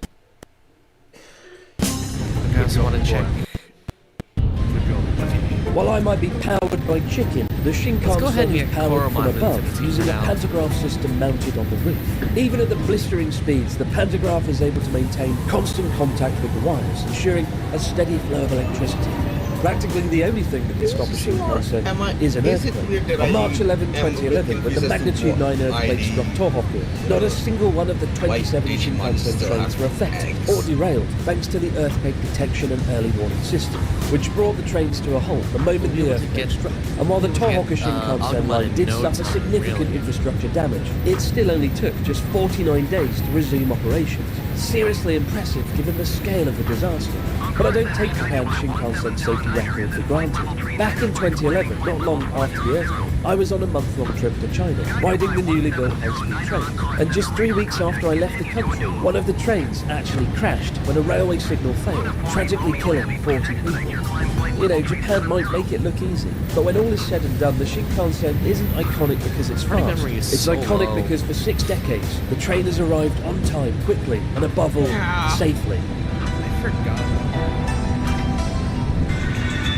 Yes, right now, I'd probably only hold like one mega level Digimon. A lot of fun. Stressful, but fun. I say fun because before I get into editing a video, I make a playlist of music I want to use for a set time. So for example, for this video, because the Shinkansen is kind of retro technology from the 60s, I've got a lot of 60s, 70s, 80s inspired music. Like this one here, Elysian Echoes, which sounds like a synthwave kind of 80s song. I wonder if... And it's also been stressful because in my haste, running around shooting things all day, I didn't get all the sound effects I needed to shoot the video. For example, the sound of the train interior when they're reading out the names of the station. I think they're already able to, and I was able to find the sound effect and plop it into the timeline nicely, so it blends in seamlessly with the opening. Now, unsurprisingly, one of the most asked questions I get is where do I find my music and my sound effects? And it pretty much all comes from the same place. I'm delighted to say that they've partnered with us for this episode. Epidemic Sound is the best online library of music for creators to use, with a whopping 50,000 tracks in their catalogue. That's pretty ridiculous, given I've probably used 200 songs in the last 5 years. And if you're wondering what songs I like, I've got a playlist on Epidemic Sound where you can find my favourite tracks inspired by Tokyo at night. The music catalogue aside, I love Epidemic for 2 reasons. Number one, they have a very impressive sound effect library of over 200,000 sound effects, and in some respects I rely on that more often than music, because in a single video you're using dozens of sound effects, right? Especially if there's trains involved. And the second reason is, in a world where creators are often hit with copyright claims from music companies, typically under dubious circumstances as well. In half a decade of licensing Epidemic songs, I've never had a single copyright claim, ever, and that is really damn important. Use the code AIJ50 to get a 50% discount for 2 months on monthly plans. The offer lasts until November 8th, so get in there while you can. Honestly, it's never been cheaper or easier to be a filmmaker or creator, and Epidemic Sound are a big reason why. Be sure to check them out in the link in the description. I also have like a bunch of equipment that I can put on Terriermon right now. Let's go ahead and check out what I got. Kansai region is a mishmash of Kyoto's traditional houses and Osaka's ultra-modern skyline, with the rather sinister-looking Umeda sky building looming large in the distance. For my money, the stretch through Kansai has the most enjoyable views of the trip, second only perhaps to Fuji. Still, the downside is, if you do ride the train, there's a worrying chance you might end up sitting next to me, getting drenched in flying pieces of chicken carcass and sticky sweet soy sauce. Oh boy, what a bloody mess. But having traversed most of Kansai, it's time to hop off at our second stop of the day. Stretch my legs at Shin-Kobe. Super interesting. Here we are, Shin-Kobe, literally Even new if you put it in Kobe sleep station. What's so cool about this station is either end of the platform and the track are 2 tunnels, and basically the Shinkansen comes out of the mountain, arrives at the station, then goes straight back into the mountain and passes through. It's pretty unique. So I think we'll go ahead and, yeah.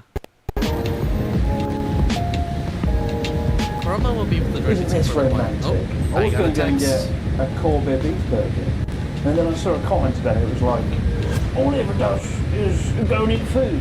It's just Nokia, main and I did character's just eat mother. half a chicken, which you should never do. Go to Shinjuku. So, instead of eating things, we're going to enjoy Is it just me, or does Shinjuku seem the Hong Kong of Japan. What a view. in No, video it's a great game, place to come and if we're have talking friends. about the Just, useful stuff, yeah, it's just really, isn't it? like how do I say this? What I love the most District about the of Tokyo, roadway right? is there's no air conditioning, so it's about 50 degrees in here. It's And by the time I reach the end, I should be roasted just to the right time. Tomcat, that's the end for Metal Gear Whoa. Solid 3, Some way, and you only have to wait shape or 1 form. week. Well, I'm not rotisserie chicken, breakaway experience. Between the But yes. Come for the roadway, stay for the rotisserie experience. Young people, So we've reached the summit of the Corbe roadway, and there is a gem village, a herb garden, something ominously called a bone-in sausage, and the view of Corbe. Unfortunately, though, the view of Corbe is somewhat obstructed by another mountain. So, is the Corbe roadway worth it? Right. Probably not. I feel a bit disappointed. Instead of I've only got 90 minutes in Corbe, and I've spent most of it on a roadway. I could have been eating burgers. I could have had a Corbe. Or the warm ends with you. Why is it that most games go for? I'm not sure quite how I feel about it. It is a little bit like Hannibal Lecter's fucking jam jar. It's silence of the lambs. Corned beef on display. These impressive glass cubes. I was just walking down to the roadway and I came across this place, the Corned like a Beef new Gallery. Tokyo, And had I because, been here it's a very just 10 minutes popular earlier, dish for I could younger have had people. some Corned beef. So, a little bit disappointed about that. But anyway, regardless, clearly the people of Corbe are very proud of their beef, have it here on display. If you go into a Corby beef restaurant and they haven't got this statue, be afraid. This bronze statue shows which stores are officially designated to be able to buy and sell Corby beef. So keep an eye out for this if you have Corby beef in a restaurant. If they don't have this, it probably isn't the real stuff. Leaving behind Hannibal Lecter's birthday party, it's time to rush back to the station for the third and final leg of our journey. It's always so the next section of our journey is a long what the hell was that about 2 dialogue? hours, just over. So I need some food because looking at cross sections of food isn't going to quite cut it for me. Honestly, only That's when young people. what the hell? What were you saying, Ryan? Only a That's when young people know. And so concludes our well-winged tour of Kobe with mixed success. I'll admit, it was really cool going the roadway. I know I bitched about it, but it was kind of cool. The view was awesome. On the journey itself, not so much the summit.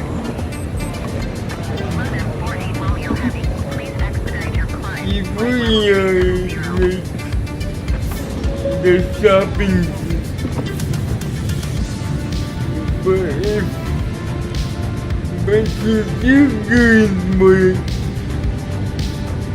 stuff to In the do, years ahead, the Shinkansen threatens to be overshadowed by the new kid on the block, the magnetic levitation train, better known as the Maglev, which will shoot passengers along at an astonishing 500 kilometers per hour, over half the speed of a jet plane, taking the journey time from Tokyo to Nagoya down to a ridiculous 40 minutes. Meaning the people of Tokyo will soon be able to pop away to Nagoya on their lunch break and grab a bucket of chicken wings. Right? $82 billion well spent. It won't be the first maglev train in operation, but you can be damn sure it'll be the most reliable and safest around, like its bigger, older brother. Still, the maglev train doesn't make the Shinkansen redundant, as the trains have much less capacity. Even now, they're still extending the lines across the country, having just extended the Hokuriku Shinkansen to Fukui and opening the line to Hakodate, far north in Hokkaido, back in 2016, which by 2031 will continue all the way onwards to Sapporo, becoming the new longest continuous train journey in all of Japan. But for now, we've finally arrived 1,000 kilometers later at our end destination in the city of Fukuoka. Creamy It's white actually chocolate, perfect timing considering hanging freeze-dried I've got strawberry. the training going on. This alone was worth stopping G farm right now.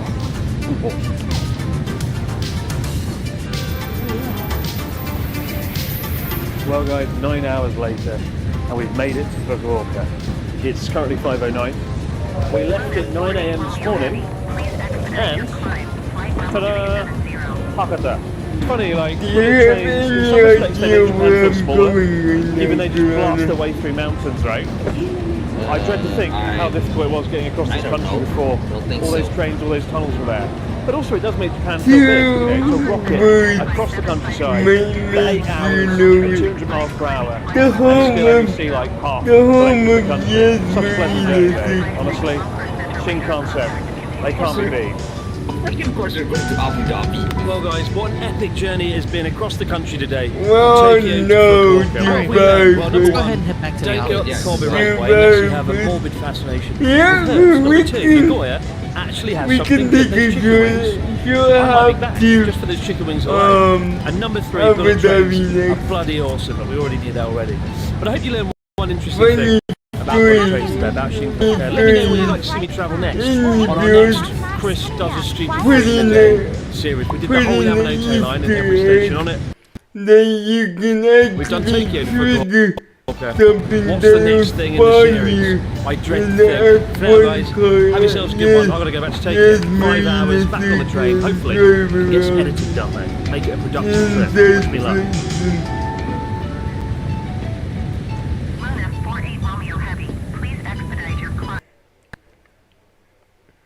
Flight level 370.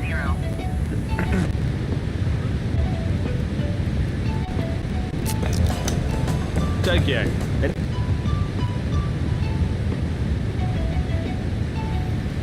Never really seems like there's enough time to see it all. But what if there was? I've always wondered if I had a spare day lying around and I was feeling a little bit mad, how would I do it? How would I try and see as much of the city as possible? And I've come up with 2 solutions to this problem. Number 1, drink as much coffee as you can. In this case, the disgusting bitter taste of Wonder Morning Shot coffee.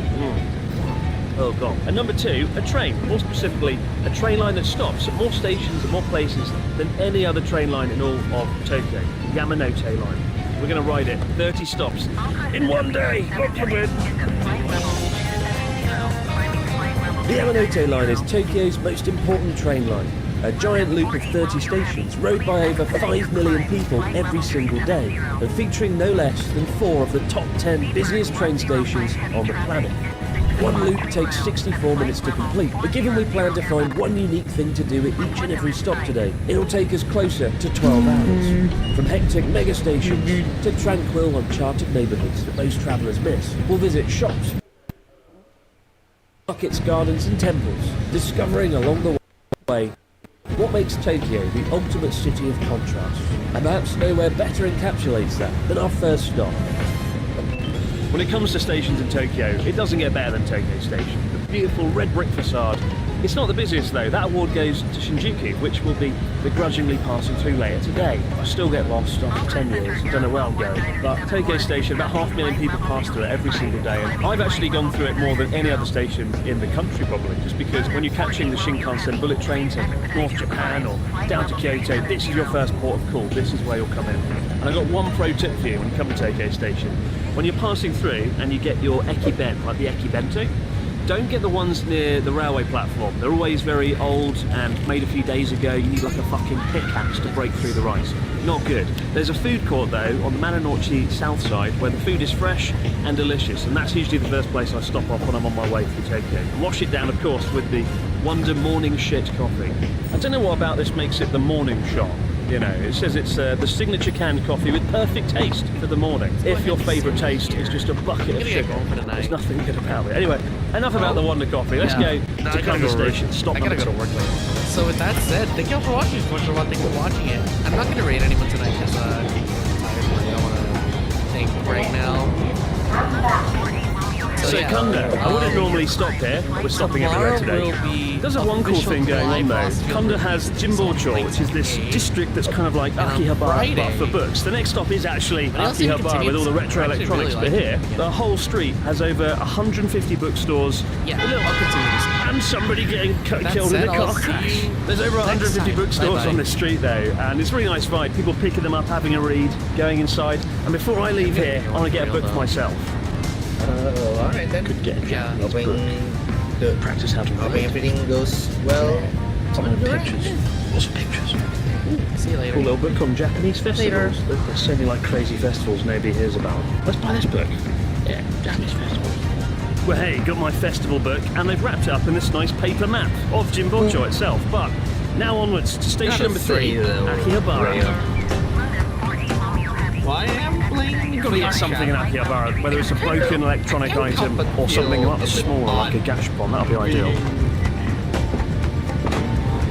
The people travel from all over the world to buy broken cameras from Akihabara.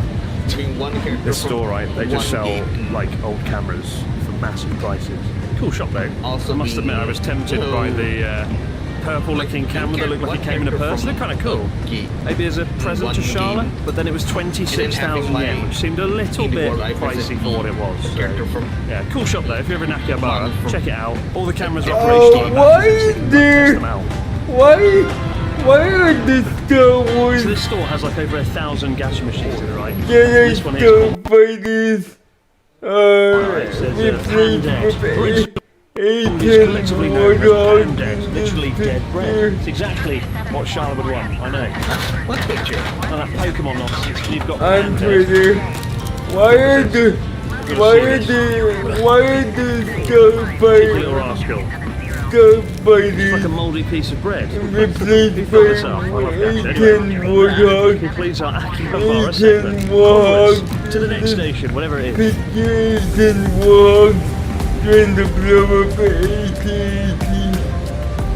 Our next stop is Okatsumachi Station. And Okatsumachi is not only Japan's most vibrant station, but it also bookends one side of the thriving Ameyokucho market, tucked beneath the railway tracks of the Yamanote. One thing I love about Ameyokucho market is it's a real lived-in market. You know, it's not like just for tourists. It's here, the locals come here, and there's like lots of little temples and shrines dotted throughout. Like there's one hidden above here I always like to visit. Really nice market, really cool place, and it's usually open until about 3 PM. Then at night it becomes like a nightlife hotspot. Couldn't resist. Got some beautiful grapes, get your vitamin C, and then batter it in sugar. Oh, pretty good actually. Once you've bitten through the sugary outer shell, the fruit's actually quite fresh. But don't let me pretend this is a healthy thing. Alright, brunch done. Next up, Ueno Station.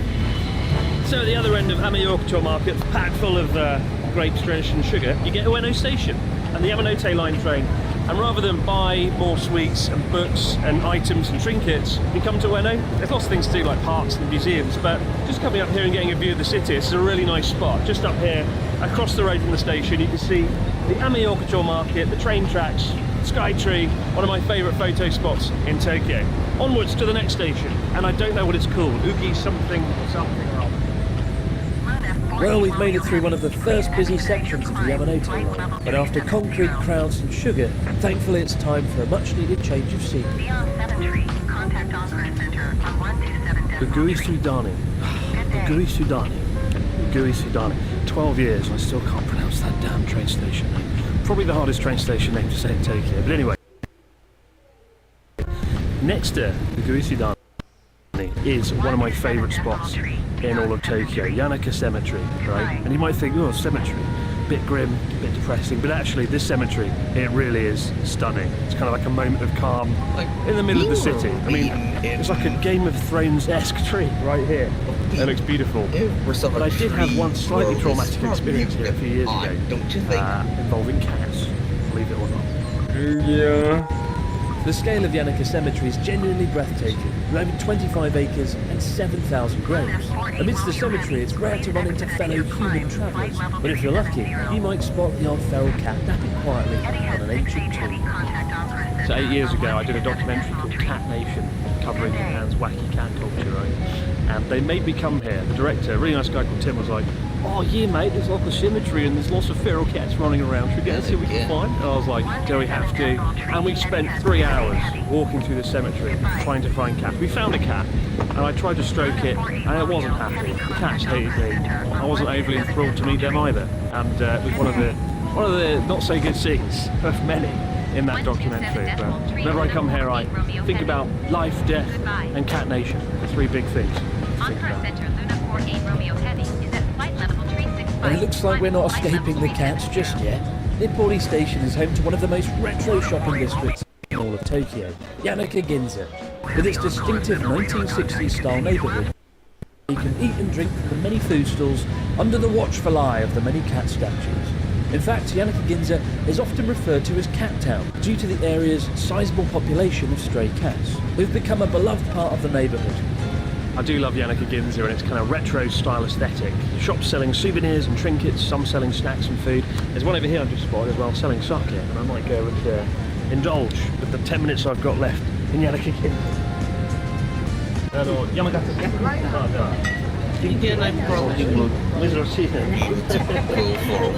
Good God, they gave me all the Nihonshu. Normally, you have like a little bit in a cup. That's like, let's get drunk speed run. Oh my God.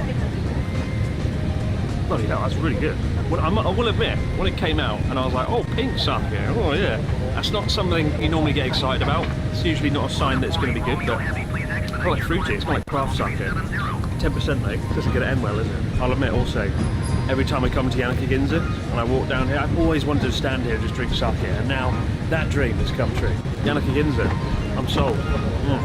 Oh boy, after drinking a whole glass of sake on a practically empty stomach, let's just hope I make it to the next stop in one piece. Well, hello, it's future far more sober Chris here. You know, you find with the mood of a video, it's not necessarily the footage, but the audio and the soundtrack that kind of sets the tone. And it's been clear today that each station in Tokyo has a completely different vibe, whether it's the chaos of Amiokacho or the laid-back atmosphere of Yanaka-Ginza. So for our stroll through Yanaka-Ginza, I found a soul-inspired soundtrack that fits the 1960s aesthetic of the neighbourhood. A track called Whiskey Saved My Soul. Ironic really, as in this case it was actually sake that saved my soul. Then over in Amiokacho, amidst the restless chaos of the streets, I wanted a track that was more frenetic and found Dreaming of Lhotse, which described itself as heavy and ponderous, capturing that sensation of being lost and out of your depth in a brand new environment like Amiokacho Market. But so many folks ask, where do we get the music and sound effects from? It's all pretty much from the same place. I'm delighted to say that they're today's sponsor. Epidemic Sound is the best online library for creators to use. I love them for two reasons. Number one, their music speaks for itself. I've used well over 100 tracks in the 10 years I've been using them, many of which you can find in the 1980s inspired playlist I have over on their site. But you know, sound effects are just as important. Case in point, today when we're filming in Amiokacho Market, the audio was pretty damn bad. You know, a big, noisy, messy blur. Thankfully, Epidemic has an entire section on Japanese train sound effects alone, one of which I was able to download and pop in alongside the soundtrack and bring you guys closer to the action, make you feel like you're there beneath the noisy train tracks in Ueno. The second reason I love Epidemic Sound though is in 10 years of downloading music from their service, I've never had a single copyright strike ever on YouTube, which is so damn bloody important, right? So I'm delighted to say that you guys can get your own free trial of Epidemic Sound down in the link in the description box below. Honestly, it's never been cheaper or easier to be a creator or filmmaker, and Epidemic Sound are a big reason why you should check them out.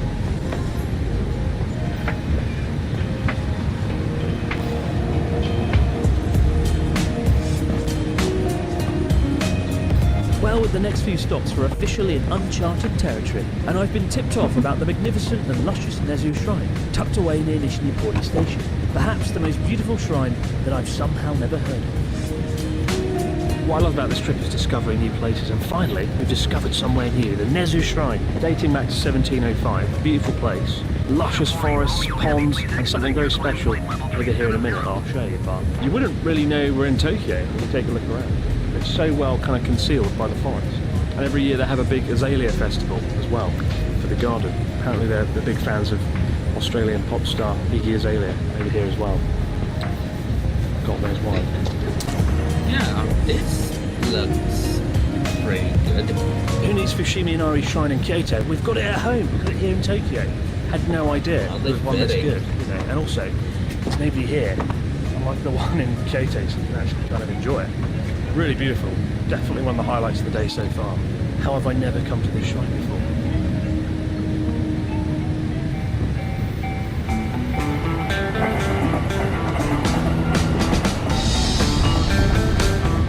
So here we are at Tabata Station. Never been here before. Not many people know about it, but it is actually the closest stop on the Yamanote line to the sun. It's so hot. What the dickens? But also, Tabata Station has the award of being the cheapest stop on the entire Yamanote line. It's 88,000 yen on average here for an apartment, which is about $550 a month, which is a steal if you're in Tokyo. So check it out if you're moving here on a budget. place to be, Tabata. But now, onwards to the next station, Komagome, I think. All this dashing between stations and trains is thirsty business. Fortunately for our next stop at Komagome's serene Nikugean Gardens, amidst the picturesque ponds and stone bridges, lies a small Cheshire tea house, serving up fresh matcha green tea. Just the ticket. Nice, beautiful cold cup of matcha green tea overlooking the stunning Nikugean Garden. Fun fact, a few years ago, when I finished teaching in 2015 and I moved to Sendai, there was a small period of time where I actually kind of spent a month living in Tokyo. I've been talked about before. And I ended up here in Komagome living at a friend's place. And whenever I told Japanese friends I'm staying at Komagome, they were like, wow, I don't know what that is, because it's not a very famous station. In autumn they do really nice illuminations here, and that's the first and only time I came here, like 7-8 years ago. It was built by the lord of the Kawagoe domain back in the 18th century. And there's 88 scenes here depicting famous moments from ancient waka poetry. Funny, isn't it? Some lords die in battle, get slaughtered on a field. Others get to build their favourite garden. Swings and roundabouts being a lord of Well, it's been a pleasant few stops through the more peaceful neighbourhoods of the Yamanote line. But as we arrive in Sugamo, we find ourselves thrown into one of North Tokyo's most thriving street markets. Well, sort of.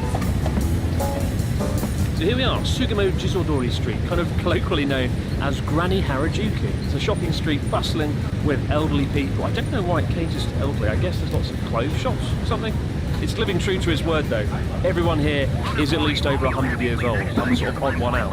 A minute ago I walked past a shop called Straight Off the Boat from Corbett and I was like, Kobe beef, count me in. Alas, it was like clothes and fabric. I found this place serving cheese kamaboko, or cheese fish cakes. Look at that bad boy. Really like so heavy. Messing around. It's pretty good. It's an acquired taste kamaboko. It's a bit like fish sticks, but because it's got cheese in it, how could I not? Let's face it. Really cool street again. Haven't seen a single tourist here. I feel like the odd one out. And also I feel very young for once, so that's good. If you want to feel young, get yourself to Jisodori Street.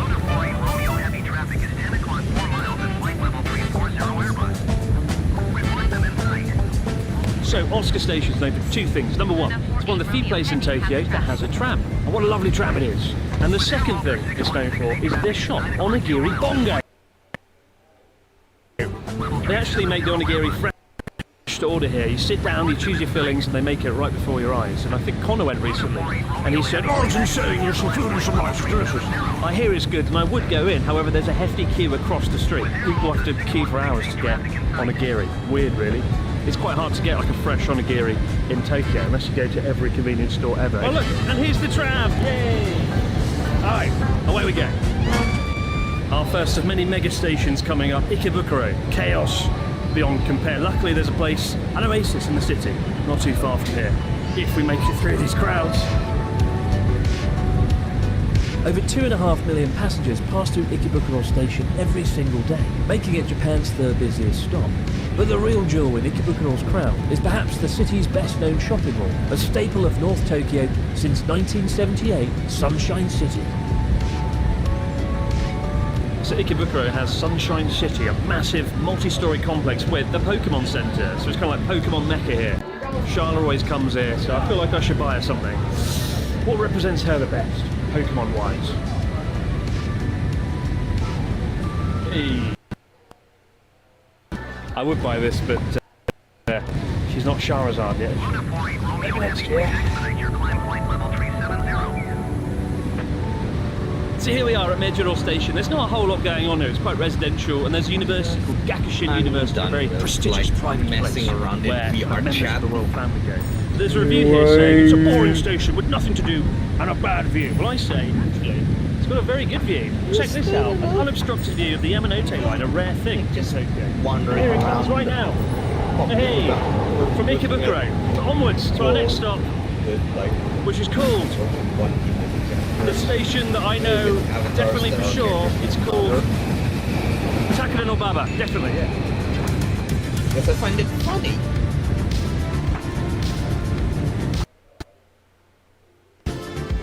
Oh, thank God for the miracle of Bakari Sweat. But we're here, guys, at Takeda no Baba Station, which I love. And I love it for two reasons. Number one, It actually marks the halfway point of our entire journey. This is station number 15. We've made it halfway. Only another 15 stations to go. Oh my god, kill me. The second reason that I love Takanobaba Station is it's home to the greatest retro amusement arcade in all of Tokyo. Takanobaba Mikado. Let's go in. Let's go take a trip back in time. Man, you guys are in for a real treat. I can't wait to take you inside. Oh, wait. So I went in and I was rejected because look, it says here, if your body odour is unclean and smells bad, it will be a nuisance to other customers. We will refuse entry, and that, dear viewers, is why I wasn't allowed in. Terrible shame. That, and we didn't get film permission in advance. Bear that in mind if you want to film it. Well, after the absolute fail that was Takanobaba, it's time to turn those fortunes around with the stop on the Yamanote line I've been looking forward to the most. Oh yes, it's chicken time. I think if you got off the train at Shinokubo, came out, you'd be like, wait a minute, I'm not in Japan anymore, I'm in Korea. Because this is Koreatown, and it has more chicken per capita than just about any other place in the country, which is why it's probably one of my favourite stops in Tokyo. Also, in stark contrast to Otsuka, Granny Harajuku, everyone here looks about 14 years old, so I suddenly feel very, very old indeed. Anyway, let's go grab some chicken. Chicken drenched in cheese. The perfect dish. Cheese, chicken, kimchi. What a potent combo. Oh. They said it couldn't be done. The Family Mart chicken couldn't be topped. Well, I said that. But I was wrong. Korean chicken is on a whole nother level. The batter's so crispy, the sweet, sticky, spicy sauce, perfection. If you want to try the very best fried chicken in Japan, go to Koreatown.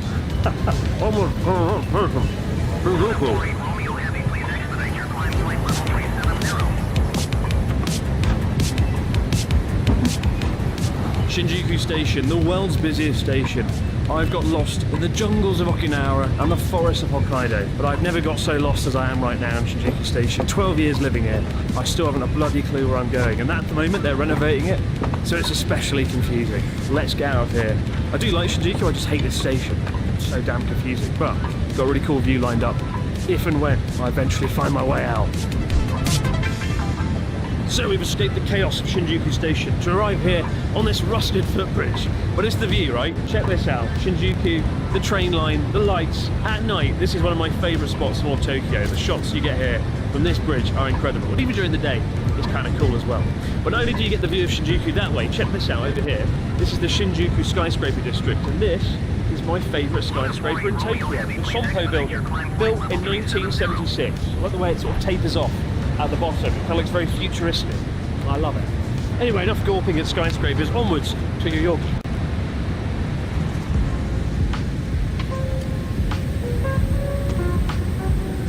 I'll admit, travelling through two of the world's busiest train stations almost back to back has practically broken me. So thank God for our next stop as we swap skyscrapers for serenity. Oh man, after the crazy chaos of Shinjuku and all the other stations, I needed this. I needed the nature and the forests of Meiji Jingu Shrine. Look at that, beautiful. You get off at Yoyogi Station, you get the sneaky, secret back entrance to Meiji Jingu Shrine, the park, which I highly recommend because the main entrance over at Harajuku is chaos, absolute chaos. While Yoyogi Station offers the secret entrance to Meiji Jingu, confusingly, the station isn't near Yoyogi Park itself. It's the next stop on the Yamanote line, Harajuku, which is actually at the entrance to the park. So bear that in mind if, like me, you plan to visit the park and read your favourite book about a festival. Look at this festival. There's a dragon at the festival, isn't that lovely? I'm sitting here, chilling beneath this tree in the Yoyogi Park, reading the festival book I bought earlier this morning, and just look at this vibe.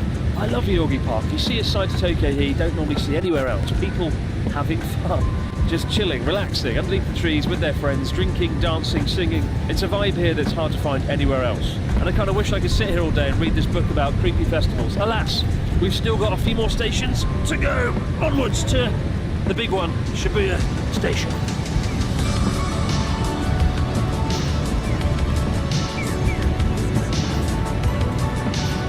I realise we haven't bought any souvenirs since Akihabara. Thankfully though, Tokyo's shopping mecca, Shibuya, is our next stop, and I know just the place to go shopping for our next item.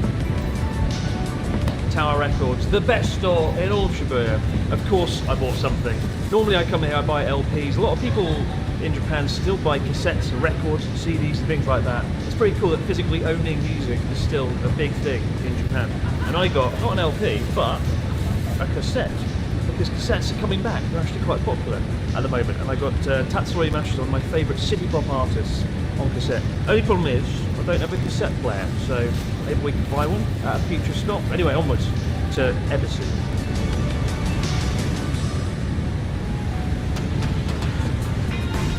Ebisu Station, home to not only Sapporo Brewery's iconic Ebisu beer brand, but also one of my favourite restaurants in Tokyo. And wouldn't you know it, but we've arrived just in time for me to be hungry again. What a miracle.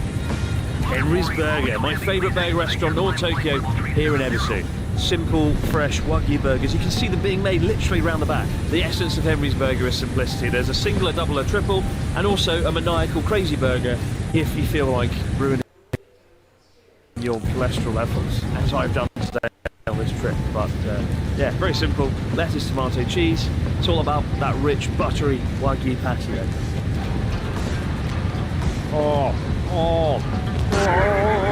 That's everything a good burger should be. Oh god. It's going everywhere though. Oh no. Oh god. There's a hole in the bag and it's leaking like fluid. Oh no. This is the one thing we didn't want to happen. There's no two ways about it. Henry's Burger, the best burger in Tokyo, but also the messiest, God forbid. Come with napkins. Bring all the napkins.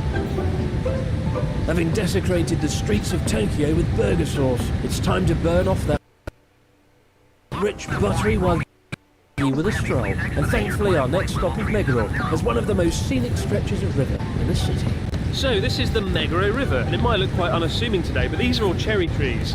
And in late March, this is probably the greatest cherry blossom viewing spot in the entire city. It's so busy. If you happen to be in Tokyo around late March, early April, swing by here and you won't regret it. And when you're done looking at the cherry trees, of course, head over to the Castle Hotel, the finest love hotel in the Meguro district. Although be careful, they're having a renovation in the year 2007, according to the banner on the side of the castle. So if you come around here in 2007, just be aware of that, they're renovating.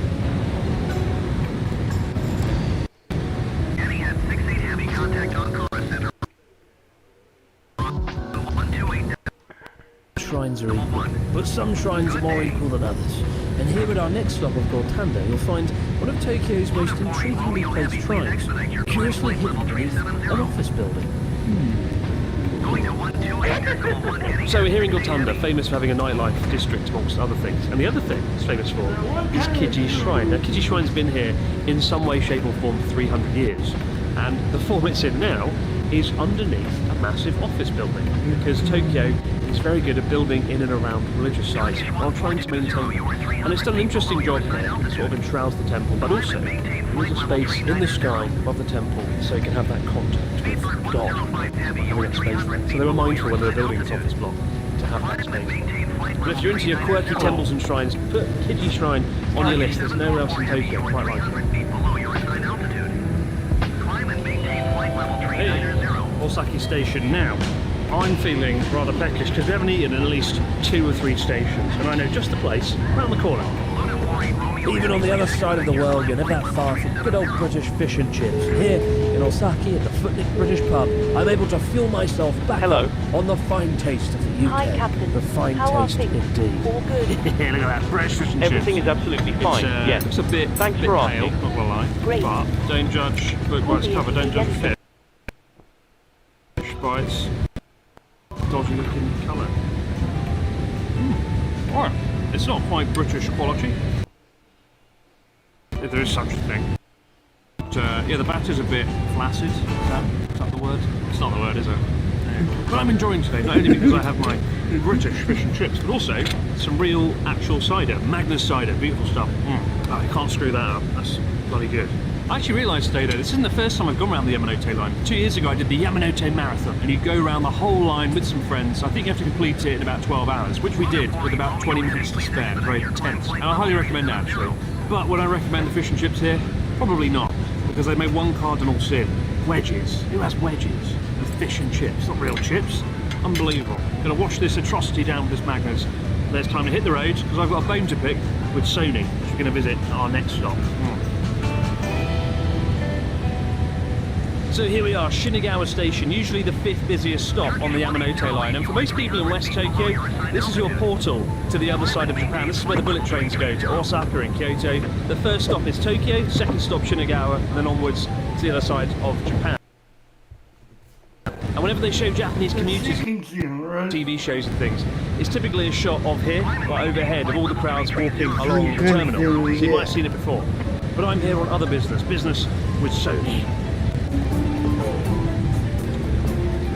So another thing Shinagawa's home to is Sony's global headquarters, right there. And we are using Sony right now to film this video. I love them. I do have one bone to pick with them though, and that is they make my favourite headphones, the Sony WH-1000 MX5 to the power of 3, squared -6. Why can't they just call it the Sony Wonder headphones, the Sony 1, the Sony 5? Just keep it simple. Why does Sony? Why do you have to complicate it? There's somebody listening. Anyway, love Sony, but for the love of God, sort out the name of those headphones. I can't remember what they're called. Our next stop wins the coveted Most Underwhelming Station Award. Opened just 4 years ago, while the architecture of Takanawa Gateway Station is undeniably nice. The name itself proves so unpopular that an unsuccessful petition was launched to change the name. So, Takanawa Gateway, the latest addition to the Yamanote line, built in 2020. In fact, the last station before that was 1971, so it's kind of a big deal. What is there to do in Takanawa Gateway? Well, in my case, I bought some Picari sweat because there's fuck all else to do here. Nice station though, but yeah, you don't need to come here. So it's built to alleviate congestion on the Yamanote line. That's all you need to know.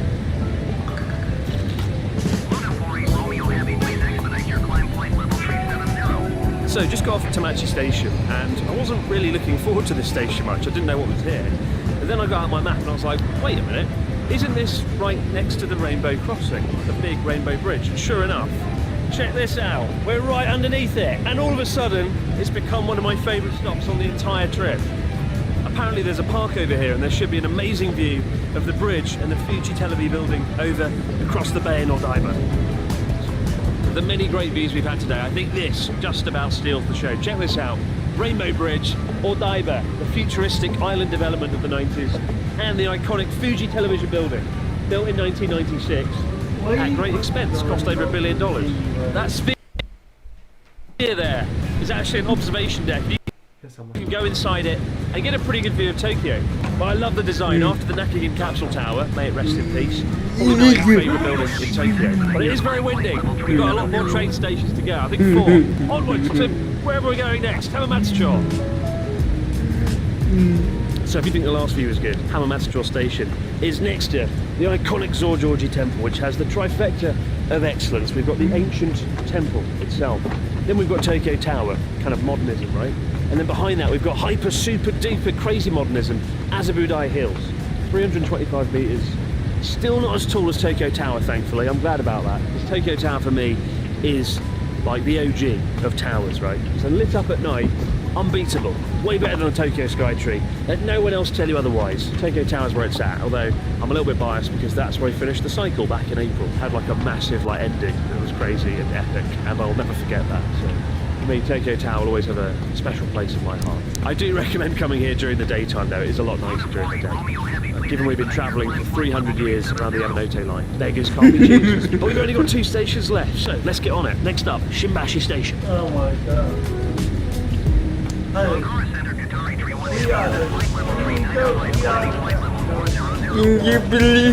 Can you believe this?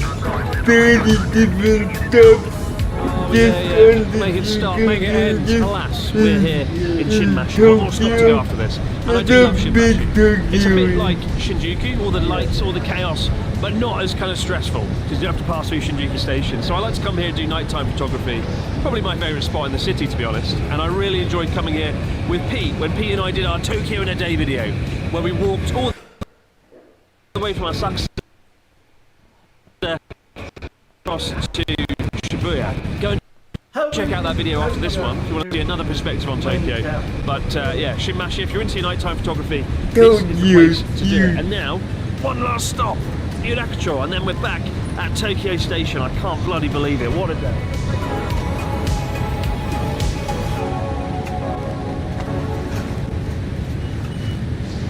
Yes, Yudakchor, one stop away from the finish line.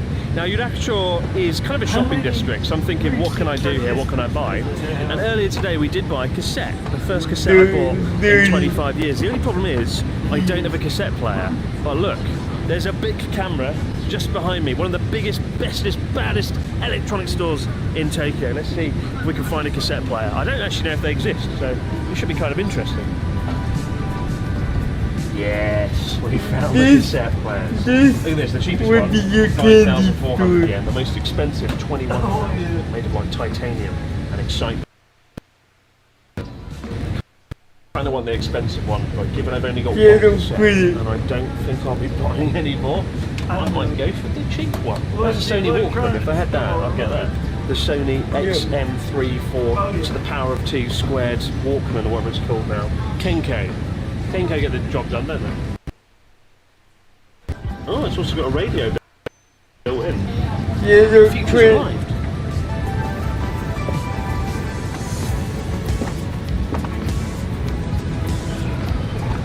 This is it, guys, end of the line, our last ride on the train. About 1 minute to Tokyo Station with my cassette player and a few other trinkets from our journey. And with that, we're about to complete our journey. 30 stops around the Yamanote line. Never done before. Probably. Ankara Center, Turkish 1022, and then flight level 345 climbing flight level 350. Turkish 1022, Ankara Center, radar contact continue. Yeah! 30 stops, a million years. Let's never do this again. Ever again. What a day, what a day. What a journey. I never want to ride the Yamanote line again. Well guys, many thanks for joining me on our 30-station odyssey around the Tokyo Yamanote line. And now, as we arrive at Tokyo Station at the finish line, there's only one thing left to do. This is it. The first time in 25 years I'm going to put a cassette on. But what a day, guys. We're here at Tokyo Station. I can't believe it.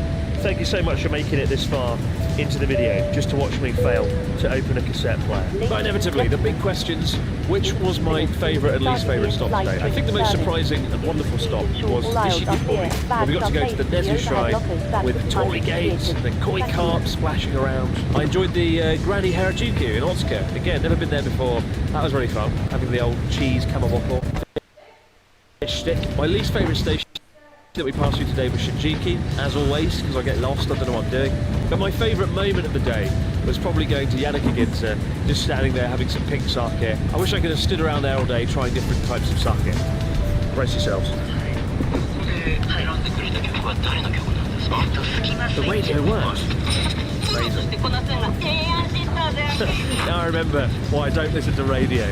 But now, fortunately, this cassette, Tatsuro Yamashita, king of city pop, he is very much, well, he doesn't like his music going on YouTube or anywhere, and that's why it's incredibly difficult to find his music. So I have to listen to it with headphones on and sort of leave it, really. So I'm going to listen to this and can't. So that's a shame. That's copyright. We're going to buy his album. It's a good one.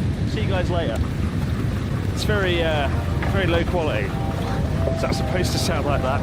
Is that what cassettes were like? Is that why we got rid of cassettes? See you later.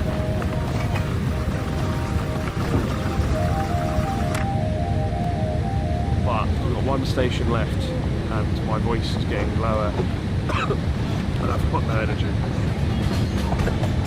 Oh. Industrial size pop-up pirate. Actually quite scary. Uh-oh. Staff said, no filming for you. I don't think you can film me. This is Meiji Jingu Shrine.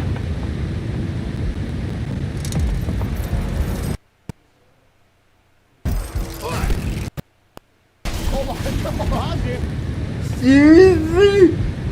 Color gaming PC with brand new parts. This feels like a kick in the butt. And if I'm being honest, it kind of sucked. It wasn't my fault. I mean, at that budget, I could only afford the lowest card in NVIDIA's GeForce gaming lineup, and I go to $500 with a spin. And even with $1,700, we ended up blowing the budget. Low to medium settings at 1080p. XP. No, but Well, not not as good as yours. No way. anymore. Intel has It's my really yes the release of their $250 ARC card. Thanks to Yes it is, bro. this GPU right here. Everything that you guys see on the table is brand new hardware and came to a total of $540.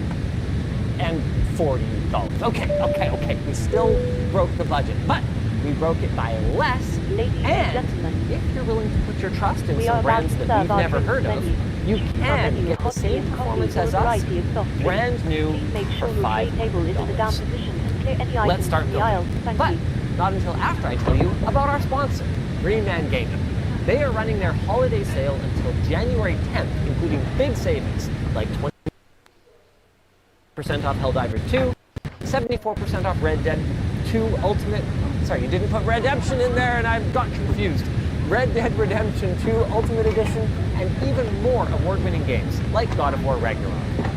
Head to the link in the description to find out more about the sale and stick around because we're going to be browsing Green Man Gaming and having you guys help us pick some games to test after we finish our build. Let's not waste any time and jump right into our CPU of choice. I mean, at this kind of budget tier, I'm using the term choice a little bit loosely here. Let's have a look at the CPU that AMD was willing to give us at a price that we can afford. The Ryzen 5 5500. See, here's the thing. AMD doesn't really make new Ryzen 3 processors for the retail market anymore. We did find some relatively current ones, but they were OEM only and not accessible if you're building your own PC.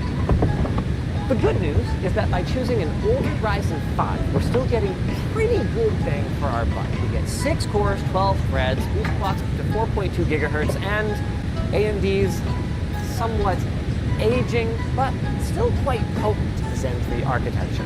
This cost us $79 and, thankfully, includes a cooler, meaning that we don't have to spend budget on it later.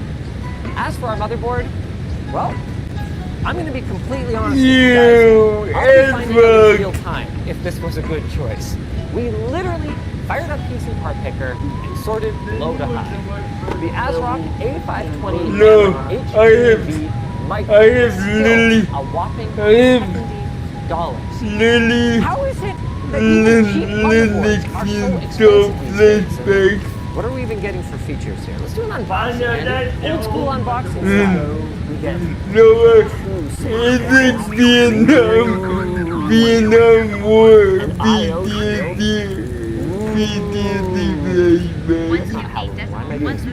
Okay, we got a manual. Let's see. Goodbye. Ankara Center, Luna 48 Romeo Heavy, flight level 370, climbing flight level 370. No words. We get an M.2 screw, button battery safety notice, and we get the board itself. I'm expecting this thing to be... I actually don't know what I'm expecting. Am I expecting it to be basic because it's the cheapest motherboard on the market? Or am I expecting it to be decent because I paid $80 for it? No, $70. Either way. Oh, you know what? Actually, compared to the budget boards of my younger years,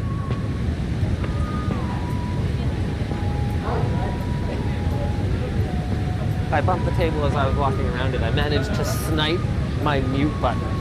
Check that out. That right there, my friends, that's skill. All right. So we get actually what looks like probably either a 3+2 or 4+1 phase VRM design, which makes sense that it would have somewhat decent VRMs on it, given that it does have socket AM4 and technically is compatible with even some pretty high draw chips.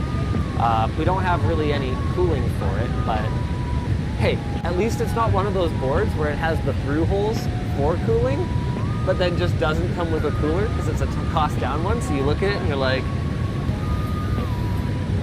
clearly the idea was to put cooling on here. Is that because it needed it or because it was aesthetic? Hard to say. We only get 2 DIMM slots, but that is pretty normal for a lower end board, and honestly speaking, on modern platforms, most of the time, I probably wouldn't use all 4 DIMM slots anyway.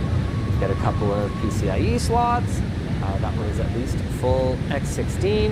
And we get M.2, which is nice to see. 4 SATA ports, front USB 3, but no Type-C. A couple of USB 2s. Actually, a pretty complete overall package. I/O. Oh, wow. Wow, you get some modern stuff. Okay, you get a handful of USB 3 ports, gigabit LAN, audio jacks, but oh man, you get some retro stuff on here too. To go along with your HDMI, you get DVI, DVI specifically, you get VGA, PS2 for that classic keyboard you're rocking, and a couple USB 2 ports. Frankly speaking, not bad. Like, there's nothing here from a gaming standpoint that I'm looking at going, oh no, I will simply not be able to play my games. As long as it runs stably and doesn't have any serious problems with it, I think I'm actually okay with this. Now, Elijah, you did mention that there were some cheaper boards. Correct. We actually found some on Newegg for as low as $43. $43? But they... Okay, there's got to be a reason we didn't choose them. Let's fire up the old fresh egg. The old not aged, fertilized and hatched egg. It's new. I got it. Yeah, I know. I'm just trying to be helpful. Yeah. Okay. Components and storage. Come on over here, Andy. Let's find the cheapest AM4 motherboard. And I want one that is brand new. Discount, current promotion. What the heck is useful links? Crumple up savings. What is warranty? I know. Oh, okay. That's cool. Select the warranty thing. Availability, discount. Dang it, where is it? I swear.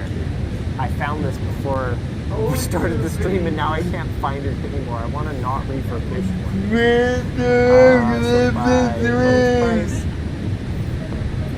Do you know how to find the... Wait, no way. Elijah? Yes, sir? The cheapest thing they have is $94 now. What the heck is going on here? Seller? Are you on Canadian or are you on... No, I'm on .com. Oh, that is actually not what I was expecting to happen here. It's kind of funny because remember the brands of those boards were brands we didn't recognize, and we kind of made a joke in script review that they might vanish in a week. Yeah. I guess those brands vanished within the week. No, there's no way. We're gonna find it. We're gonna find it. Do you have a link to the boards? Not from those cheap ones, no. Show more. Okay. Oh my goodness. Look at some of these brands. There's Hohengager. See this, Andy? We got Hohengager brand. We've got Ecomhoper. Found it. We've got MFH ZPO. Oh, hold on. I think it's this one. I think I got it. Yeah, it's the same one. Dude. So it's actually gone up in price. It's gone up in price.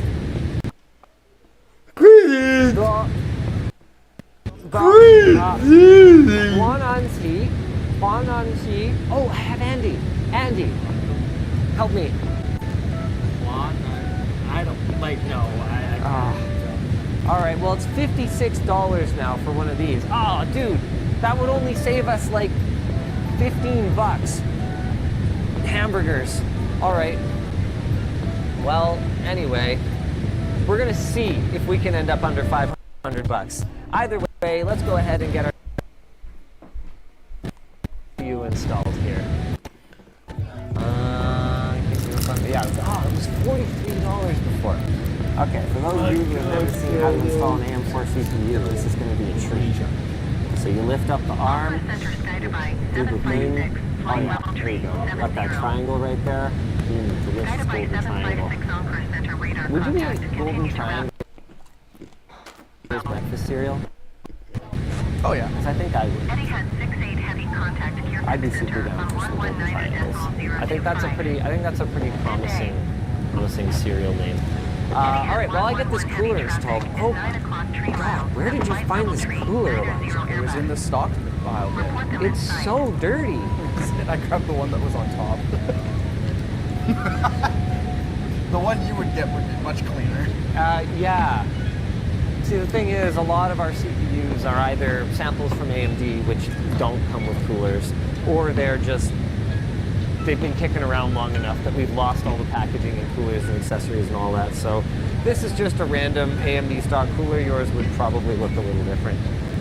Dan, I think the script calls for me to do, or the plan calls for me to do a merch message right about now. Yeah, sure. I've got Got one any merch for messages you yet? here. Should I explain what they are? Oh, yes. Merch messages are the way to interact with our live streams. All you got to do is go on lttstore.com. We've got a lot of great stuff that you can check out there right now. You can back order one of our precision screwdrivers and bit sets. You can pick up a regular screwdriver. We've got lots of great clothing and apparel, t-shirts, hoodies, sort of stuff. Whatever, the point is we've got lots of stuff, and just add it to your cart and you'll see a little box to leave a merch message for the stream.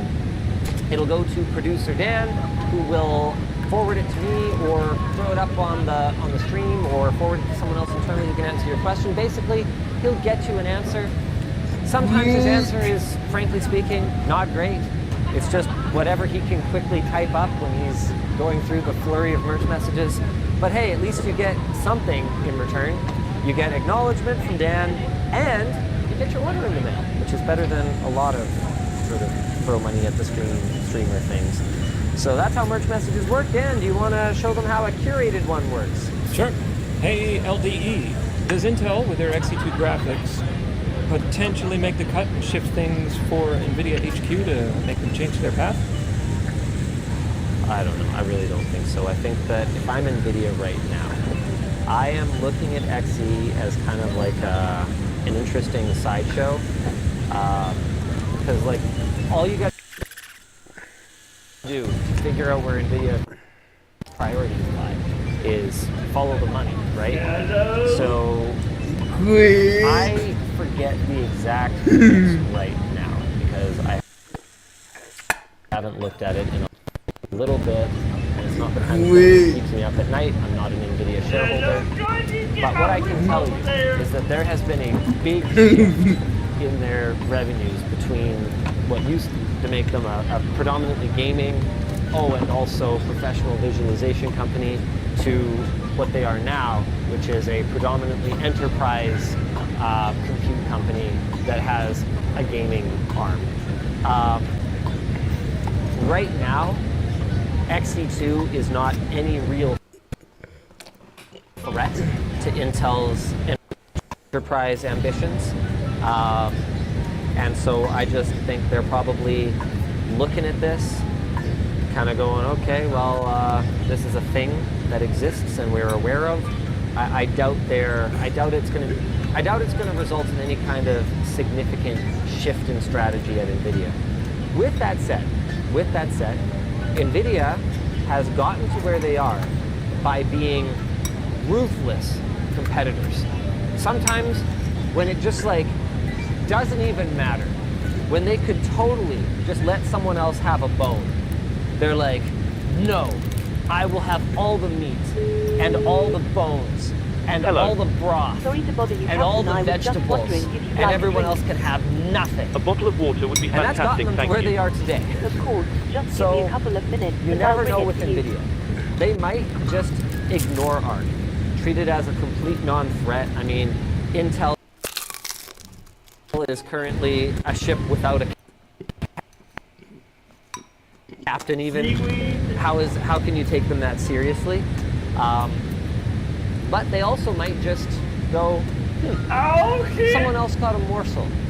Let's crush them! You never can tell with those guys. This mounting bracket is stuck, and I'm doing my best to stall for time while I fix it, but I'm having a very difficult time with it. The arm is stuck too high, and it won't come down low enough to grab the thing. Dan, do you have another merch message to help me stall with? Oh, good. One just came in. Oh, nice. Wonderful. How do you know if you're in love? What? What kind of... Wait, what? Is that a real merch message? That's not. You made that up. It'll pop up on the screen in a second. No way. It's from Bradley. Nobody sent that. There it is. Oh, it's real. You can't fake that, to my knowledge. I don't lie. How do you know if you're in love? Well, let me put it this way. You see that special computer. You lock eyes for the first time. She's running Doom Eternal. Actually, that's a bit of an older game, which is fine. Which is fine. It's fine to be into the older computers. Some of them, they've really taken care of themselves. And okay, sorry, this is really coming off the rails here. Indiana Jones and the Great Circle. I don't know how to answer that question. So instead, I'm just going to talk about fixing this cooler. It looks like it will require some disassembling. So I've pulled out my LTT precision screwdriver. Yep. Do I even need to do this? You're right. Oh, goodness. I don't actually know if I can pick up the screw, but no, I believe that you just hook over one of them and then throw down the latch on the other side. I don't think you have to remove that if you want to put it on the computer. No. The problem is that this is stuck. Oh, it won't come down. So no, I'm well aware of how to install an AMD stock cooler, you guy. Thank you for that, though. I was there when the AMD stock cooler was written, Daniel Besser.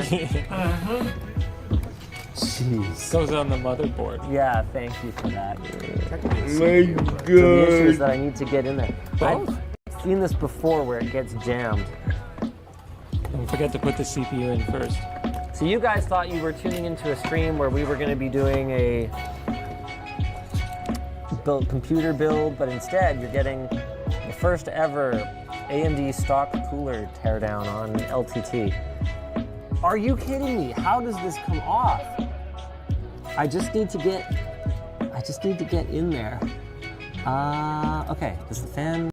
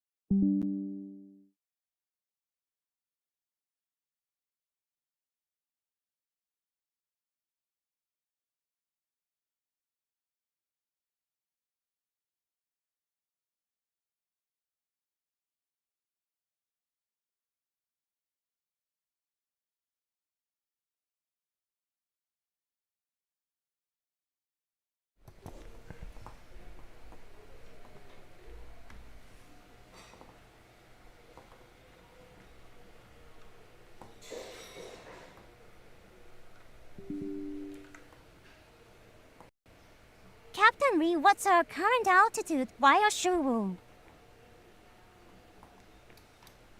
Instead of you, Chris.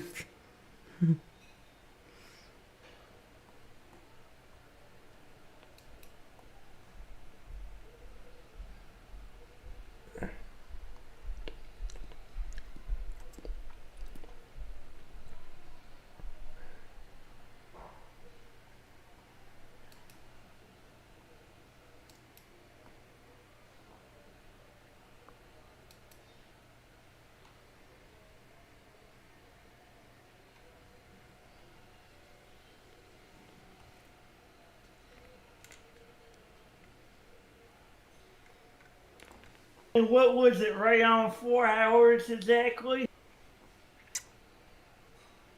Yep.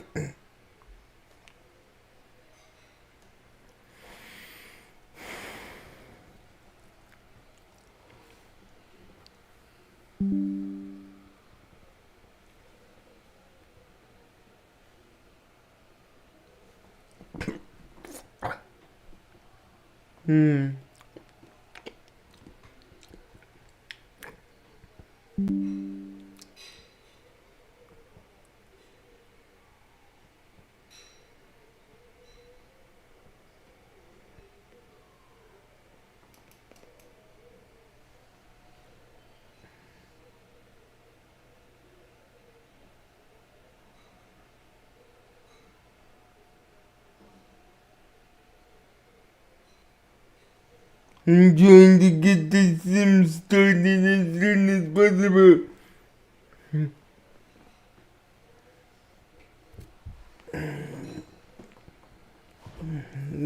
No.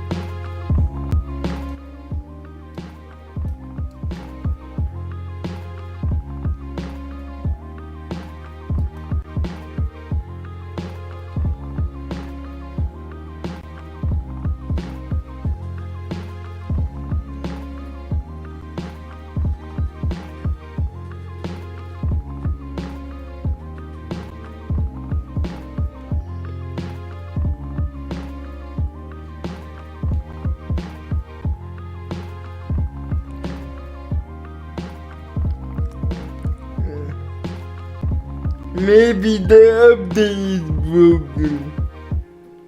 You think? Okay. Mm-hmm.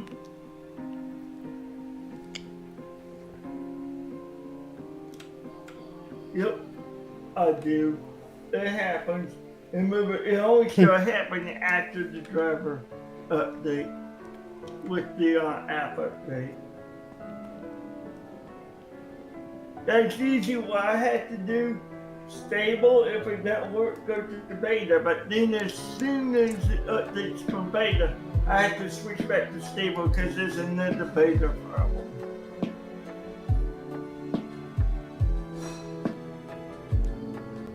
Yeah, it's got back and forth. And then it's stable, it's good for a while.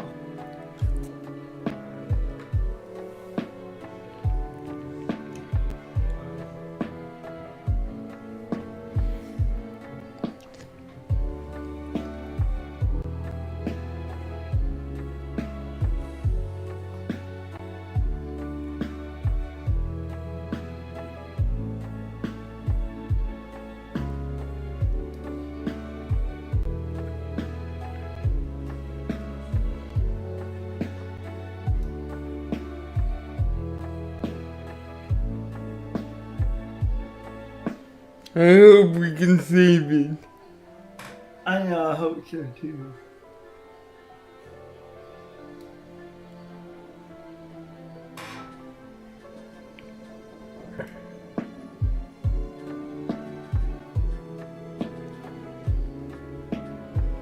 That is a long thing.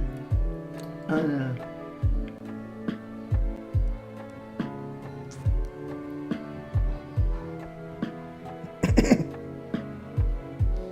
Maybe that's what was causing it with all his legs.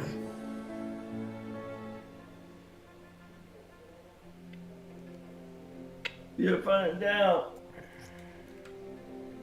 Did you notice that since the sim crash, your YouTube video went stable? You noticed that? Yep, the video driver seemed like it completely bottomed out.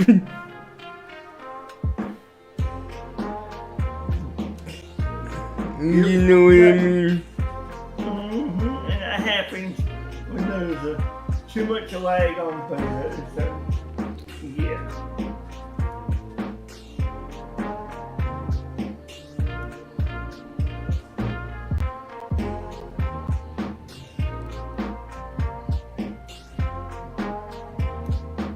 Alien where?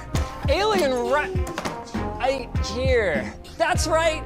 We're finally doing it. The all Alienware game. My God. This video is sponsored by War Thunder.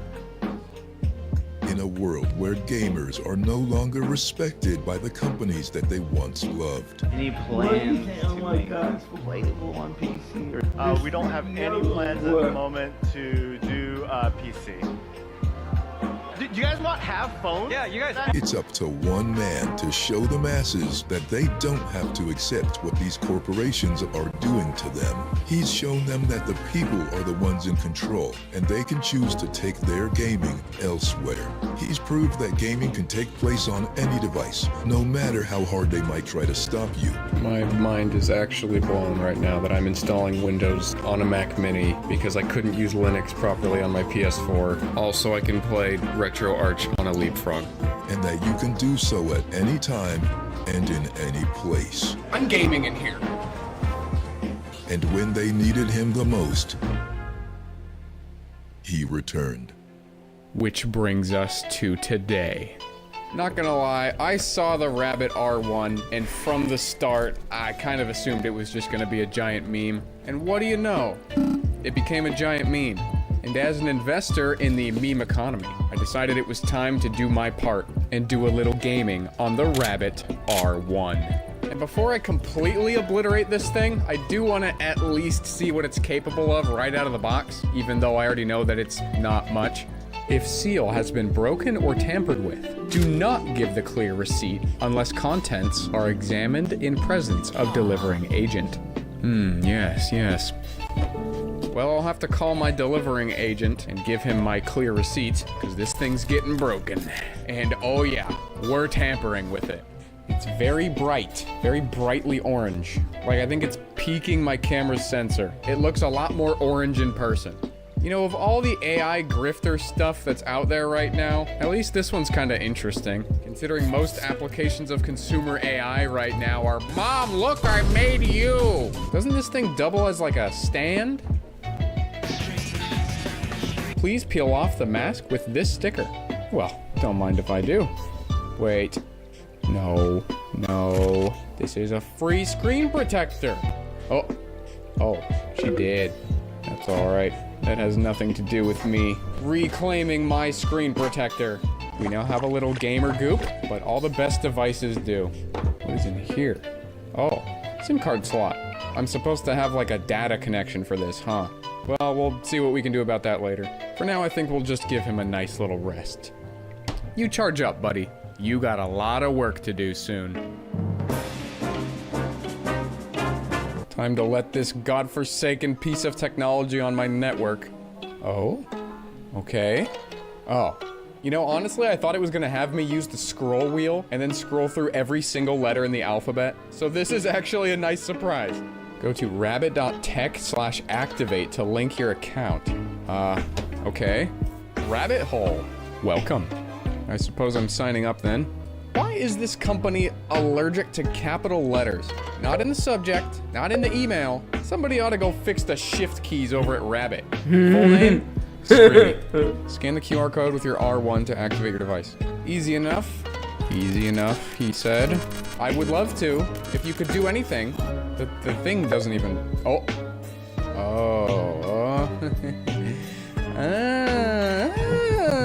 Successfully linked to Scrimmy's account.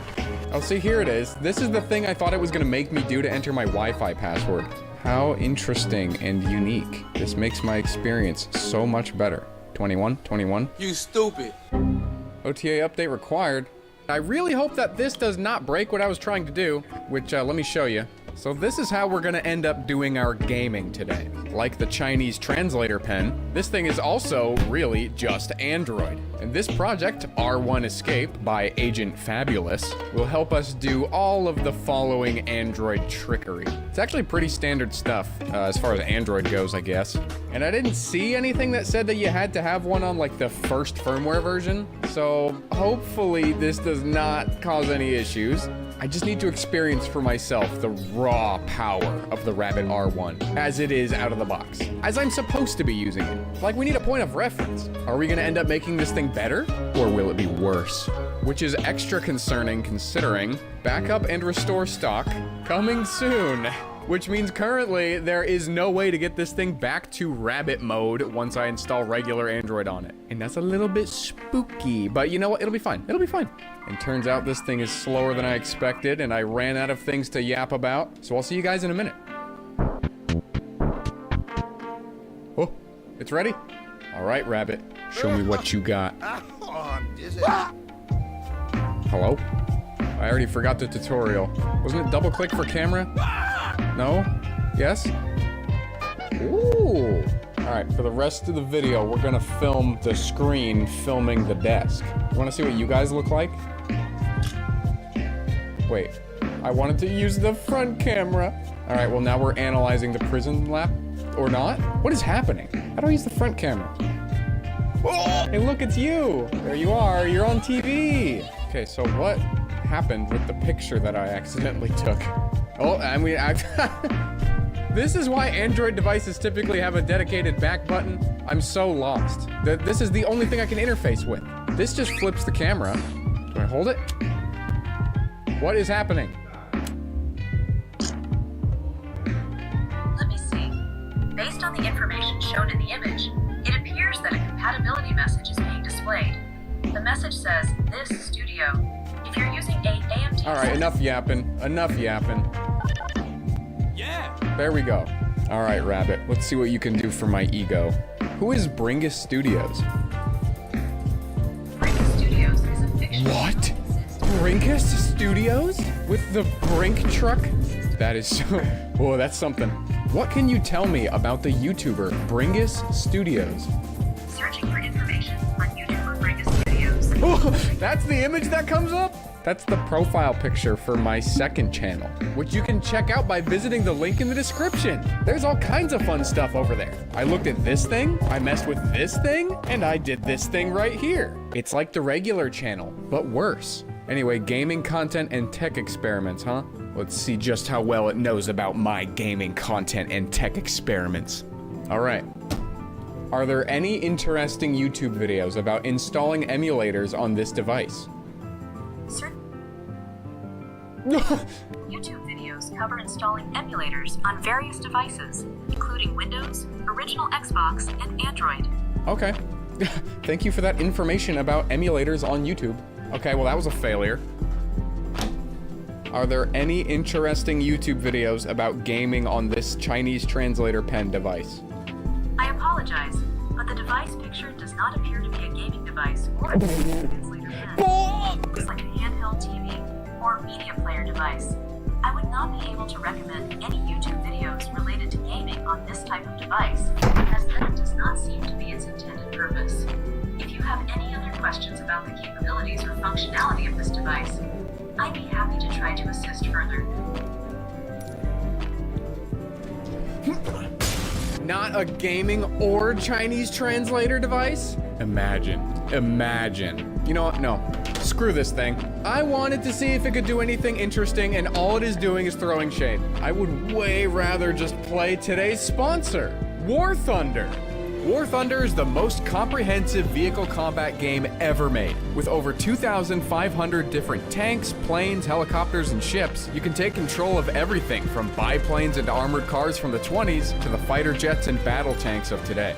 War Thunder features a comprehensive customization system with numerous camouflages, historical markings, and decorations for all types of vehicles, including community-created ones. In War Thunder, you'll find nothing short of incredibly detailed vehicles, hyper-realistic graphics, and authentic sound effects, making you feel truly right at the helm of powerful war machines. With an unmatched trove of high-quality content to discover, there's simply no better game for fans of military history. And War Thunder really gets a recommendation from me because the developers built the game on their in-house, highly optimized Dagger engine that runs great even on lower-end systems. No RTX 4090 needed here. Play War Thunder for free on PC, PlayStation, or Xbox now by using my link in the pinned comment or in the description. New players and returning players that haven't played in 6 months will also receive a bonus pack across all platforms that includes multiple premium vehicles, the Eagle of Valor vehicle decorator, 100,000 silver lions, and 7 days of premium account access. All of this is only for a limited time, so you gotta be quick to get it. Alright, it's Android time. Supposedly, this is as simple as just running this one command, r1.sh. Let's see what she do. Oh, I think I'm supposed to do something. Power off your device, press enter, plug it into your PC. Okay, I'm just now realizing that I don't know how to turn it off. How do I turn you off? Oh, hey, that actually worked. You've done one useful thing this whole time, destroying yourself. Easy enough. And because of the order that these instructions are in, I'm actually gonna unplug it, press enter, plug into PC. Oh, wow, it's going! Holy, oh, wow, that was fast. Unplug your device, press enter, plug it back in. Goodness, that was quick. Oh, look at that! Oh, wow, I didn't even give you guys a chance to see what was happening. Whoa, what is this? Orange state. Your device has been unlocked and can't be trusted. Hello! What? I saw that. I saw the fast boot screen. Okay, according to the script, we're done. Is that really it? Hey, don't look at me like that. I don't like that. Device is corrupted. It can't be trusted. May not work properly. It kind of just keeps boot looping here. Oh, troubleshooting for Linux. Ah, very nice. It appears that it has failed to load system.image, and it also could not generate an image for user data. Okay, cool. What if we just run it again? I wonder why it's saying that. Ah, it's because I forgot to get the file. How about now? It looks like we're sending the system partition now. Oh, 2 of 13. All right, time jump. Oh, it's doing it! It's doing the thing! Get hacked, idiot. Leave it to the prison laptop to jailbreak yet another stupid device. Hi. 2 ominous lines. I'm shocked that it really kind of just was that easy. Start. Connect to mobile. I'd prefer not to. I hope this... Hello! Bruh. This seems like it will be a very problematic DPI. Hold on. I think we can change that real quick. WM density 210. There we go, that's a bit better. I think now is also probably a good time to get some of the smegma off the screen. Oh no, that made it so much worse. No, I'm not a smegma spreader, I swear. Okay, there we go, now it's good. This device isn't Play Protect certified. Your device is not certified to run Google apps or use Google services. You know, for some reason I'm not surprised. I'm surprised this has Google services at all, because normally when you've got some cursed copy of Android that you put on stuff like this, it doesn't have any of the Google stuff. Oh my... Dude, stop! What are you doing? How do we turn the volume down? There's no volume buttons. The wheel. The wheel's our savior. Oh my goodness, that was loud. Oh, no, it didn't work! It didn't work! Please, for the love of God, stop. Dude, it's so loud. It's peaking the microphone so badly. Wow. Let that be a lesson to everybody else doing this. Be ready. Anyway, now that our eardrums are all collectively blown out, it's Android. We got the Play Store, which is not play protected. That's fine. I don't care. No. Okay, maybe I do care. All right, hold on. There's some stuff I gotta do to get Play Store to work. All right, boys. What are we playing? Minecraft. Grand Theft Auto San Andreas inside of Netflix. Is Moscow Life Simulator a real game? Oh, that's sperm. My mobile game brain is stuck in 2009. I'm just like, y'all wanna play Angry Birds? Before we get into anything too stinky, let's take a look at the specs. So it's 640 by 480. That means the games are gonna run really good.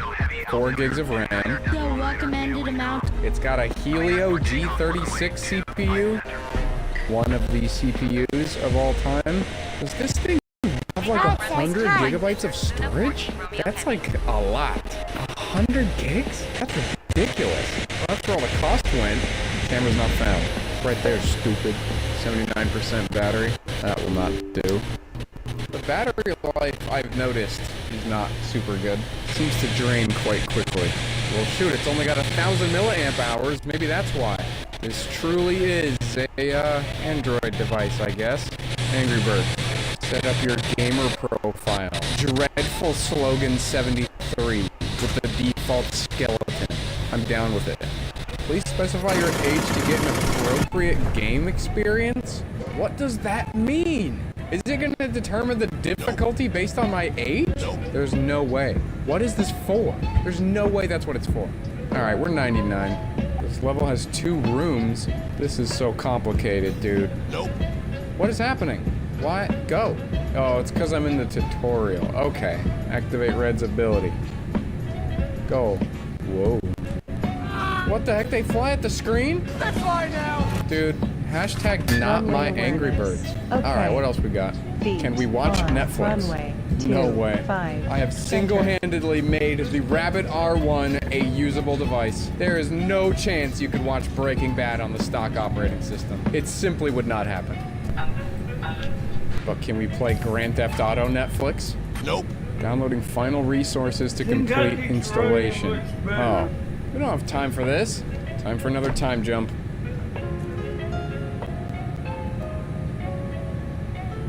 There we go. That's what I'm talking about. Oh, this is gonna be awful to control. Oh, I have an idea. Okay, does Bluetooth work? Let's find out. Oh my god, it totally does. Alright, I've had this thing since I was like 14. Yeah, you know where we're going with this. And in you go. Now we are gaming. Allow access to my contacts and call history? Yeah, that seems like a good idea. Okay. Oh no. I don't think they've got Bluetooth working yet. Oh, that is so sad. That's actually devastating. Oh, no. It just simply wasn't meant to be. I wonder if this thing works over USB. What are the odds? No, it just charges it. Well, that's sad. Alright. That's actually so lame. Can't do that either? Dude. Yeah, they just haven't gotten USB working either. Oh, that is brutal. This just sucks because I know that they're gonna get it working at some point, but that time is not right now. Wait, hold on, I figured it out. Okay, so Bluetooth is just fucked. It does not work. USB host, that doesn't work either. However, we can connect this thing to a computer and then run a tool called Screen Copy, open that up, and look at that. Whoa. We can control this guy through our computer. That's all fine and dandy, but that's not very conducive to gaming, right? But ladies and gentlemen, it is all worth it. Because with our controller connected to the PC over Bluetooth, and I have to use this very, very specific version of the program that has gamepad support, you can just highlight this here window, and we are gaming. Oh, the dream is alive and well, folks. Unfortunately, with that USB cable positioning, this is gonna be a little awkward. But look at that. I'm gonna kill the lights so we can see a little better. Oh my goodness, it's beautiful. Wow. You good? The input lag's like really not that bad. Like it's not good, but you know, have you seen the setup? Oh. So keep in mind, we are going to be losing a little bit of performance because we're also streaming the screen of this thing over USB back to the computer. This is not the worst way I have ever played Minecraft. It's like downright not that, well, okay, well when that happens. It's not bad when that doesn't happen. Oh, I forgot. This controller, it only has shoulder buttons. It doesn't have triggers. Neat. Okay, there we go. Oh, that's not good. When this thing gets proper Bluetooth or USB support, I bet you this is just gonna be fine. Hey, don't judge. It's only for one night. Okay, I'm gonna disconnect screen copy real quick, and I want to see if this actually does take a lot of the performance away. Because it's running like pretty good. It's even stopped stuttering now. The camera's not really gonna show it because the camera is limited to 30 FPS. In real life, I would say probably somewhere around like 40, 45. That's what it feels like at least. Okay, screen copy has been disconnected. Controller is no more. Oh, this is so bad. This is just terrible. I mean, the frame rate's fine. It looks like we gained maybe just a little bit of performance. Maybe like 5 more FPS. It's not a humongous difference. Alright, we're connecting back. But any old stupid device can run Minecraft. How many of them can run Super Monkey Ball 2? In the wrong orientation. Oh, that's okay. That's okay. Oh.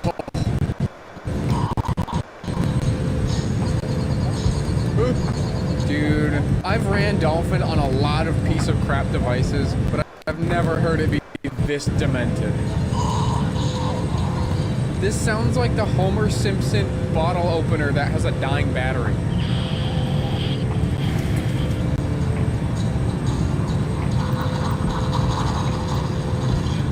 I think it took about 1 whole minute for the ball to go down the lane.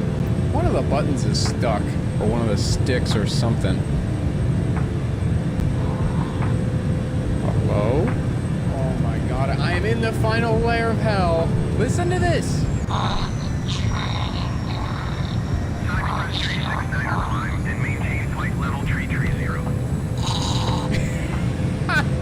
Let's see if this is any better without streaming it back to the PC. The answer is a resounding no.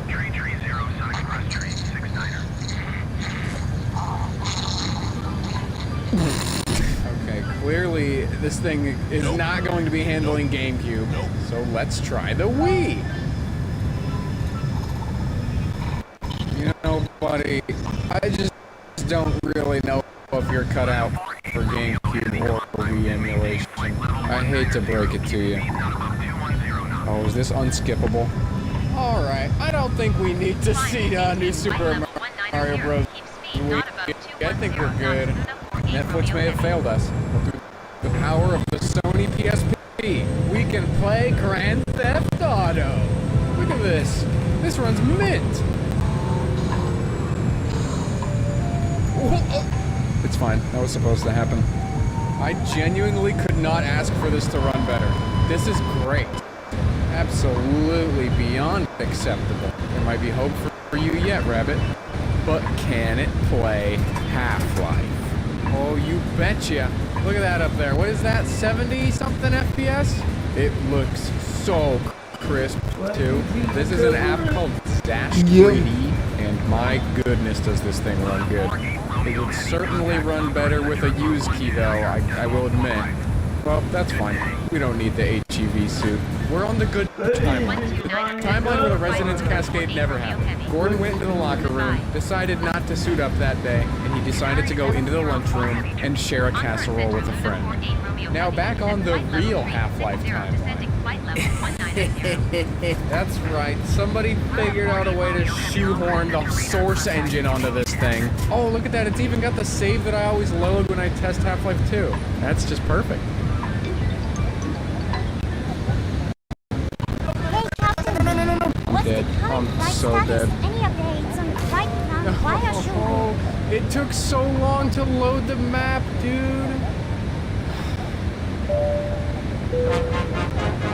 Good morning once again from the cockpit. Okay, that wasn't too bad. As you've probably This is noticed, not a good we've started save. our descent. Where's the car? We should I be can't arriving even in tap, around because 20 this thing minutes doesn't have depending on triggers, it local only air has traffic, bumpers. and I will Dude, shortly where's be the instructing car? the cabin crew to What get an the cabin awful ready save. for our Why did arrival. I do this to myself? After that, the Time to seatbelt load sign will be another illuminated map. and leave safety Oh, to never start mind. the landing. It's the same map. On that note, if you need to use the toilet, Just then you happened to should the try to controls? visit one now What as they the will be heck? closed during the I'm approach. looking with the left stick. For now, though, This I will is wish you a not very good, good dude. morning once This again, is not and I'll good. speak to you in a short while once we've Get landed. it No restored idea what in happened there. You know what? This is working.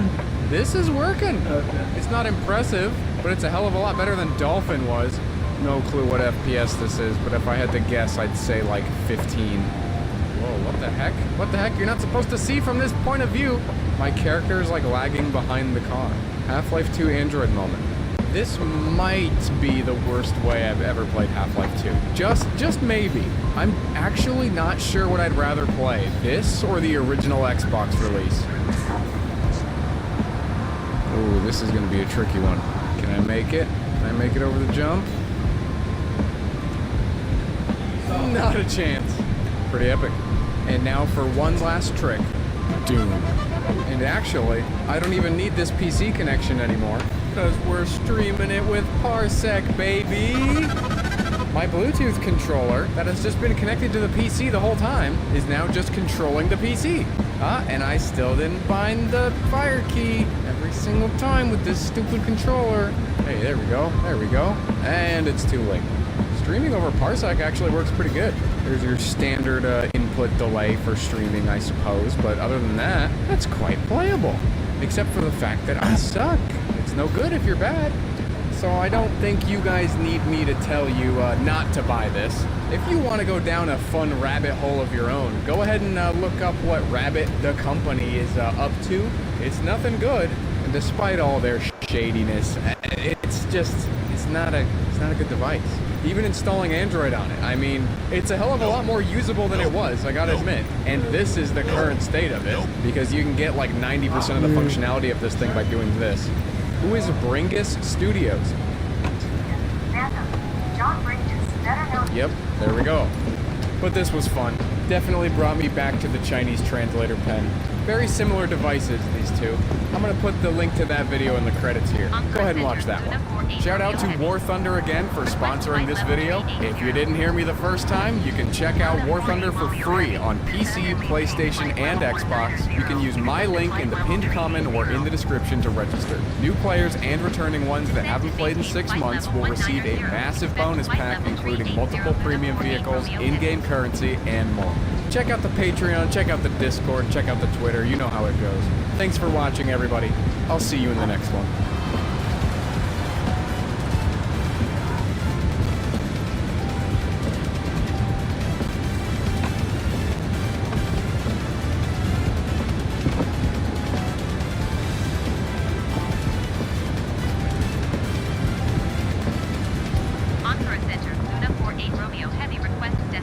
I didn't really realize this until I started editing, but the crummy little mic that I was using for this video makes all of my S's and Z's sound like... So we're going Mike Tyson mode for this one. Friends, I regret to inform you that there's been a death in the studio. My baby boy is no more. He just... And it's not because it's not hot. He's trying. He's got a little life left in him. Okay, so maybe he's not dead, but his golden days are behind him for sure. So we're gonna put him to rest. Godspeed Thermo Grip from the 90s, with an incredibly safe method of turning it off and on. You'll always have a place in my heart. But you know what they say, out with the old, in with the... Look at this thing, No, dude, it's remember a drill battery. You ain't never had a glue gun this satisfying. So all hot gluing tasks are going to be handled by our boy Rio. He's up for the task. That was a mistake. Now there's hot glue stuck to the table. That's alright. The more stains we add to the table, the more rich the lore is. But anyway, you didn't come here to see the glue gun. You came here for this. You might be surprised to learn that you guys have seen this before. It was in the Chinese translator video. Request flight following. You know, I've gamed on some pretty stupid devices in my time. The Trimble Yuma, the Leapster GS, maybe most stupid of all, the Ioneo 2S. Oh wait, I haven't made a video about that one yet. Today it's time to make that video. Oh, what is it? XI3? XB? I actually don't know. Like usual, I've done no research. In my head, I keep referring to this thing as the Hypercube, and the reason I say that, you guys remember this? The Jimmy Neutron Hypercube? So as far as I'm concerned, this is the Hypercube. But what is it? Probably a computer, I don't know. Look at this. Looks like a computer to me. Wait, DisplayPort / HDMI? That's a new one. 2 mini display ports, the power jack, USB 1, 2, 3, 4, 5, 6, 7, 8.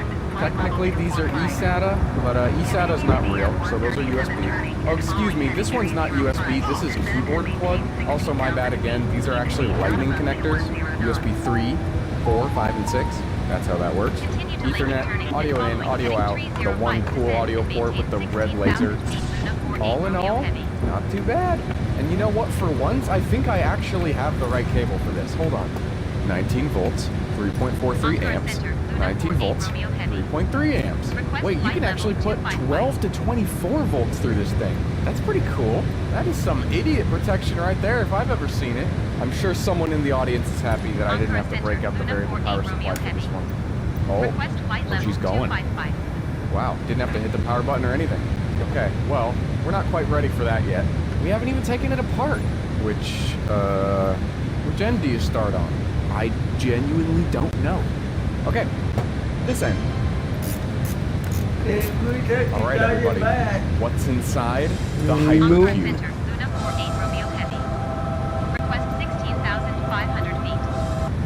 Huh, I don't know.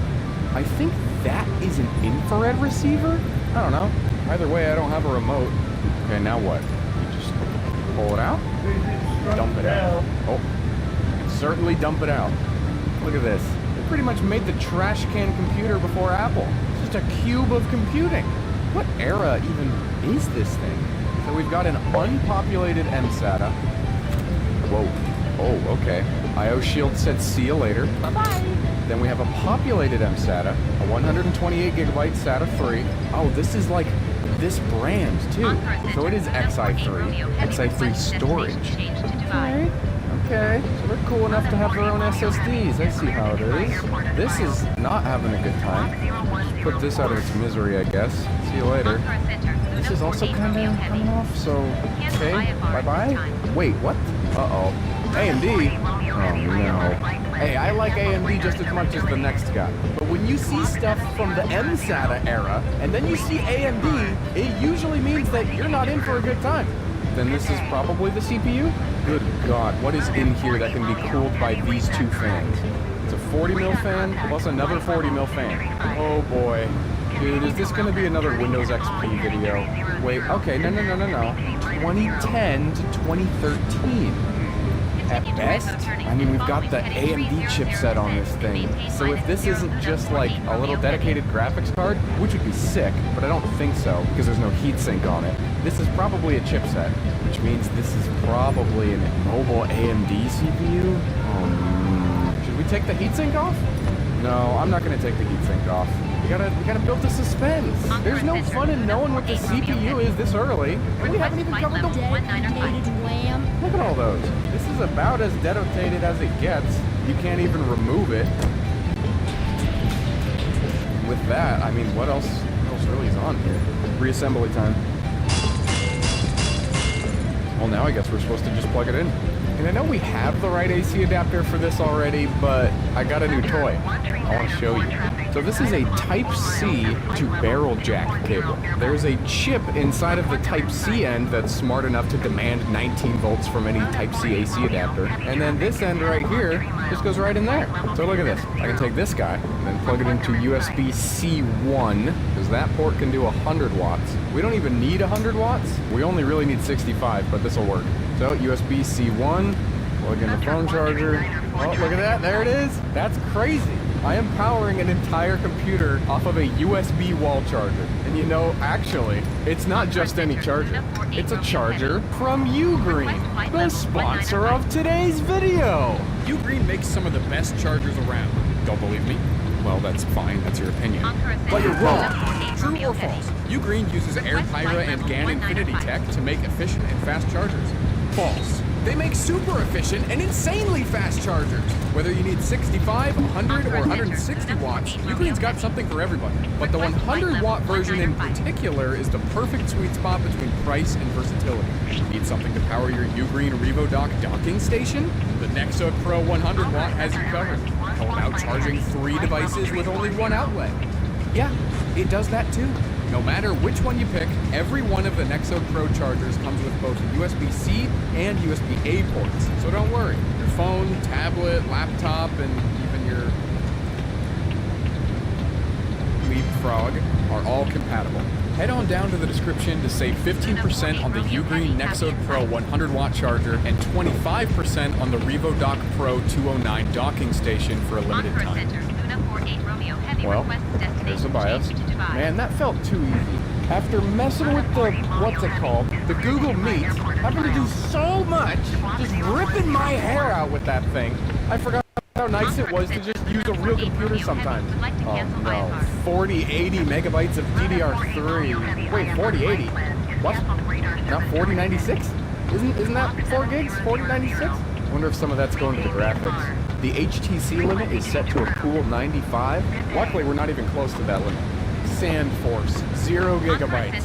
Cool. The power of sand, everybody. I don't know sand. Oh, so we do have AMD graphics. A Toon BIOS. Never heard of that before. This is kind of cool. You can go from DisplayPort to HDMI on this port. It really is just both, apparently. Primary video device. PCIe slot. What? Oh, North Bridge and South Bridge. What the heck? Okay, Sand Force of 0 gigabytes is probably not going to be doing much for us, I imagine. But we'll try and install an OS to it anyway. But we still don't know what the CPU is. CPU config. Richland Pi. Very cool. I didn't even want to keep you guys in the dark on this one. But, well, I guess neither of us know.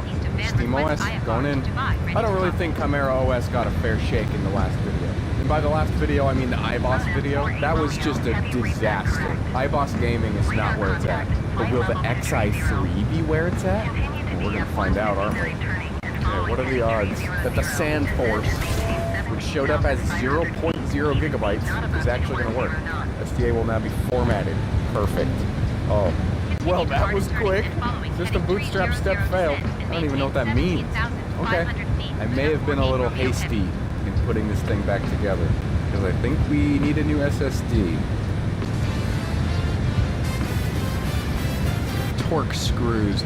Cute or cringe? Okay, see you later, Sand Force. More like waste of Sand Force. This SSD replacement brought to you by some OEM Samsung MSATA. Don't tell Xi3, but I'm not putting the other screw back in. In fact, I have so little confidence in this thing that I am just not gonna put it back together at all. Install to Samsung. Hey, there we... Oh, downloading Steam? I couldn't even get an A out before we got Steam. Holy crap, Chimera OS is great. Oh, standard or advanced? I'm a standard kind of guy. Installation successfully completed. Would you like to restart the computer now? Absolutely. Hello? You gonna boot or nah? Alright, that's fine. I'm a patient Xi3 gamer. So while that's booting, let's see what we can find out about it. Xi3. Oh, it's a boat motor? Xi3 kayak saltwater bow mount trolling motor. We do a little trolling motor. Okay, how about Xi3 computer? Clever architecture comes at too high a price, starting at $849 in 2012.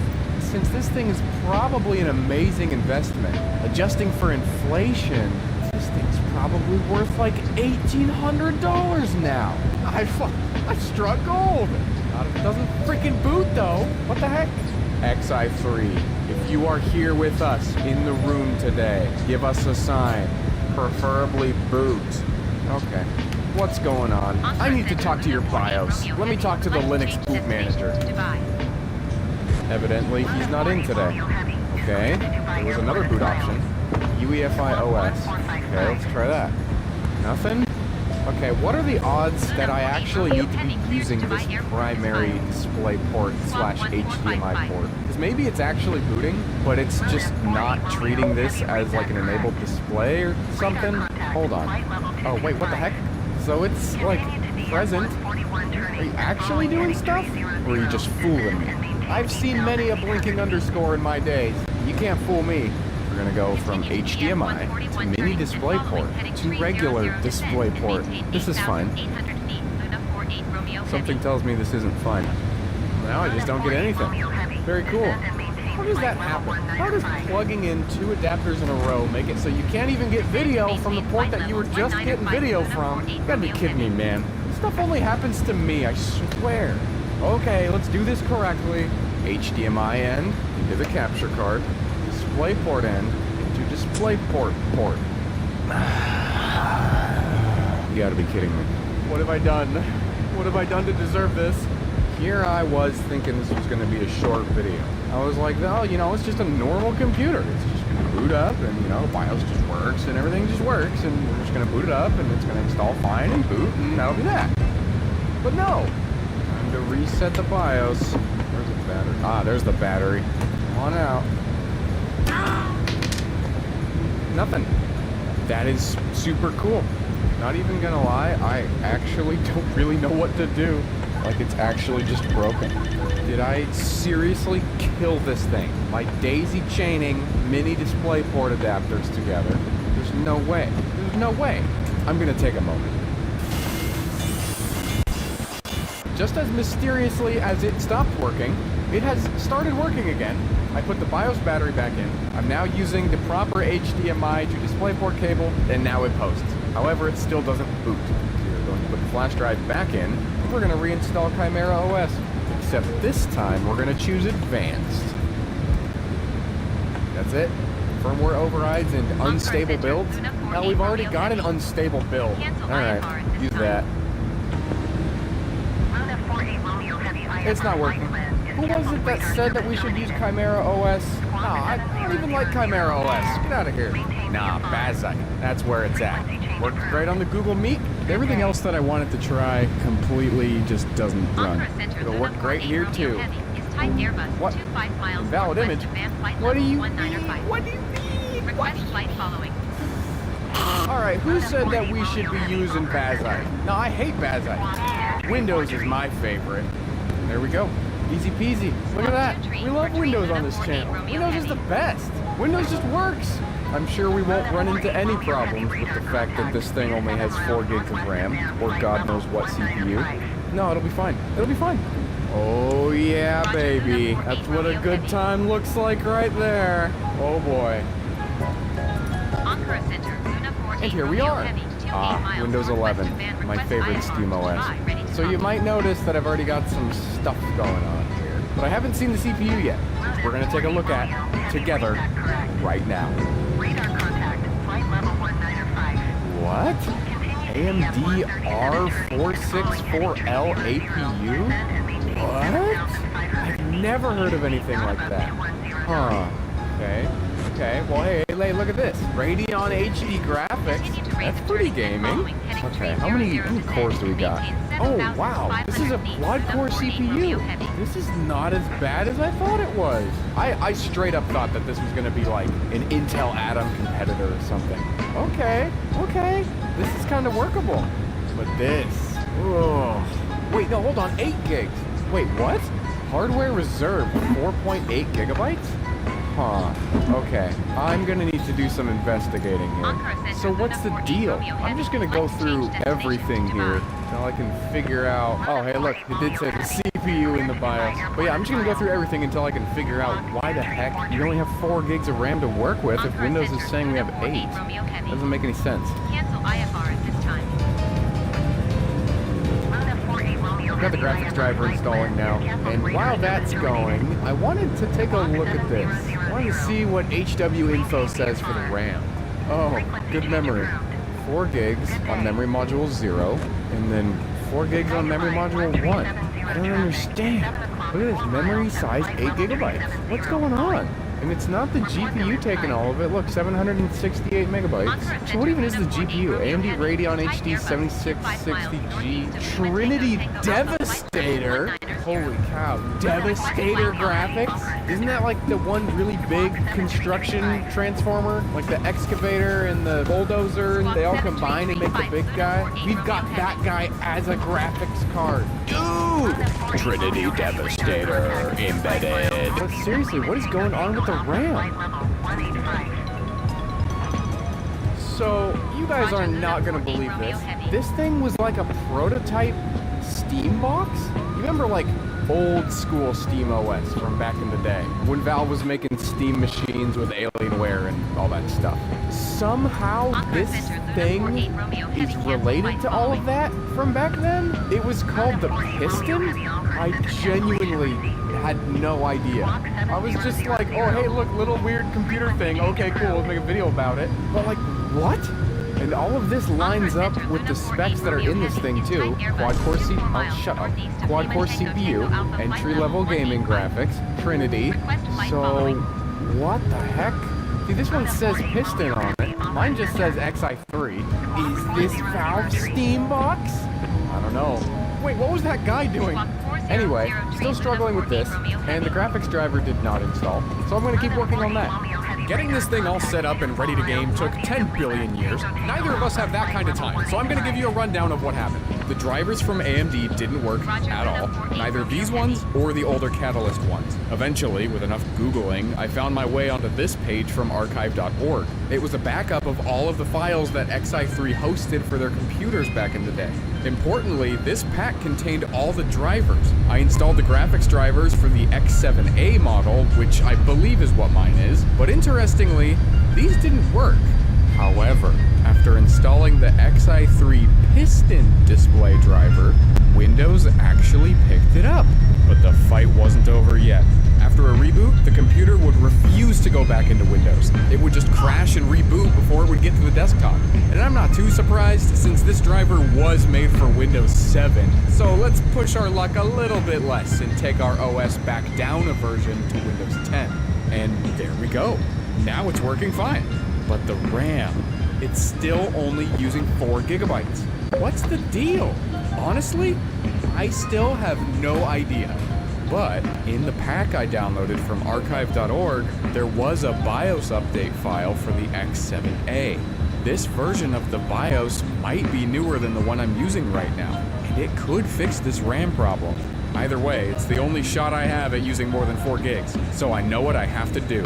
I booted into a Windows PE environment to run the BIOS update tool, and then I took a backup of the current BIOS just in case. After that was done, there was only one thing left to do. The only thing standing between me and 8 gigabytes of RAM was a file named Titan105.rom that I found on the internet. I hit enter, and the BIOS began flashing. Every percent that went by gave me equal parts excitement, hope, and dread. What if it failed? What if this wasn't the right BIOS for this device? What if it flashes, but it doesn't fix the RAM problem? What am I gonna do? But eventually it finished. And after a reboot, there it is. 8 gigabytes of glorious DDR3. Everything is now ready so that we can game on the XI3 computer that was kinda sorta made as a Steam machine from 2013, but then fell through, so it didn't really happen, and also it looks like the Jimmy Neutron Hypercube. I won't even lie, I am beyond amazed right now. Flashing a random BIOS from the internet against my better judgment completely fixed the problem. During my troubleshooting, I did completely wipe the SSD, and then I reinstalled Windows 10, but the graphics driver works on Windows 10 just fine, so that's good. But I do need to go and re-download all the games. We're gonna go from top to bottom. My prediction is this is gonna be too easy. This is also gonna be too easy. And then these two are gonna give this thing a run for its money. Portal 2 would have come out around the same time this thing was built. And Team Fortress 2 just runs like shit. The masochist in me requires me to play Counter-Strike 2. And since my space heater broke, I'm gonna run Doom Eternal. Without further ado, Half-Life. Yeah, no, this is nothing for this thing. Yeah, this is nothing for this thing. Yeah, this is nothing for this thing. Yeah, this is nothing for this thing. In conclusion, Half-life is nothing for this thing. I do have to say though, the CPU temperature is a little bit high, although I think this is like a mobile APU, so I guess that's probably fine. And above 30% CPU usage playing Half-Life is not great. Alright, well, easy enough. Let's try Half-Life 2. Alright, this is max settings, 1080p, Half-Life 2. It is barely clinging to 60 FPS. It is ringing out the GPU right now. And the CPU is only still at like 40-ish% utilization? What the heck? So we're definitely going to be limited by these crappy onboard graphics. I mean, I'd rather have the onboard Radeon graphics than like an Intel HD 3000 or whatever. Man, thank goodness we got the RAM increased. In Half-Life 2, we're almost using 4 gigs of RAM. This would have been as far as we could get, probably.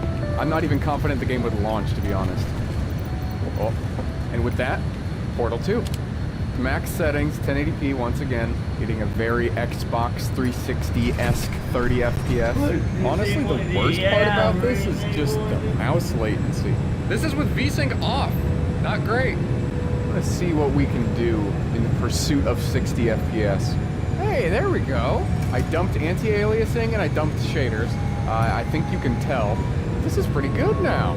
We are definitely using more than 4 gigs of RAM. But yeah, this is more than playable. This is straight up a good time. I'm actually pretty impressed with this thing. I was looking up what the CPU is comparable to earlier, and it's just about in line with like a 2nd gen desktop i3. So this is exceeding my expectations. And I haven't looked at what the GPU is about equivalent to. Ah, that's right. The internet keeps crapping out on this thing. Something is really wrong with either the driver or the Ethernet controller itself on here. I just have to disable and then re-enable the Ethernet controller, and then yeah. Alright, here's a couple of points of comparison for you guys. There's the iGPU in this thing, a GTX 750 Ti, and a GTX 1050 Ti. And as you can see, we're not exactly playing with power. Okay, you know earlier when I was playing Half-Life 2, I was dunking on the Intel integrated graphics of the era? Let's see. Okay, good. We are still better off with the Radeon, and kind of by a substantial amount. Okay. Imagine getting 7 FPS. I'll take my 10, thank you very much. Anyway, Team Fortress 2. Whoa, this is not great. 64-bit is coming soon. 64-bit is coming soon. 64-bit is coming. This is what we get until then. 25 FPS, if we're lucky. Alright, we're going N64 mode. I guess this is technically an improvement. Are you kidding me? I don't even know if I should blame the machine or TF2 for that one. Oh boy. Alright, one more time. Oh, that's so. Love this game. I love this game. I really, really like this game. Alright, well, rather than waste more time in Team Fortress 2, Counter-Strike 2. Please visit AMD support to download the latest driver. Sorry, Counter-Strike, but there's no better driver. I can't even... Where is it loading? Oh my goodness. Oh, there he is. Quickly, change the settings. Alright, I'm not wasting any time. None, low. Okay, perfect. Does this even matter? Can I even choose this on this card? Okay, well, we'll see if that even does anything. And then see you later resolution. Can we go any lower? Yeah, we can. Ah, there we go. I've learned my lesson with the bots, so I'm gonna play a real game. Look at that JPEG back there. Wow, you can count the number of pixels. Well, if there's no texture filtering at least. Turn right heading 300 and maintain 12,000 feet. Okay. Not above 540 knots Luna 48 Romeo Heavy. Oh man. Okay, nice. What the heck, dude? Where's the overlay? Okay, well we can't see our frame rate, unfortunately. Hold on. I was also told that the in-game frame counter in CS2 causes performance issues, but it's all we've got, so I'll keep it on for now. Oh man. This is crazy. I've never even seen a game look like this. Is this like film grain in the game or something? This is bizarre. Okay, so now let's turn FPS counter off. I would not say that that is noticeably better. I want to get a kill. I am a robot. Oh, it's like all bots. I mean, I'm not the one calculating the bots though, so it shouldn't be impacting my performance. Uh-oh. Ooh.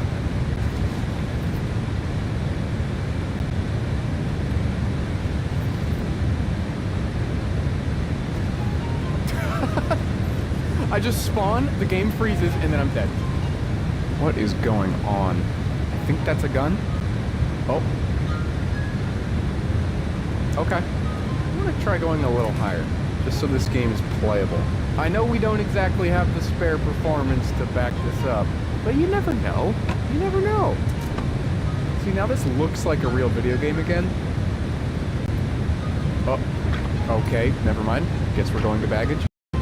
Frame rate is better. Frame times are worse, but when it's not stuttering so bad that my gun disappears, it's like 20 FPS. Chicken. Does that count as my one kill? Did I do it?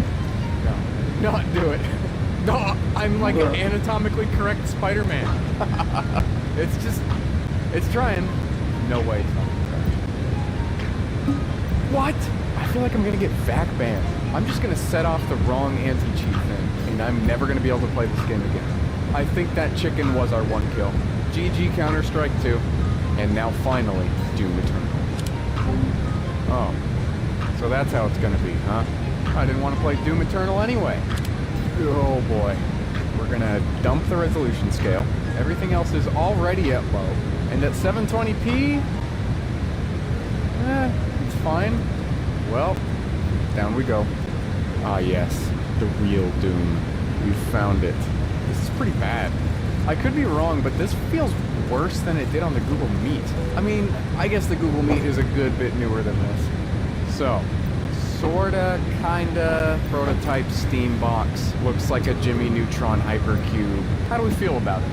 It's fine. It's kinda cool. The I/O is pretty good. If you're an eSATA enjoyer, you're really gonna like it. But if you like your Ethernet port working consistently, you're not gonna like it. It's, I don't know. The history of these devices is pretty cool. Apparently they weren't good enough for Valve, and I kinda see why. It ran up to Portal 2 okay. It's not bad. It's a hard little guy to hate. I don't know. I like it. Am I gonna turn it on ever again? Actually, I think I would. Because think back to the start of the 2010s. Microsoft wanted every app to be on the Microsoft Store, and Valve was shitting their pants about it. Valve starts developing SteamOS 1.0, and they release it to the public.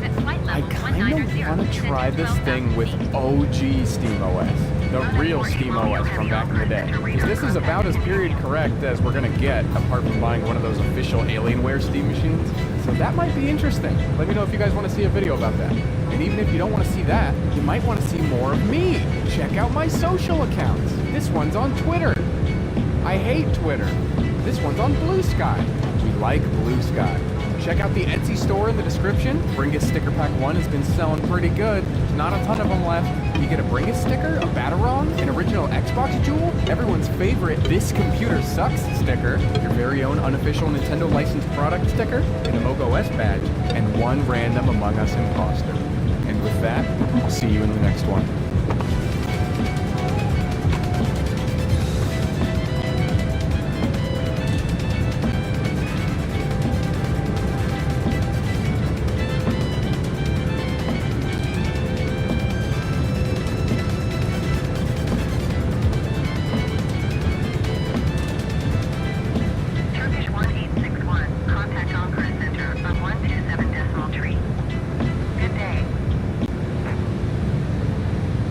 What's up, everyone? Welcome to the WAN Show. We're going to be talking about all kinds of great stuff, but of course, the big headline topic is that Intel Arc doesn't suck. What happened? I don't know how to make sense of this world anymore because it doesn't suck, and I'm excited, and it's not just me. People are actually excited. The whole industry seems genuinely hyped About building a gaming PC for the first time in flipping years. So I know we already made a 16.5-minute long video about Battlemage, but I want to talk more. I want to talk about Battlemage some more. Especially some of the observations that I've made about people's comments on it and about people's viewership habits on our other videos as a result. But look at the doc. He's trying to spoil. No, I didn't. I opened a new tab. I opened a new tab. Spoil all the things. You're hurting the laptop. And we're also going to be talking about the LTT and Short Circuit. Have they gone too far with the clickbait? Oh. The world, it turns out, is not actually upside down. What? Unless you're in Australia. In which case, it's not news. Is the thumbnail like good for them? I think so. Oh, I think they can see it better. What else we got today? Oh, right. I was supposed to do something. Yeah. You're actually supposed to have the dock open and be looking at it. Yeah, but you got mad at me, so I you didn't even have it open. I opened YouTube. Okay. You can buy a car on Amazon. That's weird. And there's like almost no other topics.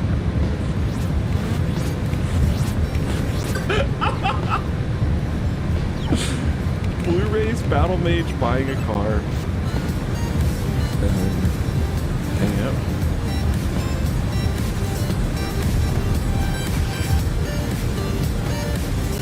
The show is brought to you today by MSI, Bessie, and Squarespace, and of course our laptop partner LG, our wrap partner V-Brand, and our chair partner Secret Lab. Why don't we jump right into our headline topic, which is of course Intel Arc Battle Mage. Against all odds, it's great. Did you watch the video? Yes. Well, well, I don't know. I don't know if you watch our review I was of up the at GPU. like 8 talking to you about it, and I reviewed the video. Okay, well, I don't pay attention to these things. Intel finally What launched. do you mean? We weren't talking about it. I know, but how do you not pay attention? Do you have any idea how long my week's been this week? It's been crazy. I was really surprised you were up. Yeah, well, I didn't have a choice. I've been up at the beginning of days. I've been up at the end of days. It's been a very, very hectic week. Intel finally launched their anticipated Arc B580 GPU Thursday, and across the board, reviewers and the public are impressed.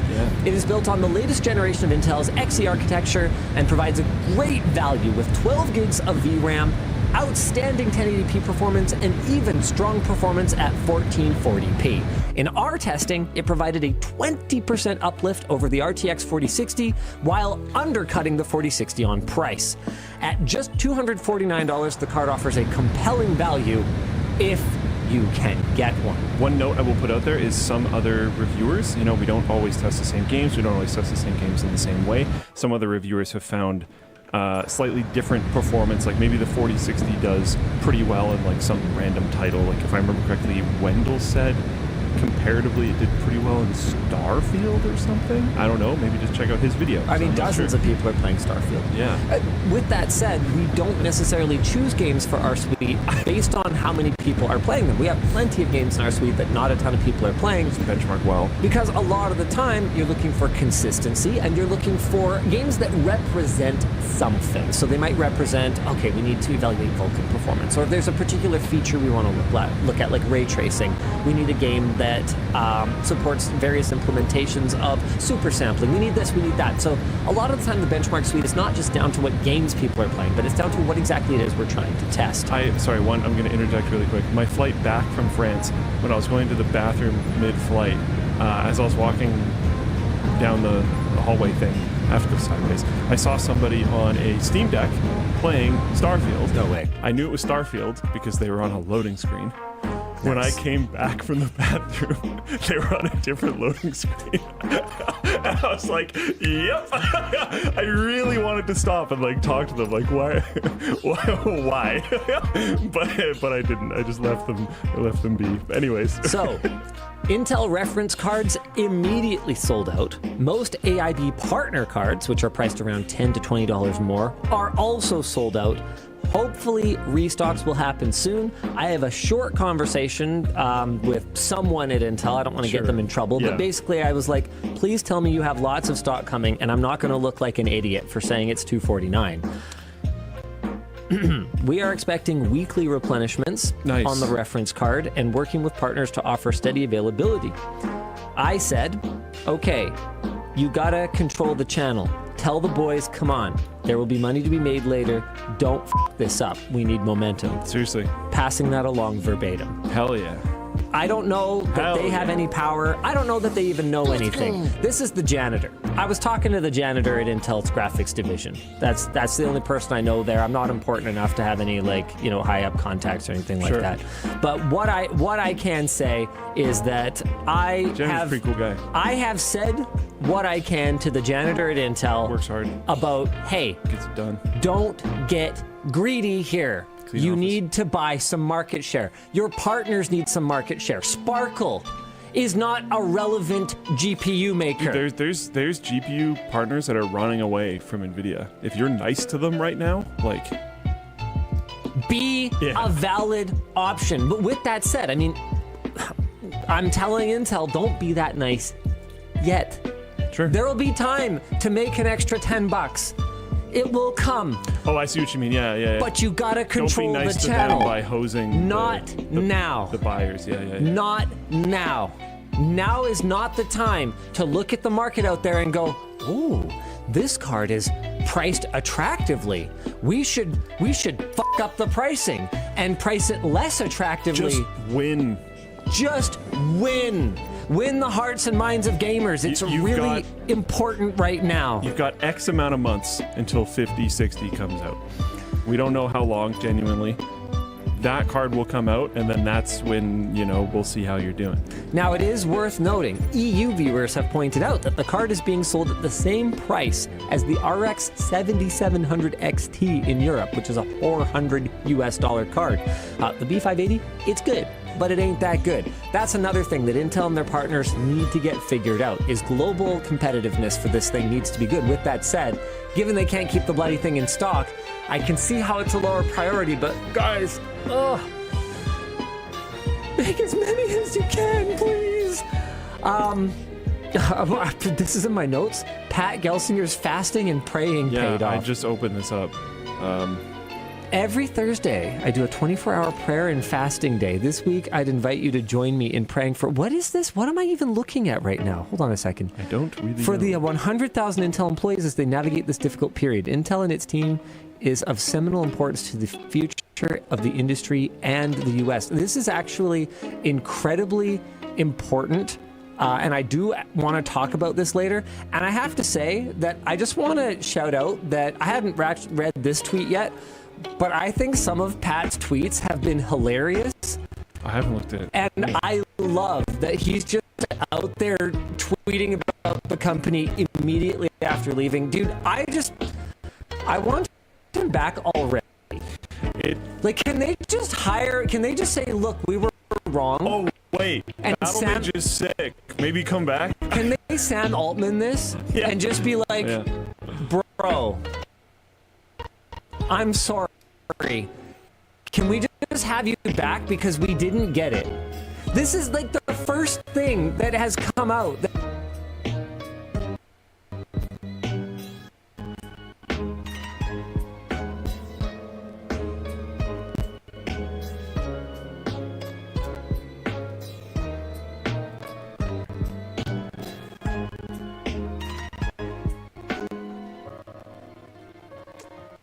I think I know how to fix this. Okay, how?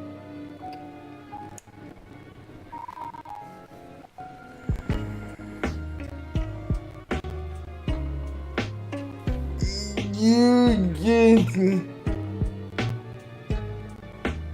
keep this in mind.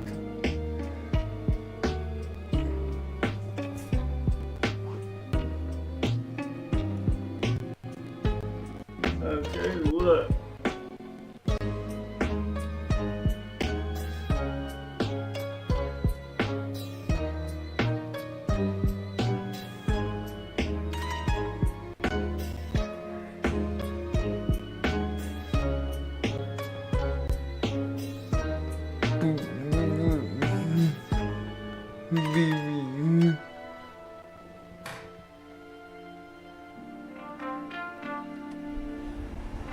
Frankfurt Tower, Luna 48 Romeo Heavy at runway 25 center, ready for departure IFR to Dubai. Luna 48 Romeo Heavy altimeter 29er.9er, 2 wind calm. Cleared for takeoff runway 25 Pat says hi.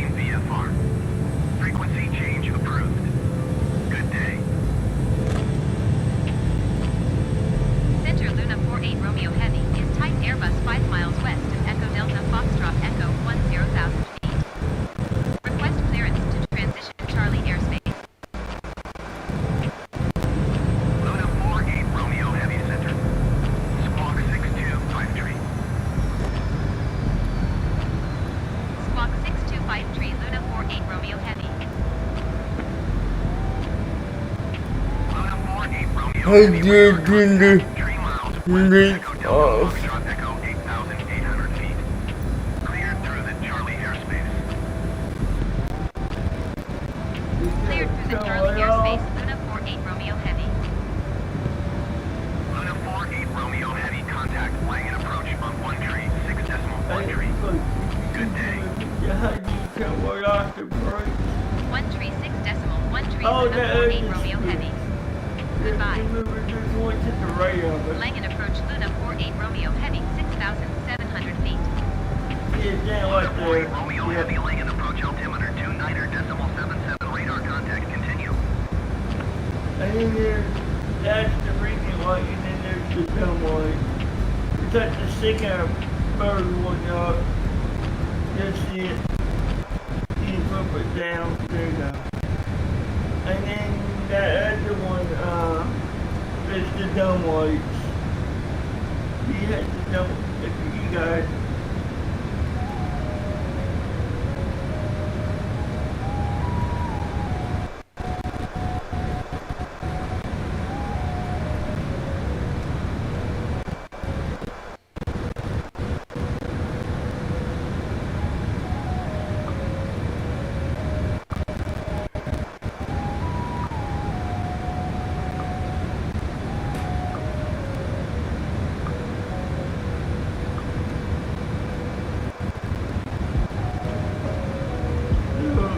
This recovery work okay? Okay.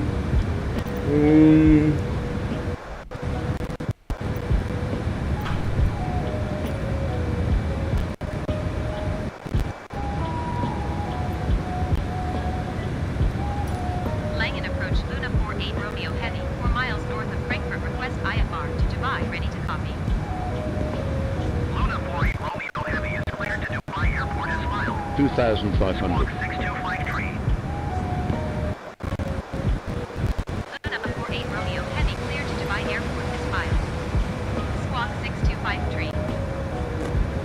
Luna 48 Romeo Heavy, read back correct. Radar contact 3,100 feet. Altimeter 29.77, turn right heading 260, resume all navigation, climb and maintain 16,000 feet. Turn right heading 260. Proceed on course climb and maintain 16,000 feet. Luna 48 Romeo Heavy. Luna 48 Romeo Heavy, contact center on 127.6. Good day.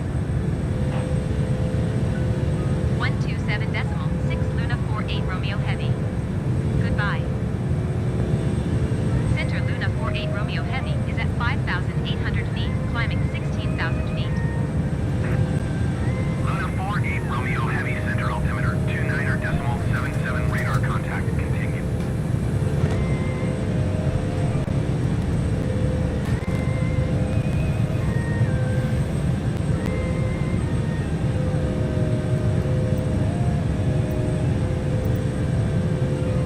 I'm determined to get this. How much you got?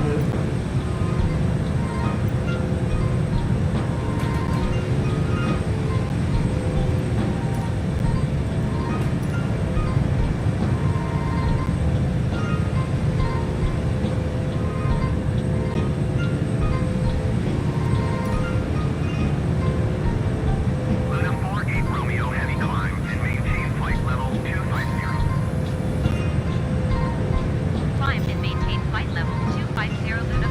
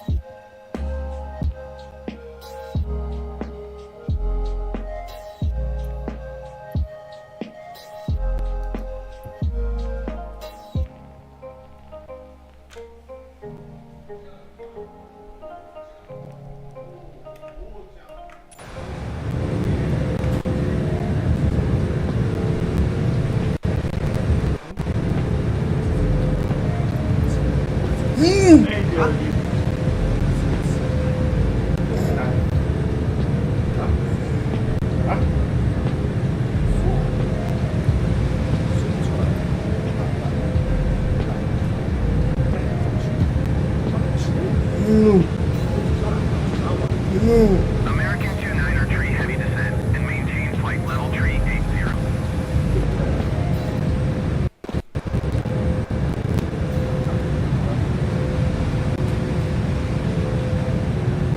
Descend and maintain flight level tree 80, American 29er tree heavy.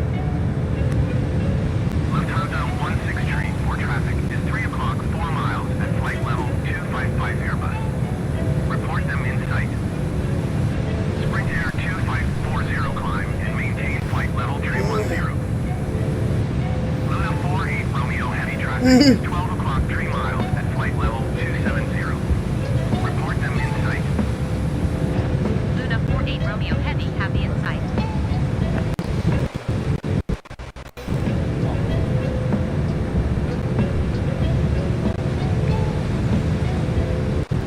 Lufthansa 16 tree for traffic in sight.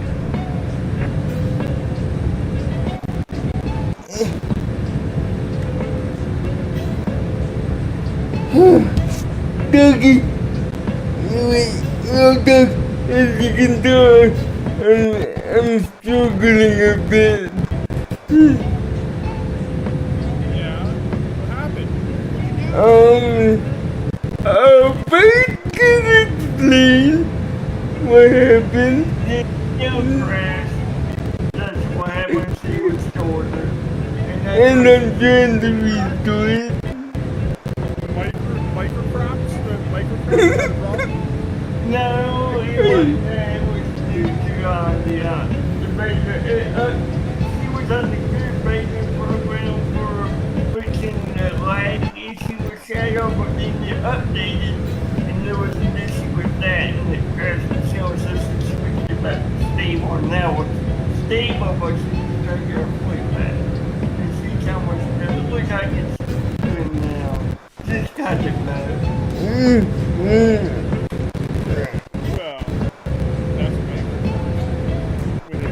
Really make the shot it was Shadow's beta or something. Lufthansa 16 tree for traffic alert.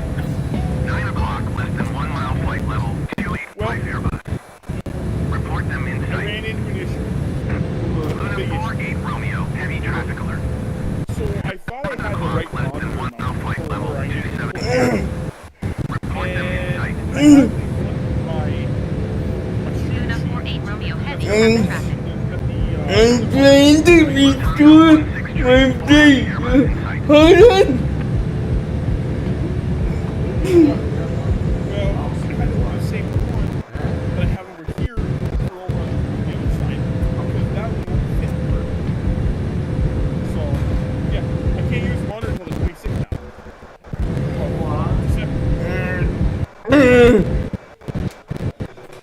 Why not do the 26? Because I don't have that mount for it.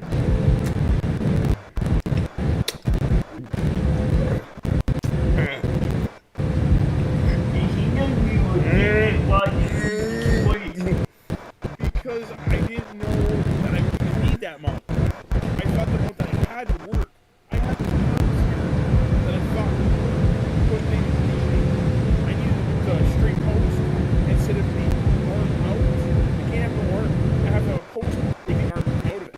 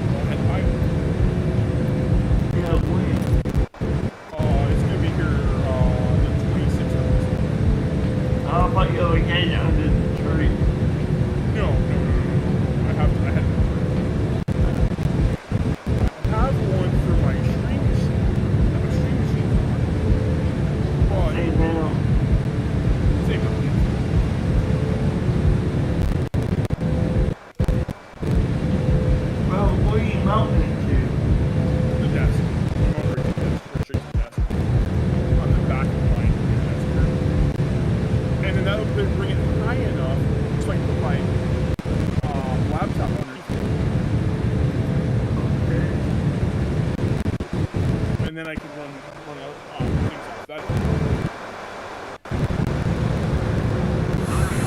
Romeo Heavy, contact Encore Center on 129.45. Good day. 129.45 Luna 48 Romeo Heavy. Goodbye. Encore Center Luna 48 Romeo Heavy is at flight level 260, climbing flight level 370. No, what are you on your back Luna now? 48 Romeo Heavy, Encore Center radar contact. Continue to be docked. You can't disconnect you. No, I haven't disconnected. Okay, he was just trying to get the mount ready for it. Then disconnect. Yeah, I haven't disconnected. I'll be disconnecting on the 26th or the 27th. I'll probably get fully disconnected, and then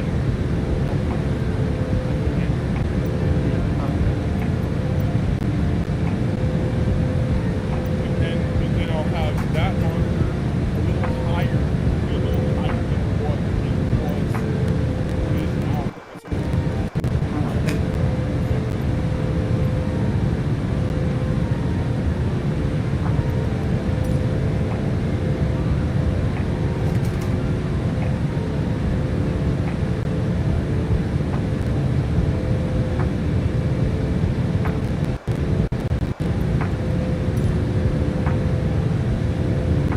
Finger good.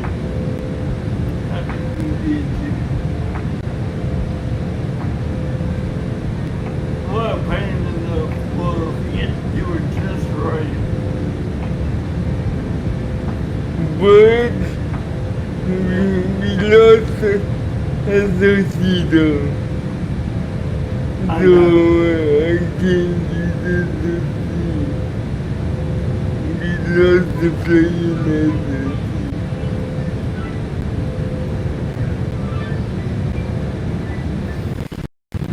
Hey, Captain. How's the flight going so far? It's Smooth okay. ride.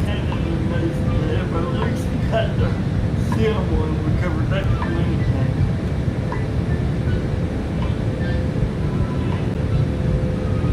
And doggy, I got the hook up on the 26 too. I got the battery to hook up. I'll probably get my screws still on.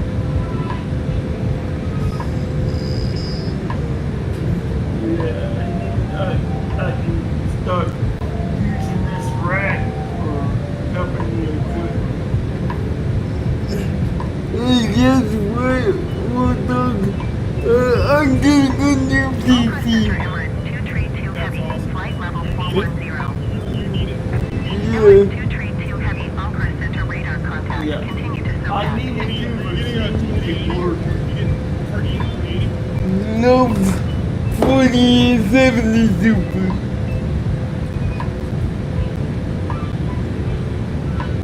4070 Super. And the 14700 F.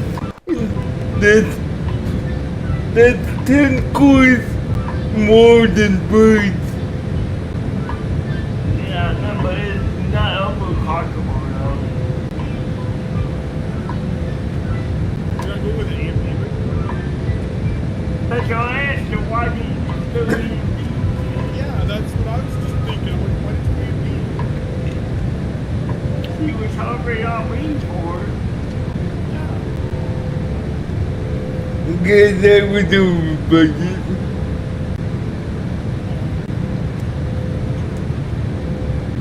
And the government thought because anywhere didn't have AMD for some reason. Why didn't you just look at the shadow one for AMD?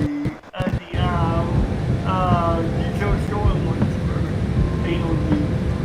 And because my dad never heard of the brand and doesn't trust it, and wouldn't let me get it. Oh God, come on. What happened to my God, you know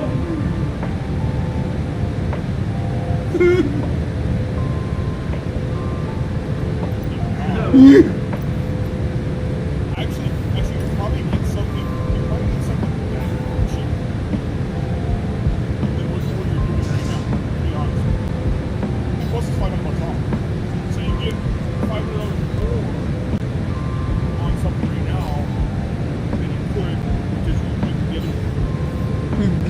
actually,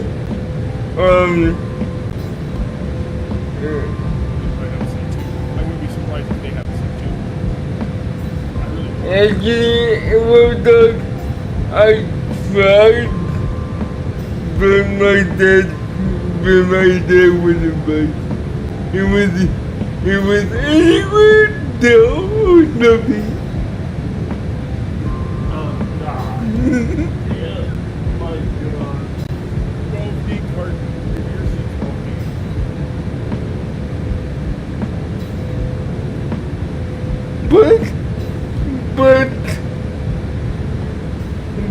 But,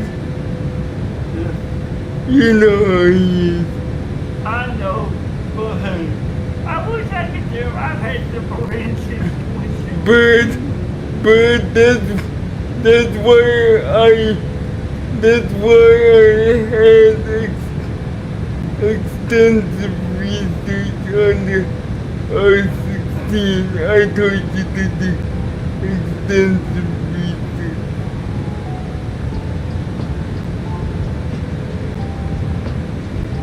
And you said they actually listened, so it shouldn't be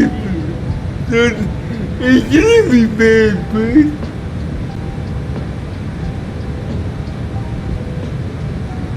it shouldn't be bad. I know. They finally listened. Finally.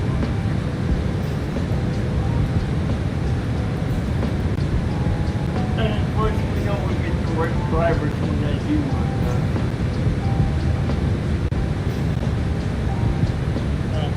It'd be way over. I just built one here, and for what you want, it's good.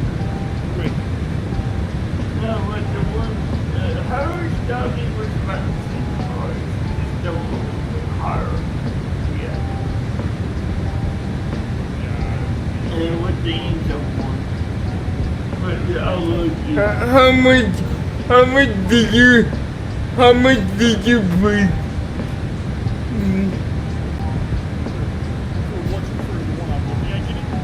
Yeah. One for me. How much did you pay?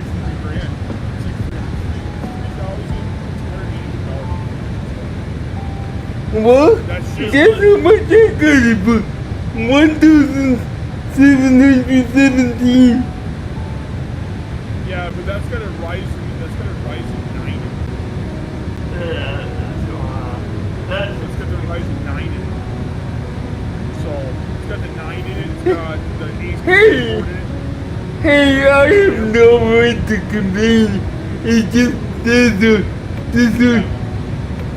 is nothing. I wish they had the $2,500 off rate because that would be $1,500. That would be awesome right now. Because then I can get by with it.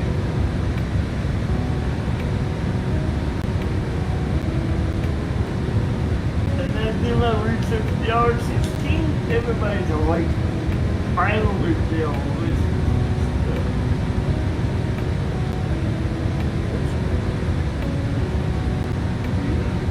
And plus, I know we get the in-car drivers much more like we did for hers when they'll cooped out with much more drivers.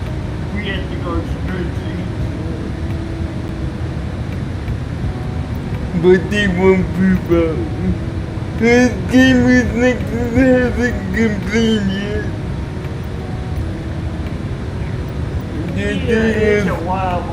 They're doing a sign.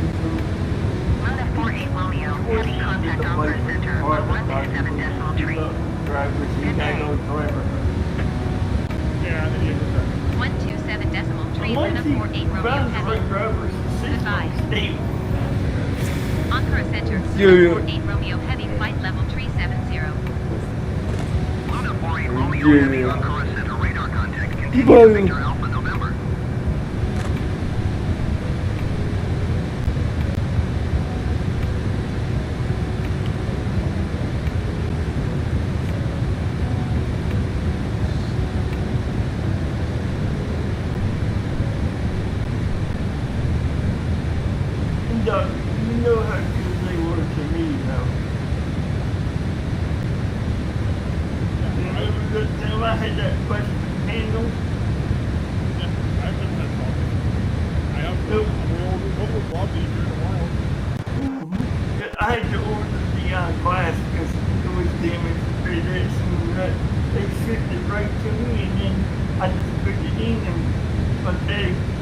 all went away.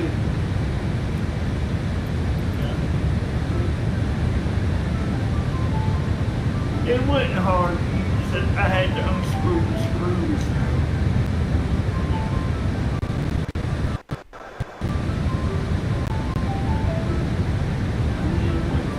And that thing's been working ever since day one. The only problem I've ever had wasn't good for. It was actually No.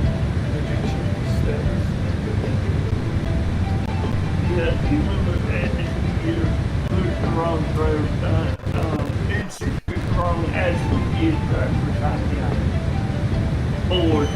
I think, as we did in, Lake Marty. And they put the wrong ones on the, they just got the wrong ones from my board, but they corrected that.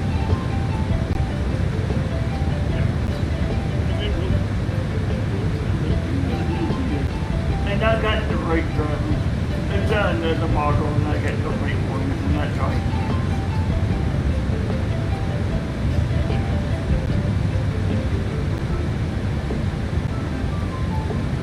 It's kind of weird. I got USB controllers and digital controllers. I'm just missing.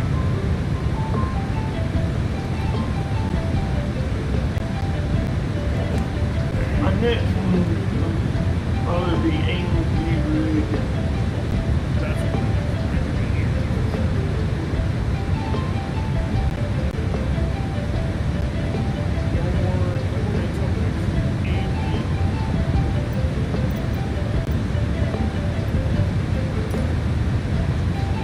Look at me nice using rising massive.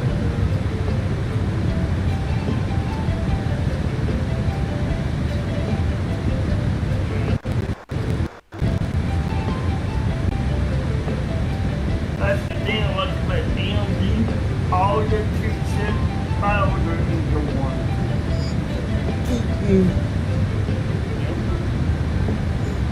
They use a single installer now for all. Yeah. But here's the thing. What they would do is if one does have support, they give you the latest installer for that series.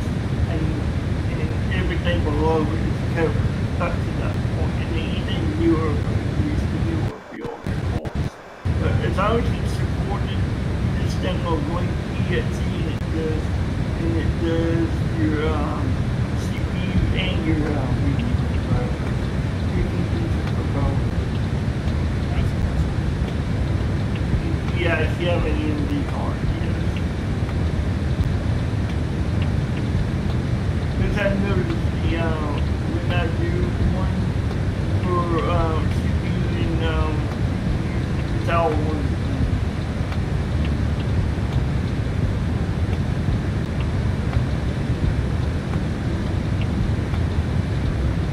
I think I heard they were these traits.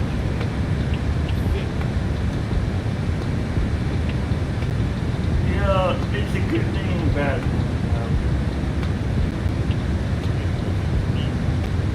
But bad is you good returns on your cash sitting your savings.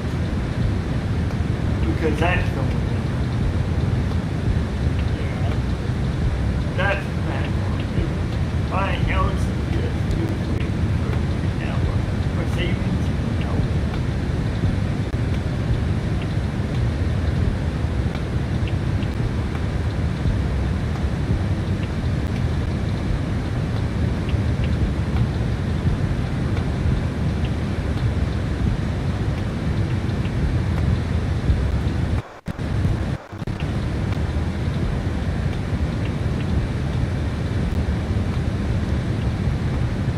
But I'm surprised how well this machine shows up over the years. Mine's fine. Mine was having problems with that bug. When I fixed the bug, now it works great. Ankara Center, Lufthansa 757 Heavy is at flight level 360, climbing flight level 360. What? Lufthansa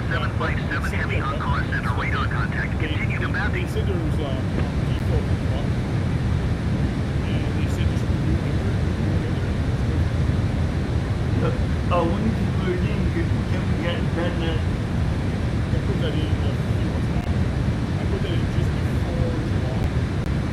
On the spine, huh? Yeah, sometimes you never know that happens. That's good when a company only does this. They said it's in it probably because of when they tested it, they hit it really tight. They hit it like hundreds of times to make sure that it works. Yeah. Well, they have a machine that does it for them. Oh yeah. We got like actually went down and looked at this going, they test all the parts to make sure they're not gonna fail when customers get some. I like that. But there's one that was for eventually, but rare. Really. Encore Center, Luna 48 Romeo Heavy requests destination change to Dubai. And my phone was front door. Luna 48 Romeo Heavy is cleared to Dubai Airport as filed. Yes. Squawk 6253. Because there was a hole in the box. Luna 48 Romeo Heavy cleared to Dubai Airport is filed. Squawk 6253. Luna 48 Romeo Heavy, read back correct. Radar contact flight level 365. Turn right heading 300, descend and maintain flight level 260. What? Turn right heading 300, descend and maintain flight level 260 Luna 48 Romeo Heavy. What are you talking about?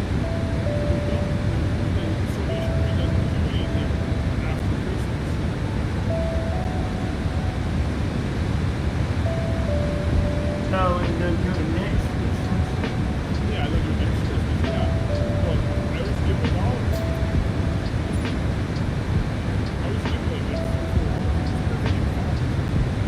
So why don't you? I did like 5 times now. This year.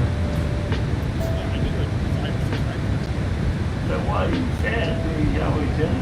Because I like doing it. I love that. Air Cairo 9er tree, you are 1,300 feet below your assigned altitude. Climb and maintain flight level 370.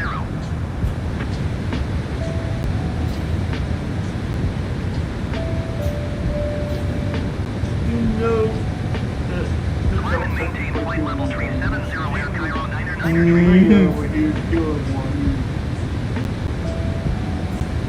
Encore Center, Lufthansa 759er Heavy is passing flight level 340, climbing flight level 340. Lufthansa 759er Heavy, Encore Center, radar contact, continue to take off Bravo November.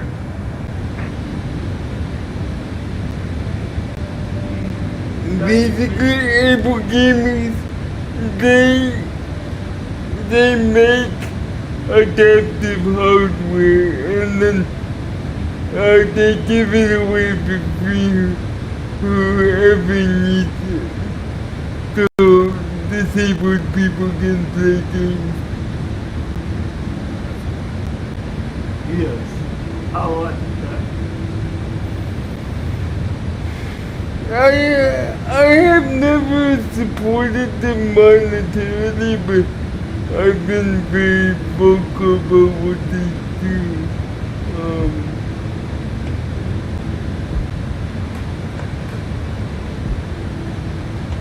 Yeah, I like what they do. That's different about the very culture. Basically, if a person wants their game and they can't, they will actually, they will make a specialized computer for the particular,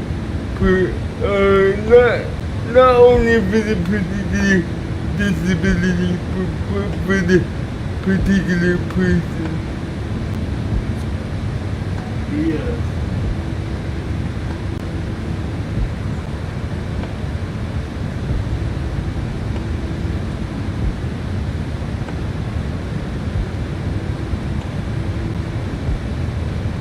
No, I would like to see some fight here made from them. sure they do. But they don't. But they don't sell stuff, and they don't have things pre-made. It's all custom made.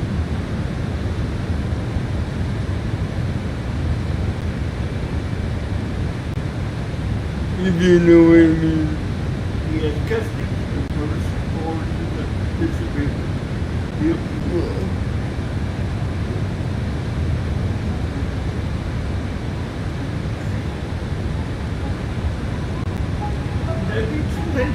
Ankara Center, Center 1914 is at flight level 350, climbing flight level 350. Center 1914 Ankara Center, radar contact continued. I've been this way for weeks. Luna 48 Romeo Heavy descend and maintain 15,000 feet. Descend and maintain 15,000 feet with no 48 Romeo Heavy. Too far off. It's going backwards.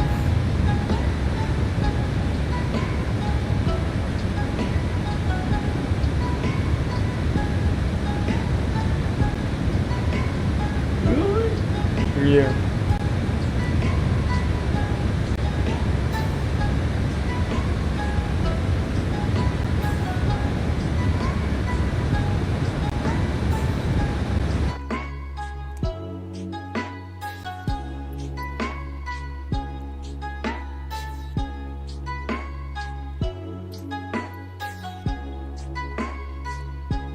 That was a rip.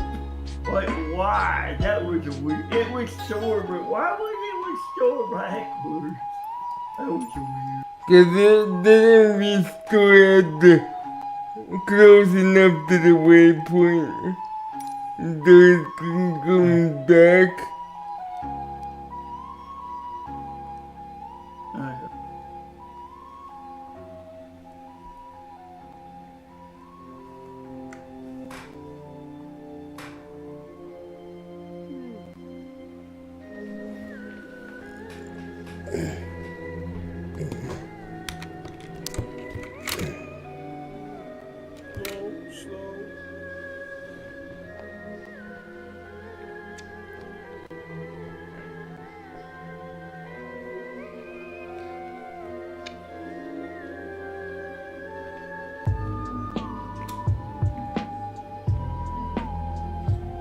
I would've gone to Russian if the hand Russian, but Russians are coming up later, I think, for the model, and I need one now.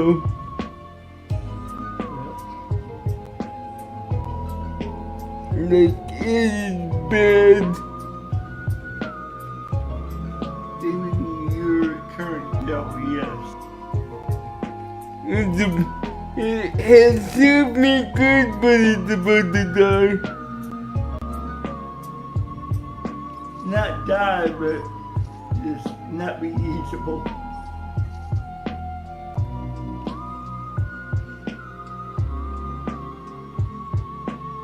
Why were you using the word die? Cause it's showing signs that it's gonna die. Like what? Making noise.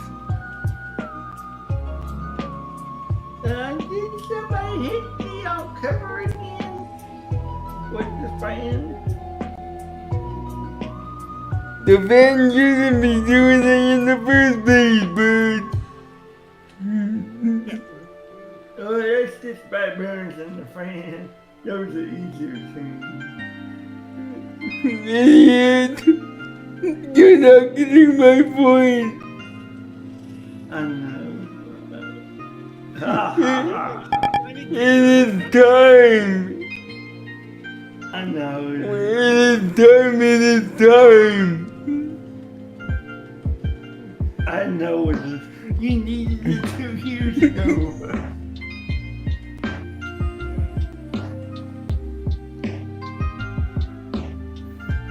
It is time. The update was long overdue. I know. But well, Doc, you know what I'm saving up for next? What's that? 64 gigs of RAM and the 4080. 48. Cause I found out I have a 1000 watt power supply and that's enough. So I'm going to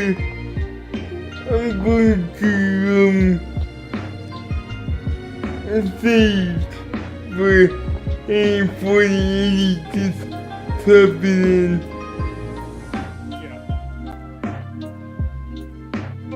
You starting out with 32 gigs of RAM then? Yeah.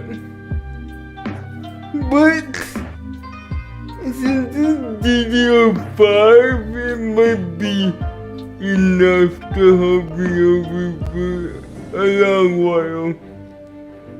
Yeah. I don't see why not.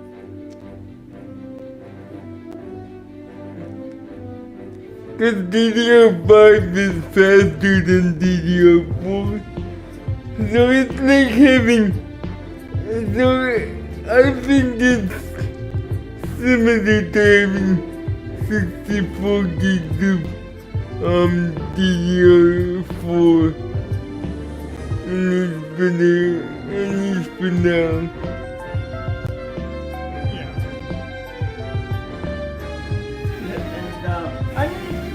That's the thing, I need to see him eating the 2 shots. He said it's kind of cool. Dude. How big a hard drive are you going with? Dude, it comes with a 2 terabyte and that too.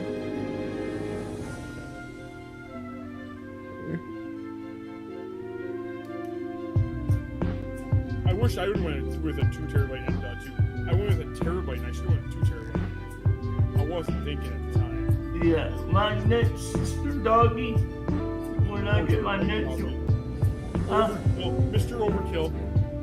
That's your new nickname, Mr. Overkill. No, 8 terabyte though. 8 terabyte, yeah, Mr. Overkill. No, But why do you need 8 terabyte? 8 terabytes on your PC when you can just get the new NAS and hook it up your ice cookie and just play off your NAS. I know I want to.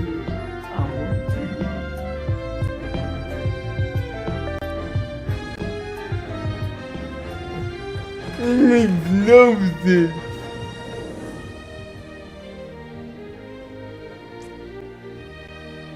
It all depends. The computer might come late. Might come way later. It all depends. If you get a big enough garage, I'm buying a new car. Probably gonna buy me a big old 4-wheeler. Really? Yeah. Lift kit, pipe, nitrous. I said nitrous. 10-pound shot of nitrous. And 10 psi of nitrous to it. No. I will not let you do that. The nitrous is only for the mud. It won't go fast. I will not let you do that. We'll slow it down a lot. I do not want to hear, Road Dog killed on the highways instead of using nitrous. No, it's not for the highway. It's for the mud. It's for the mud. It's not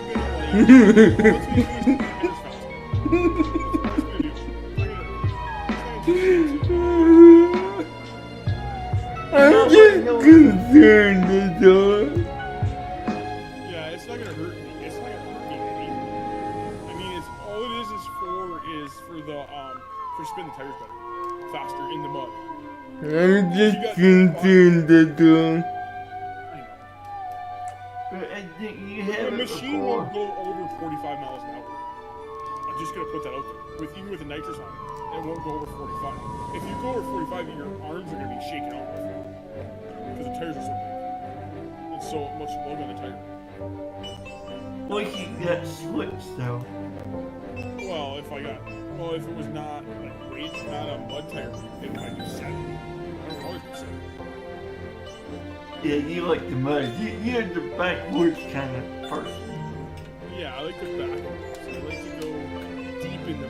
I like to float my machine. Basically, I'm gonna be floating this machine in the ponds and stuff, right across the ponds and stuff. Yeah, I hope it's worth to take for all the electrical stuff. Oh yeah, you gotta have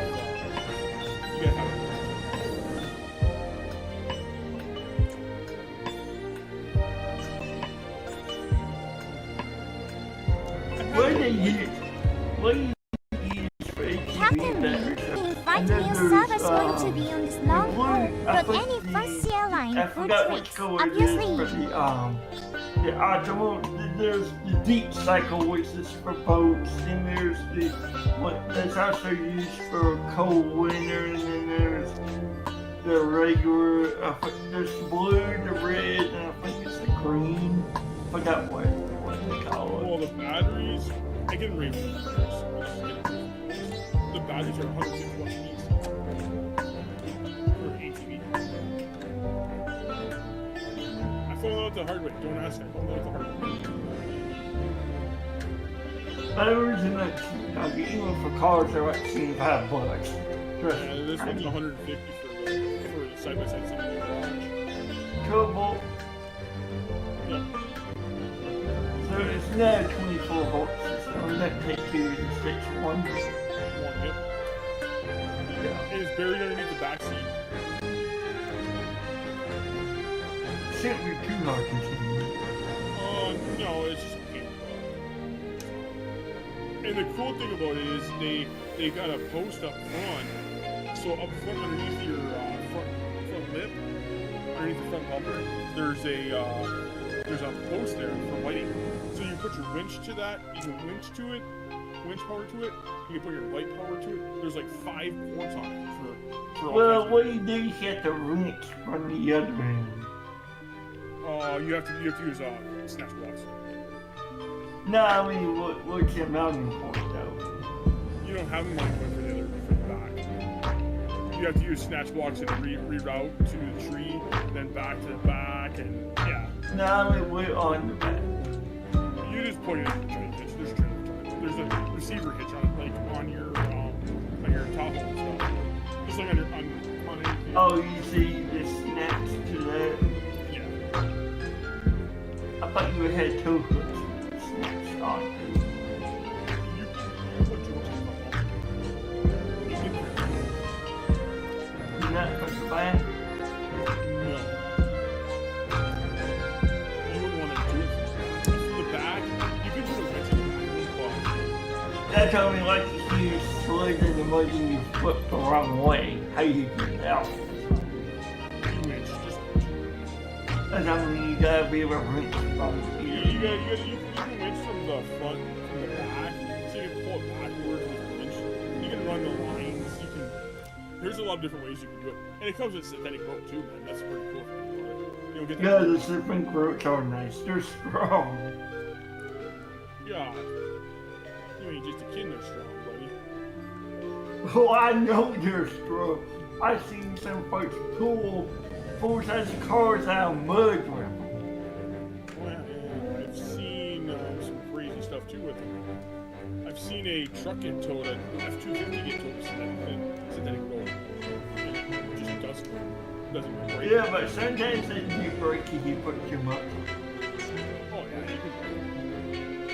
But it takes a lot of force. Yeah, it takes a lot of force. It takes a lot of hard pull.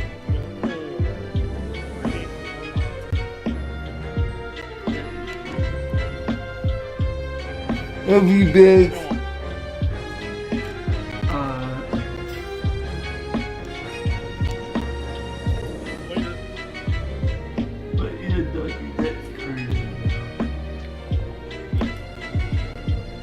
So I have some news. I'm finally getting a new PC, Darcy. Oh yeah? Yep. I'm trying to figure what's going on with my Microsoft because I got it's not new computers. And I just had the biggest rip ever. I was doing a flight from Frankfurt to Dubai, and the last 2 hours, my sim decided to CCD. And that's 8 hours and 40-minute flight. Well, I've had that. I think I've done like a 10-hour flight. And as I'm on final approach, game crashes. I'm done. I was so done. I ended the stream. That thing just boom, end stream done. Didn't say anything. I'm like, this is some stupid shit right here, man.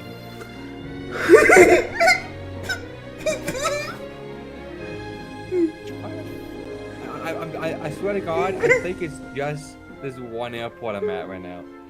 It's just a frame sucking hard. Can we try Calgary?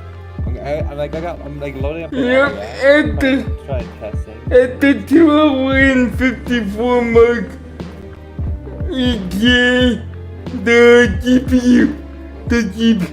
the GPU decided, oh, I'm gonna commit suicide now.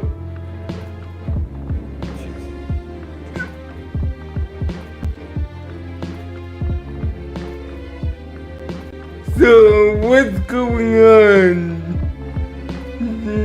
Daisy, maybe I can help you out.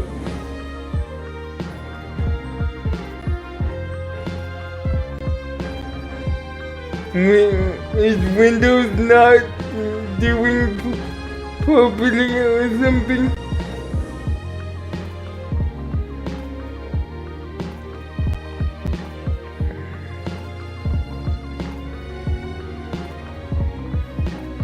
Try Calgary. Wise. Microsoft being a whore. God damn it.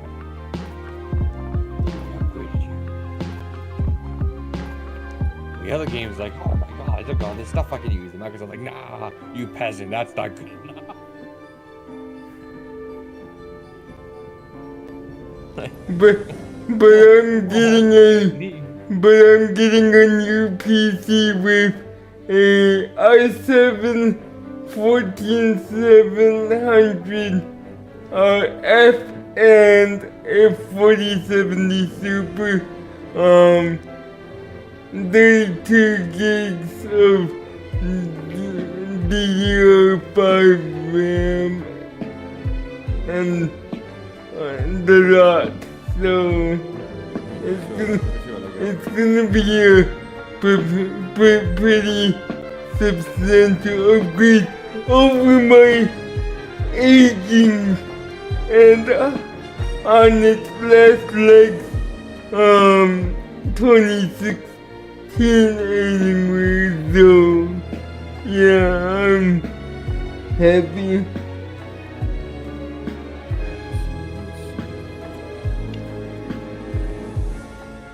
So I got the Pro Z790P. It's DDR4. That's what I got for my motherboard now. And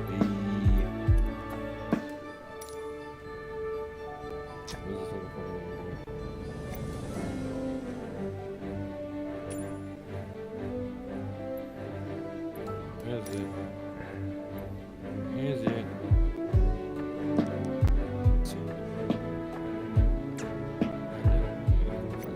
Find my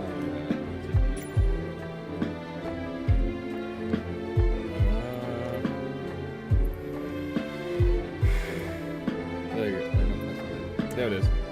And then we got an i5 14600K processor. And then 64 gig RAM. That's a lot. That's pretty overkill, man. It is. And then a 3090 on top of that, and I'm like running like 20 frames in Microsoft. And I'm not even maxed out with this. Do you have DLSS on? Problem with DLSS with Microsoft is it makes all your shit blurry. All your instruments blurry.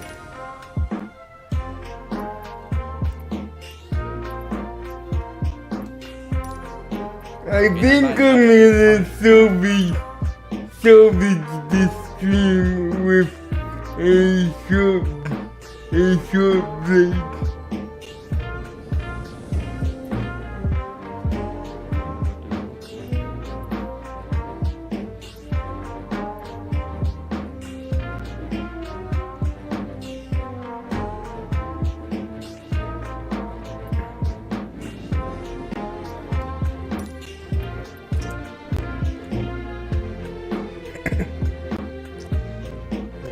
I'm debating whether I want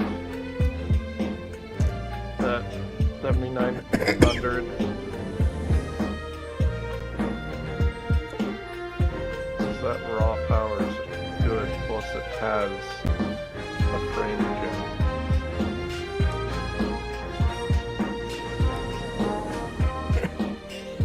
Yeah, that's the thing with me is like I have to run Microsoft with a artificial frame gen on a DX12 piece, and then on top of that, I have to run lossless scaling to get the frames I need. Wait, what's your specs again? It's a Z790 motherboard. No, I mean CPU. CPU And RAM. i5 14600K. Oh, yeah. You're gonna want i7 or i9. There's your problem there. That's why I stayed with AMD. I like their chips. Well, I didn't have an option, so.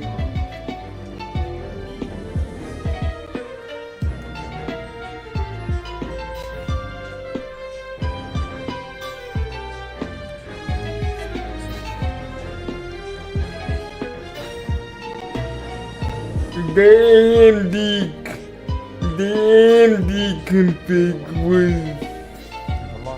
out of my budget. You tried to run on like Ultra? What, Microsoft? No, man, I got shit dialed down so much.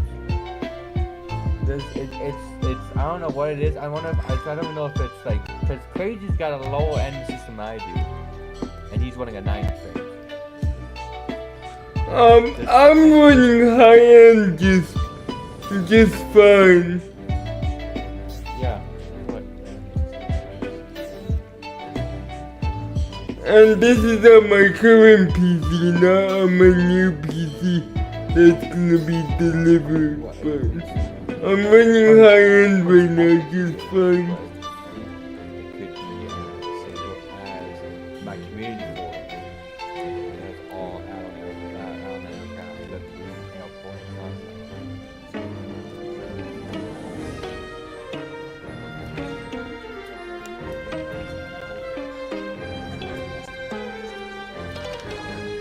AV, huh? Yeah. Okay, so what impacts Microsoft? Does it matter if it's on SSD or a hard drive, or what about the community folder? If I get that thing chock full of airports, is that going to affect performance? So, no, cause I have over 150 add-on airports, and mine runs fine, so you might wanna. Did you check for updates on your BIOS and on your hardware drivers? Yes.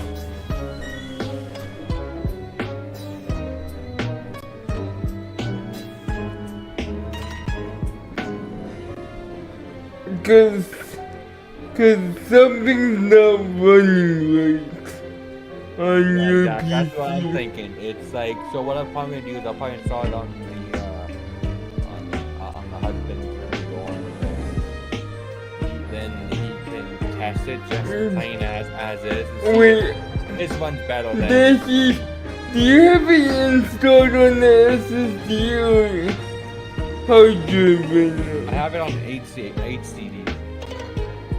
Okay, I have mine on the HDD too, but yeah, your PC's not running right.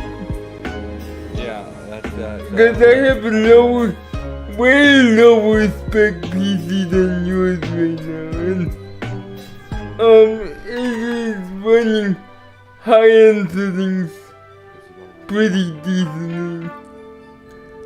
So what we'll probably do is just have him install it on his.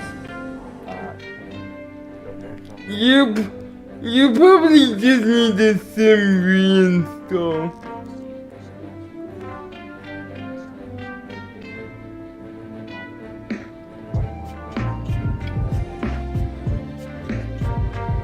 Yeah, I've had that a couple times where for some reason I put up the sim and it's really bad, and it's really bad until I reinstall the sim. I don't understand why, but